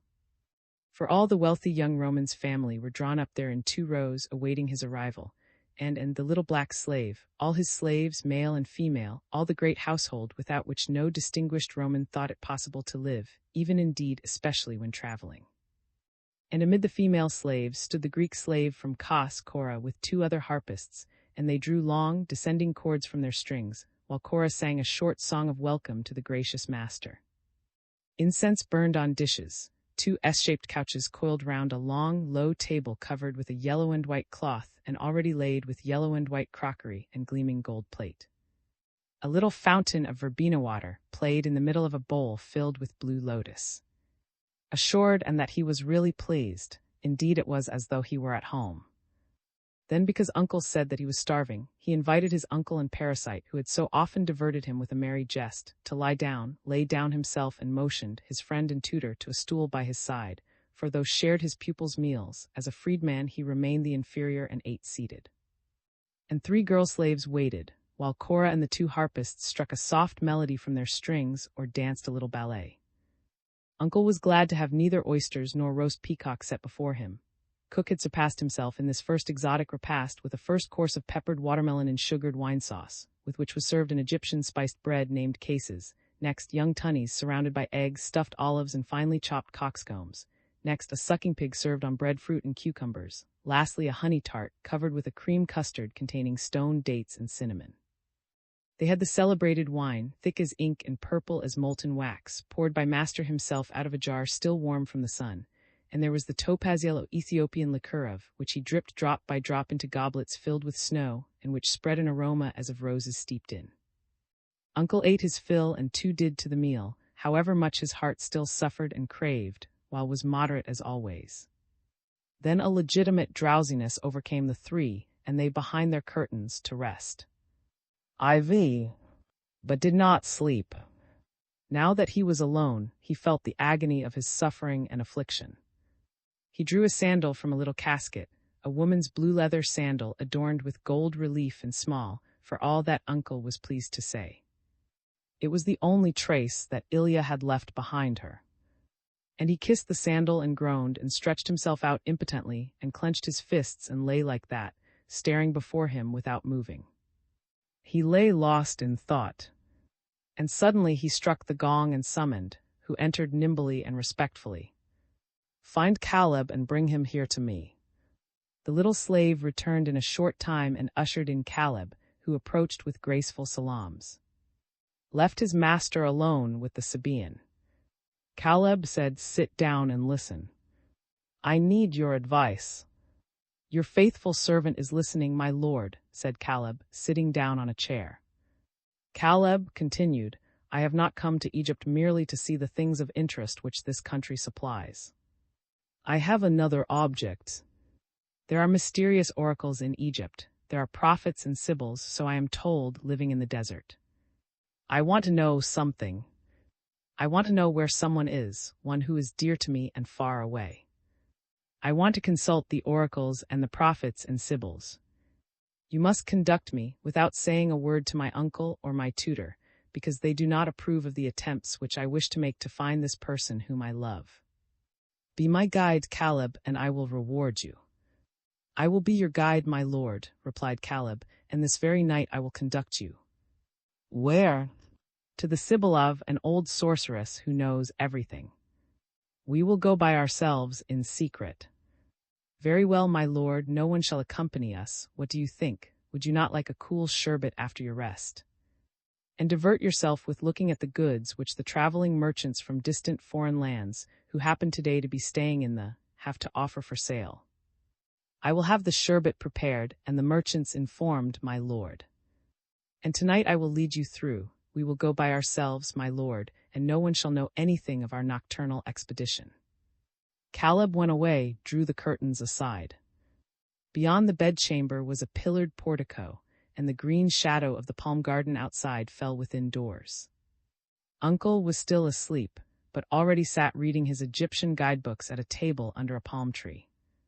The wonderful, fantastic stories of Herodotus charmed the old tutor's mind, which was not disinclined to fantasy, but also took pleasure in the more succinct descriptions of the learned Eratosthenes, Ptolemy librarian, who lived 3 centuries before and was a noted astronomer, philosopher, and geographer. Loved to consult his splendid maps, which had never yet been bettered, and which lay spread in heavy parchment on the table before him, and the tutor followed the cinnabar-traced Nile on these maps down to Ethiopia and the mysterious sources of the sacred stream.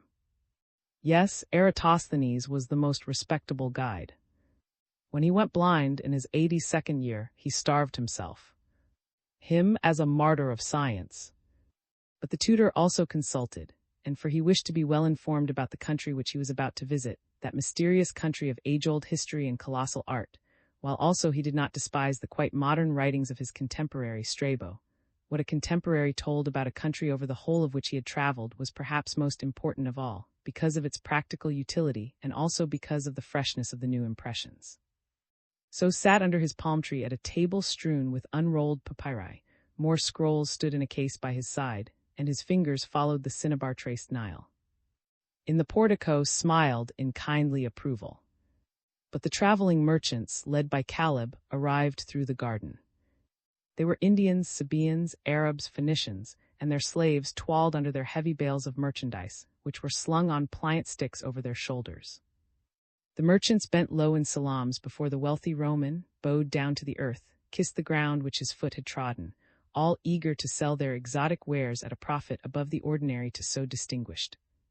The Phoenicians made their slaves spread out Damascus tapestry, but looked at it with scorn, and the Phoenicians at once rolled up their inferior tapestry.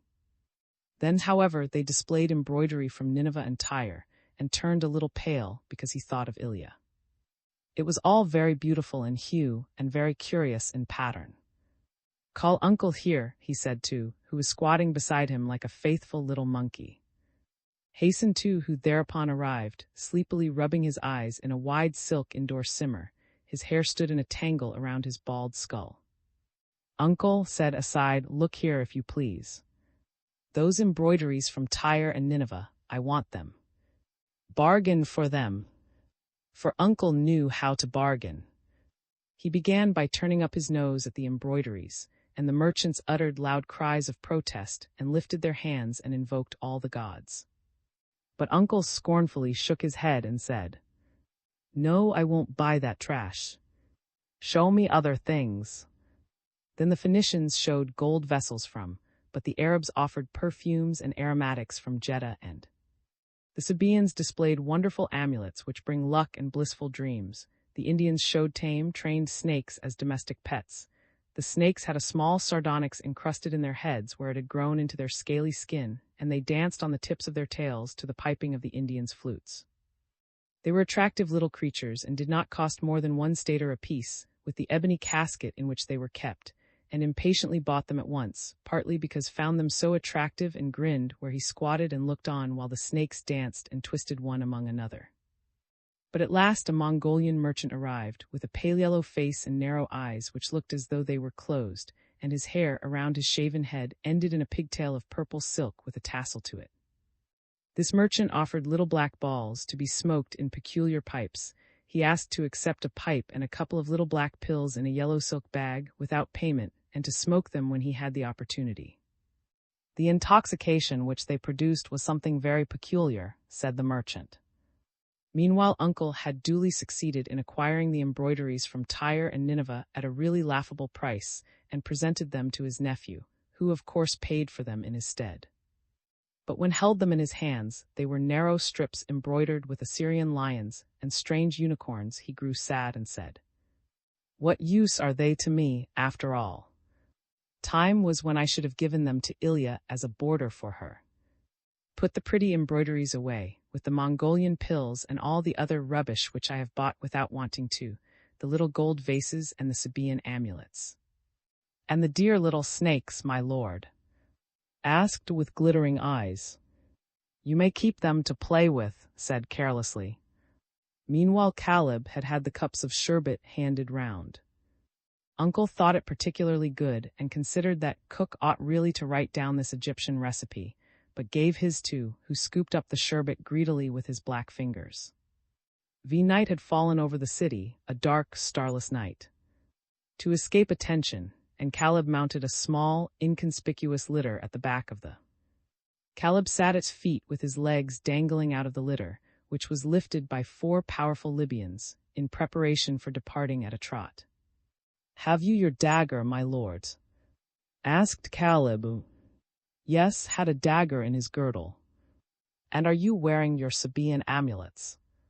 Yes, had hung the amulets which he had bought round his neck, for Caleb was full of confidence in these talismans of his country. The amulets warded off all ill luck. Caleb himself wore amulets everywhere, on his chest and round his waist, and even on a narrow gold bangle round his ankle.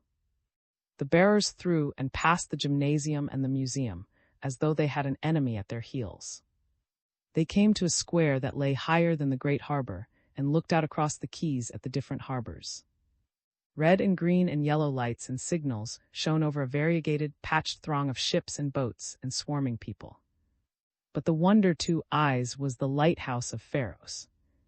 The 9 stories of the tall marble monument, stacked one on top of the other like so many cubes, each cube smaller than the one below, ended in a sort of cupola, where a heap of burning coal gleamed from immense mirrors and reflectors, which turned and turned continually, sending bright, broad rays from the summit of the tower upon the harbors, which they lit up each time before stretching into the dark night. Sometimes the wide sheaves of light struck the high marble bridge which led to the lighthouse itself, and which at this hour was crowded with women and idlers. "My lord," whispered Caleb, "would you not like to get out and walk there? The loveliest women in Alexandria are strolling yonder, and you can take your choice." Shook his head. "I want to go to the Sibyl," he said. "Your lordship is sick," said Caleb. "Your lordship is sick with longing and useless pining. The lovely women of Alexandria would cure your lordship. They have often cured me, my lord, when I was sick with longing and pining." "Longing and pining for what, Caleb?" "For my country, for Saba, my lord, for Saba, the fairest and dearest country in the world, my lord, which I have had to leave, for the sake of business, my lord, for the sake of business. For we do no business in Saba." The 4 bearers trotted on. They were now trotting past the immemorial temple of Serapis, the somber, and it lay with its terraces below the Acropolis, and numbers of other shrines, also somber and mysterious, were ranged with the needles of their obelisks around the vast temple. "These shrines are deserted, my lord," said Caleb, "and no longer find. Even thee is deserted, for the temple of Serapis at Canopus. And the modern Alexandrians hold all this sacred quarter in but slight esteem, since the quinquennial games were instituted at. All those who wish to do to Serapis repair to, and Canopus. We will go there too, my lord, and you shall dream dreams full of import high up, on the roof of the temple. Look, my lord, here we are." The trotting bearers had left the aristocratic quarters. They were now hurrying through a narrower, somber street. "We had better get out here, my lord, and walk," said Caleb. "We shall find our litter here when we return." And Caleb alighted. The somber street was hardly lit, but was nevertheless swarming with people, including drunken sailors and fighting beldames. "It's very different here, my lord, from the Anne Lake. Here the people, soldiers and sailors, take their pleasure. Here a dagger is drawn as quick as thought. Here is nothing but kennels and taverns. But every who wants to know Alexandria comes here. Look, my lord, here it is," said Caleb, "here." They had gone through a network of little lanes and alleys and come to a square. At one corner, an old, ragged philosopher stood arguing and expounding. Around him soldiers, sailors, and wenches gathered, listening attentively to what he said of true wisdom. When he put out his hand for alms, 2 soldiers gave him some coppers, but the others laughed and pelted him with rotten vegetables. He fled and disappeared, pursued by yelping dogs that bit him in the skirt of his torn toga. "Will you not see the Syrian boys dance, my lord?" asked Caleb. "They dance so beautifully." "No, I want to go to the Sibyl," answered impatiently. "We are close to her dwelling, my lord," Caleb declared. They almost fought their way through the crowd. The men cursed them because they pushed, and the women flung themselves round their necks. Caleb drew his dagger and raised it threateningly. Other knives were drawn forthwith. There was a demoniacal yelling and din. But they succeeded in avoiding bloodshed. "I want to go to the Sibyl," repeated, panting and with his clenched fists pushing away 2 women who were hanging on to his arms. And Caleb now hurried through a reek of wine past the open brothels and reeking taverns. Caleb stopped in front of a small, narrow door and knocked. It was opened by a little Greek girl, pretty and delicate as a figurine, with very large black eyes. "Is within?" asked Caleb. "A distinguished foreigner wishes to consult her." "I will tell her," said the girl. They entered a very narrow little chamber. A woman came from behind a curtain. She was shrouded in a white veil like a phantom. She carried an earthenware lamp, and it was not possible to see if she was young or old. Do you wish to know the future? She asked in a hollow voice. No, said I want to know the past and the present. I want to know where a girl named Ilya is and how she vanished from my house. Here is the sandal which she left behind, the only trace of her.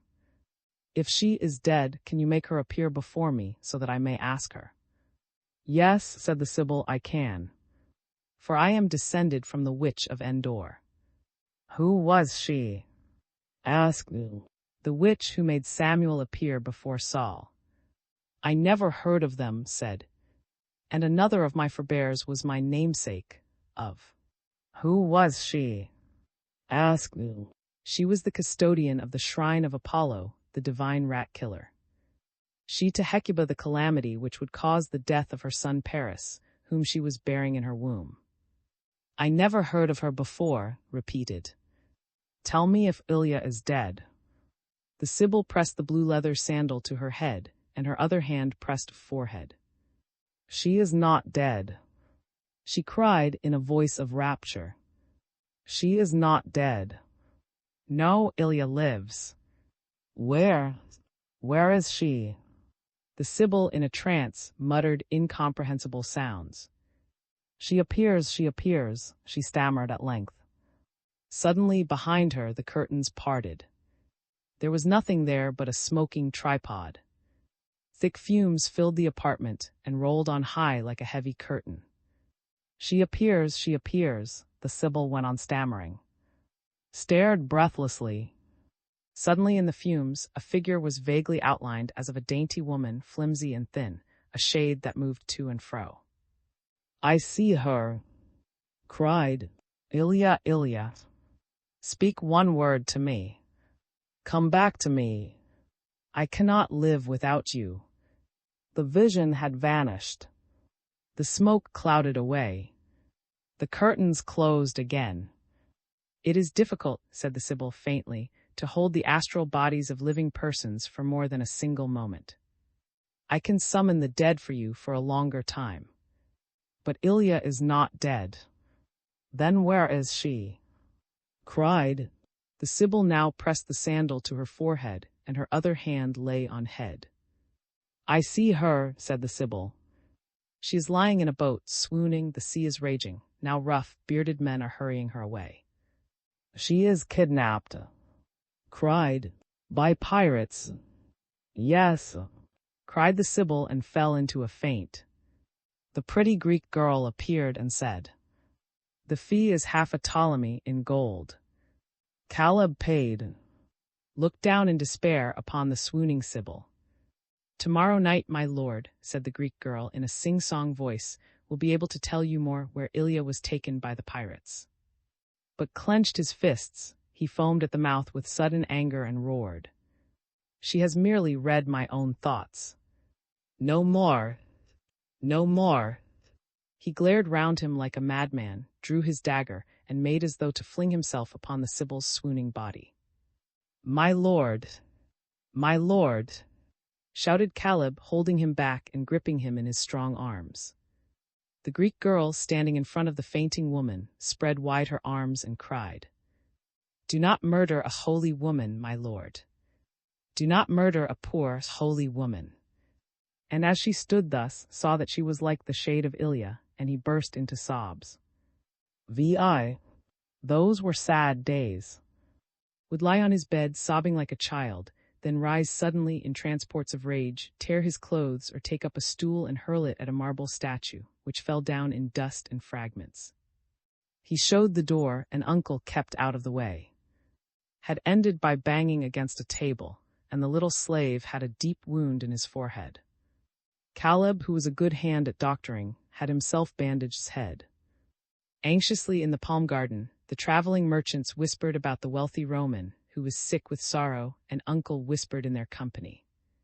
Consoled himself by visiting the libraries of the museum and refused to hear any music. He did not leave his bed. He did not eat. He did not sleep. He looked unshaven, lean-cheeked and hollow-eyed, as one who was desperately sick. They were sad days. The first charm of Alexandria was past, and cursed his journey, his whole life and everybody. In his impotent pain he groaned, sobbed, and raved. Master ordained silence and quiet around his rooms. Not a sandal creaked, not a voice sounded. Listened to this stillness. It was after luncheon, which Uncle had taken alone with. And in the burning sunny stillness of that glowing June, suddenly heard a child sobbing. He rose from his couch. The sobs came from the back garden, and raised the curtain and looked out. There, listening for his master's gong, sat, huddled, like a little monkey in a gaudy coat. He wore a napkin round his head as a bandage. And he was weeping with little sobs, as if he were in great sorrow. "Out!" cried. The little slave started up. "My lord," he answered, and he rose and approached with comical reverence and sobbed. Said, "Why are you weeping? Are you in pain?" "No, my lord," said. "I beg pardon, my lord, for weeping. I must not weep in your august presence. I humbly begged your pardon, my lord. But I am weeping because I am so unhappy." "And why are you unhappy?" "Because I struck you. Because you are in pain. Because you fell and made a hole in your head." "No, my lord," said, trying to control himself, "not because you struck me. I am your little slave, my lord, and you have the right to strike me. And also not because I am in pain. There is only a little burning pain now, for Caleb bandaged my head this morning with cool ointment. The hole is not so very deep either, and when it is healed, the scar will remind me that I belong to you, my lord, and that I am your little slave. But then why are you weeping, and why are you unhappy?" "I am weeping, my lord," began, "because—" And then he could restrain himself no longer, comical, respectful little monkey that he was, and sobbed aloud. Laid his hand on the boy's curly head. "Why are you weeping, child?" "Because the snakes wouldn't dance any more." Sobbed in despair. "Because one of them is dead and the other gone, for it crept out of its skin and left its skin behind. Because whatever pains I took to pipe the magic tune on the flute in the garden behind the house, so as not to make a noise or disturb you, the snakes would not dance any more, as they did when the merchant piped to them. And because now one of the snakes is dead, my lord, and the other crept away out of its skin." And overcome with misery, sobbed aloud and showed his master the snake in the ebony casket, from which a skin hung, with a square piece of glass gummed to the head. Gave a melancholy smile. Was he not himself miserable, like, because he too had been robbed of his plaything? And he said, "Come with me." And he took the little slave by the hand and led him to his room. He sat down with standing in front of him. Then he said, "I am sorry for hurting you so badly. Forgive me," but shook his head. "It is not for me to forgive you, my lord," he said earnestly with great dim eyes. "You are the master. Continued, when we are back in Rome, you shall be free. I will set you free, and you shall no longer be a little slave. But you shall go to school, to the Freedmen's College, and learn all sorts of things, and become very clever like. And I will give you money, and you will be able to do whatever you please." Was a little taken aback. "You are very kind, my lord," he said. "But if I go to school, who will fold your clothes and listen for your gong? You are not driving me away, my lord, because I was so unhappy. I would rather stay with you, my lord. I would rather remain your little slave, and I will never again be so disrespectful as to weep. I would rather remain your stupid little slave. You shall be free, but you will be allowed to serve me all the same." "I don't want to be free, my lord. What use is freedom to me? I am your little slave. I should always be your little slave, just as before. Then ask me something else, something that you would like very much." Grinned with his white teeth through his tears. "May I tell you, my lord?" "Yes." Hesitated. Then he said shyly, "2 other little dancing snakes, my lord." Laughed softly. "Child, He said, I will give you 2 other little snakes. But I fear that those also will refuse to dance, as only the Indian merchant can make them dance. I fear so too, said reflecting. The snake that is still alive has crept back to the merchant, I expect, out of the skin which it left behind it. I also fear that the new snakes would refuse to dance, then I would rather have nothing, my lord. I don't want anything. If only I may serve you. Then get everything ready to shave me, and tell the slaves to prepare the bath. Yes, my lord, said with alacrity. VII. Mother of Eros, hear thy slave. Child of the foam, great goddess of love, Aphrodite, look down from above. Thou who dost madden the gods with desire, thou, who mends hearts with thy fire, all but the heart of my lord that I crave, hark to thy slave. Spill this hot blood that courses in vain for him, darken these eyes that are heavy with pain for him, smite the parched lips that he sees but to spurn them, the hands stretched in love, take them, break them, and burn them. Then in the place where lately he strode, mingle mine ash with the dust of the road, thus, though I win not a glance from his eye, thus, though as ever he pass me by careless, unseeing, at least my lord's heel cannot but touch me, at least I shall feel the embrace of his foot, and his soul shall kiss my dust and make me whole. Then let the heart that he has, the ashen lips by him caressed, sink low in the lowly dust of the road, lest another tread where late he trod. Mother of Eros, hear thy slave. Child of the foam, great goddess of love, Aphrodite, look down from above. Thou who dost madden the gods with desire, thou, who mends hearts with thy fire, all but the heart of my lord that I crave, hark to thy slave. Cora's song rang through the falling night.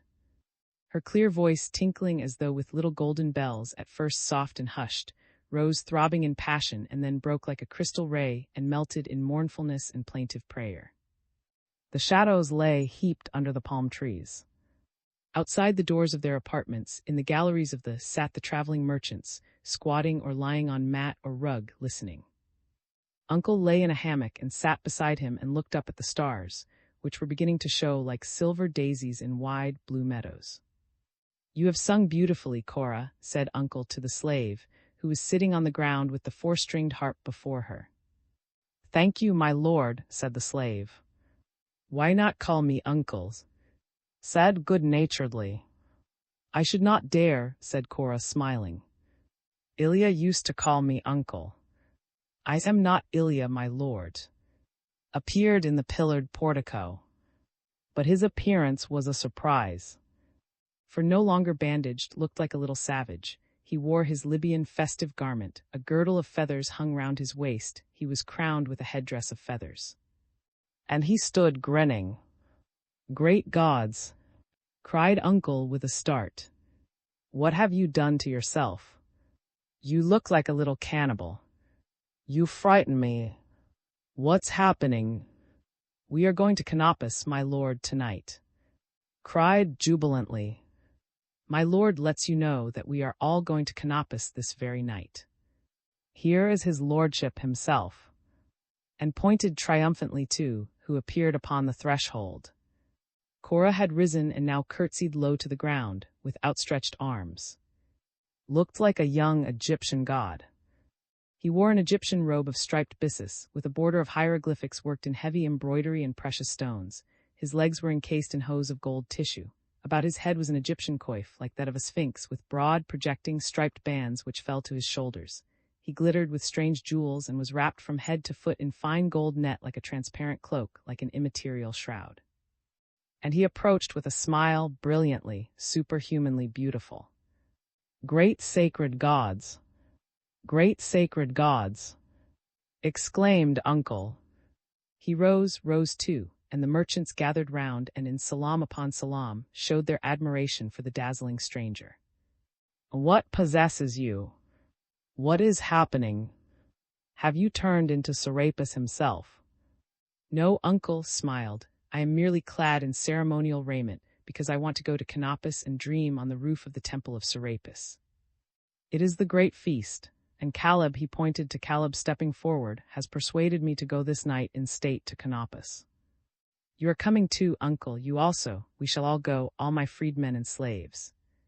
Caleb will see about a boat. A violent and feverish excitement followed.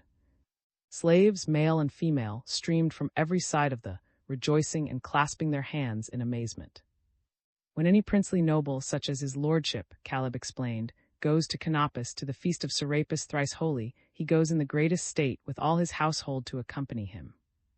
So I am going too, as I belong to the household, exclaimed Uncle. Only am I to rig myself out like that? And where shall I find such a sumptuous raiment?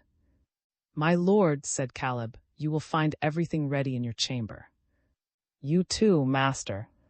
Uncle hurried away, clasping his fat stomach in his two hands. You never knew where you were with that. For days and days he had been mourning and sobbing and lamenting. He had remained invisible and had eaten nothing, and there he appeared, decked out like a young god, and wanted to go to Canopus, to dream on the roof of the temple. And I had just been reckoning on a quiet evening, because I feel that I've overloaded my stomach. Moaned Uncle. Egypt will be the death of me.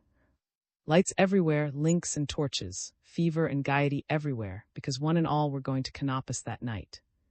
What a surprise! Their lord was no longer sick. It was the great feast. It was the feast of Serapis. The feast of dreams. The water festival and the boat festival. It was the summer festival of Canopus. And the two stewards gave orders here, there, and everywhere. One and all, they said, were to deck themselves in festive garb. The old female slave, who had charge of the harpists and dancers, was given leave to buy from the merchants whatever she needed, veils and ornaments. We are going to Canopus, we are going to Canopus, cried the women in joyful chorus. Quick, hand me the poppy rouge. Here a stick of antimony. I want a blue veil and blue lotus flowers for my hair. Quick, quick. The master is ready. We are going to Canopus, we are going to Canopus. Cora cried joyfully with the rest. My lord was like a young god, he looked like Serapis himself. I must have a net of gold thread, and a dreaming veil of gold thread, and pink water lilies for my hair. I want a wreath of pink water lilies. From afar beheld this stir, in the reflection of the lamps and torches in the night. Slaves were running to and fro, litters were prepared. He thought only of Ilya. He wanted to wrap himself in the dreaming veil and to lie on the temple roof and dream where Ilya was, where she had been carried by the pirates. And he stood like a priest, gazing solemnly before him. VIII. During those evenings of the summer festival, Alexandria was lighted more brilliantly than Rome itself. The town glittered with hundreds of lights, lamps, lanterns, torches, and links. It glittered in its harbors, where the blinding sheaves of light floated from the dome of the lighthouse. It glittered in its two main streets, which intersected each other. It glittered in the colonnades of the museum and the gymnasium, colonnades and stadia themselves restlessly teeming, up to where the multitude were making merry for the festival. But above all, it glittered over lake and the Canopus Canal. The splendid villas on the lake were bright with many lanterns and balls of fire. The temple of Aphrodite on the was silhouetted in flaring lines, and over the golden waters of the lake itself the illuminated boats pressed and crowded, filled with song, filled with dance, full of gladness and joy. Streamers flapped and rugs trailed over the sides of the boats down to the water. Through the lighted streets, the bearers hurried and thronged with the litters towards lake. They hurried with the harpists and the dancing girls, and a great procession of slaves in festive raiment. An army of freedmen followed on horses and mules, and pointed to the imposing procession, evidently the household of a very wealthy Roman who was going to Canopus to dream. The procession reached a landing stage on the lake. Here a great barge lay moored, which Caleb had succeeded in hiring at the last moment for a vast sum of money. It was painted blue and gilded, with blue and gilt oars, which stuck out like so many swans' legs. Caleb had her covered with tapestry, and adorned with wreaths of flowers and festoons of leaves. The silver statue of Aphrodite stood on the prow, with incense burning before it. The troop of slaves, male and female and freedmen, hastened on board to await the master's coming. A dense multitude pressed round to look on greedily. Now a Roman litter approached, recognizable by its square shape, yet another, and the master alighted with the aid of his slaves, male and female. He was accompanied by an old, corpulent kinsman and a grave tutor. "He's going dreaming. He's going dreaming," cried the populace. "See, he has his dreaming veil on. He looks like Serapis himself." Beggars crowded round the divine lord and exalted prince, image of Horus, the son of Osiris. "May Serapis send you good dreams. May Serapis load you with blessings. May he keep bad dreams locked far from you in the shadowy underworld." The stewards distributed money among the beggars. Had gone on board. The slave girls scattered flowers before his feet as he walked. The song of the rowers was heard from the body of the boat. The creaking ropes were cast off, the barge glided towards the middle of the lake. She gleamed with blue, green, and yellow lights and left a trail of brightness in her wake. The water was bright around her. On the banks, the villas and palaces of light stood in gardens of light. Hundreds of other barges were gliding slowly in the same direction. Above the monotonous drone of the rowers, song rang ballads and hymns. The music of citharas was heard in descending chords, the harps rang out, the notes of double flutes quavered through the evening air with a magic intoxication of melody. The waters of the lake stood high. It was the month when the kindly Nile stepped outside its banks with a moist foot and overflowed the delta. The golden waters of the lake lapped higher than the marble steps of the villas down which the brilliant descended, holding the lappets of their veils, to take their seats on the cushions of their barges. Flowers fell on the water, in unison with the notes of hymn and song. All the craft, hundreds and hundreds, large and small, barges and caracals, square rafts and canoes, pressed gently forward towards the entrance of the canal. On the banks were thousands of idlers and spectators, all the people of Alexandria. The vessels glided to the harmony of the twanged strings into the broad canal. It was very full of water, the banks were flooded. Reeds tall as a man and rose like pillars, blossoming during this month with thousands of waving plumes.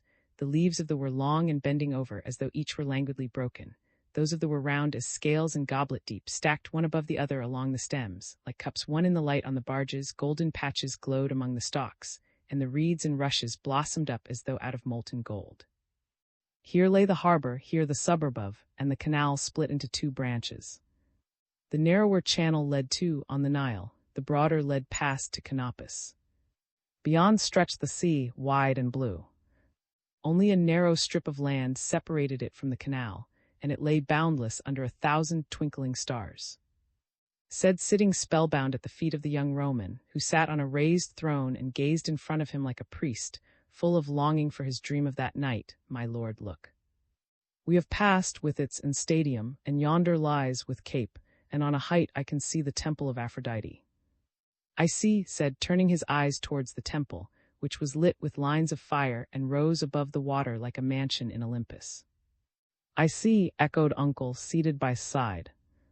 "I was reading," explained, "that at the same place where that temple now stands there once stood the city of, named after the king who hospitably entreated Menelaus and Helen. Homer mentions it and speaks of the secret herbs and precious balsams which Helen received from Queen, spouse." "You know everything," said Uncle warmly, "and it is a joy to travel with you. Tell the slave from Kos to sing the hymn to Aphrodite as we row past the goddess temple," said. Went to Cora and communicated the master's order. Forthwith a group of singers and dancers rose to their feet. Cora herself struck the resounding chords. And she sang, "Mother of Eros, hear thy slave. Child of the foam, great goddess of love, Aphrodite, look down from above. Thou who dost madden the gods with desire, thou, who mends hearts with thy fire, all but the heart of my lord that I crave, hark to thy slave." She stood as one inspired while she sang, with her fingers on the chords facing the temple. Around her the girls danced to the song. The movements of their lithe bodies, light as the ripple of a silken scarf in the breeze, met and dissolved in picture after picture with each word of the song. The singer's voice swelled crystal clear. From the bank of the canal, from the open houses, on the temple steps the people listened to her song. In the tall reeds lay smaller boats, wherein a man and woman embraced in love. Their hands thrust aside the yielding stems, and their smiles glanced at Cora. All but the heart of my lord that I crave, hark to thy slave. The other singers now sang after her. She sings well, said. Cora heard him. She blushed crimson between the great rose flowers at her temples. But she behaved as though she had heard nothing. And she sat down quietly among her companions, at the foot of the silver statue of Aphrodite. The barge glided on slowly with the others. From all of them in turns came music. The water of the flooding canal was like a broad golden mirror. On the bank between the stalks of the tall reeds, the open taverns and brothels rose, wreathed in flowers, as from an enchanted lake. The women in them beckoned and waved with long lotus stems. But the barges glided on towards Couperus. They were all going to the temple of Serapis. Not until after the dreams would the brothels and taverns be visited. The orgy was to come after the dream. IX. In the strange bright summer night of light, lit by the sheen of the stars and the glow of the lamps, Couperus rose amid its slender obelisks and its spreading palm trees. The barges lay moored to the long quay, one beside the other. One solemn train of pilgrims after another flowed down the street to the temple of Serapis. The town was alive with the whisper of music and aglow with illumination. It was midnight.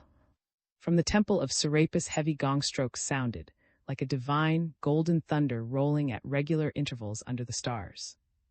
The singing processions, bathed in torchlight, streamed towards the temple. There was a wide avenue paved with large, square stones. This avenue led to the sanctuary, along a double row of immense basalt sphinxes, half woman, half lioness, half man, half bull. They were drawn up like superhuman sentinels that had turned to stone, and their great human faces stared raptly into the night. In between the sphinxes, the lamps and lanterns blossomed like lotus flowers, glowing blue, red, and yellow.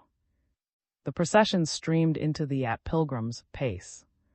Through they reached the first propylaeum, then the second, the third, the fourth.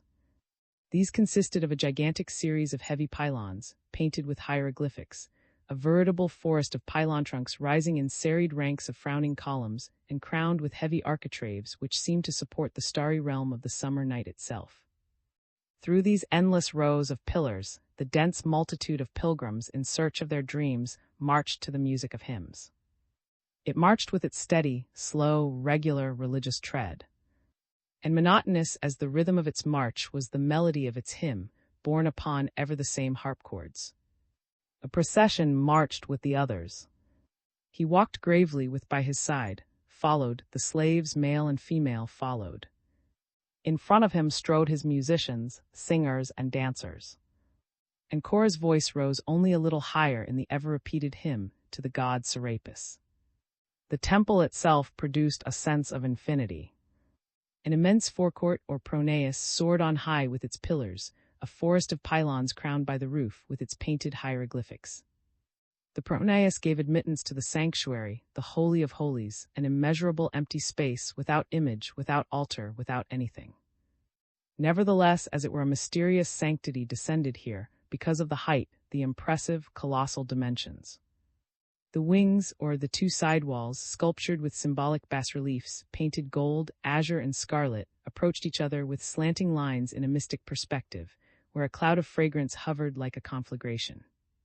Behind this the Holy of Holies lost itself, the abode of the god of Serapis, invisible the statue. A swarm of acolytes and were officiating on ascending stairs, in worship before close-drawn hyacinth curtains. The processions divided themselves along the wings, the side walls, as directed by the temple keeper's wands. It was as though a broad stream were dividing into two rivers. At the end of the wings, behind the Holy of Holies, flights of stairs widened in the open night, leading to terraces, the one ever higher than the other, so that they could not be overlooked. The golden gong strokes solemnly rolled and thundered, echoing heavily and loudly. Over the terraces, in a constant round, up and down, marched the chief priests, the hierogrammats, the and the. They sang the hymns to the sacred harps, that from the entrails of victims, the hierogrammats guarded the secrets of the hermetic wisdom, that carried the images of Anubis with the dog's head in silver boats. There were the sacrificial priests, that served the sacred images, adorned them, tended them with ever clean and perfumed hands. But among the hierogrammats strode the prophets. They had beheld the Godhead face to face. They knew the past and the future. They knew the meaning of the sacred dreams. They were very holy, and the oldest of them were most holy. Whenever they approached, the people sank to the ground and kissed the pavement, with hands uplifted. The sacred hour approached, the hour when Serapis would send the sacred dreams from heaven, out of the sun itself, when all the procession would have streamed in, when the gates of the wood have slammed with their ponderous monolithic doors, when the last gong stroke would clatter away in the sacred night. From the terraces the town, the canal, and the lake lay visible as in one golden shimmer of lights. But on the terraces themselves suddenly an incredible stillness reigned. Not a voice, not a rustle sounded from out of that multitude of thousands. And on the granite pavement the pilgrims were stretched one beside the other. In between the rows the temple keepers moved, and they bent incessantly over the pilgrims and covered them with the dreaming nets and veils, while slung the censers. A heavy, intoxicating perfume of almost stifling aromatic was wafted through the air. Suddenly, through the silence, the harps of the struck the sacred chord. There was a short hymn, one single phrase, which melted away. On the vast terraces the multitude of the thousands of pilgrims lay motionless under nets and veils, their eyes closed. Not a sound came from the illuminated city. The sacred silence reigned wide and mystic, fraught with terror over the sea, along the starry sky, over the city and the temple. For Serapis, invisible, was rising from the underworld to bring the dreams. He rose in a cloud of dreams, out of the sacred, subterranean hell, where he reigns even as Osiris reigns in high heaven. He is Osiris himself. Between him and Osiris there is no difference. He is too. While Osiris is the benevolent Almighty above, he is the benevolent Almighty below. He opposes, even as Osiris combated. Victory falls to him in the end, even as it did to Osiris. Now he rises in the cloud of dreams.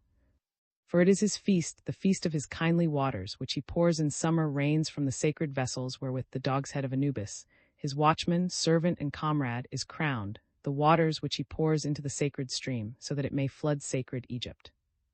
Now he rises in the cloud of dreams. The earth splits, and Serapis rises from the subterranean hell. He is everything, even as Osiris is. He is feminine, the beginning, and masculine, Ammon, eternity. He is what the last will be. And he cannot be other than the benefactor. He makes the dreams hover like butterflies around the foreheads of those who believe in him. His healing power makes whole the sick. He pours the secret of that healing into the minds of the servants of sufferers who shall dream in their master's stead. His dreams advise what must be done or left undone to achieve prosperity, fortune, consideration, happiness, and love. And he will make dream where to find a beloved woman who has disappeared. In the silence the young Roman lies, covered with a gold network like a precious mummy, straight out, his arms beside his body, his eyes shut. Near him lie all his followers. The cloud of the perfumes is wafted over their eyes, reverently closed under the veils. The sacred silence continues, hour after hour, unbroken.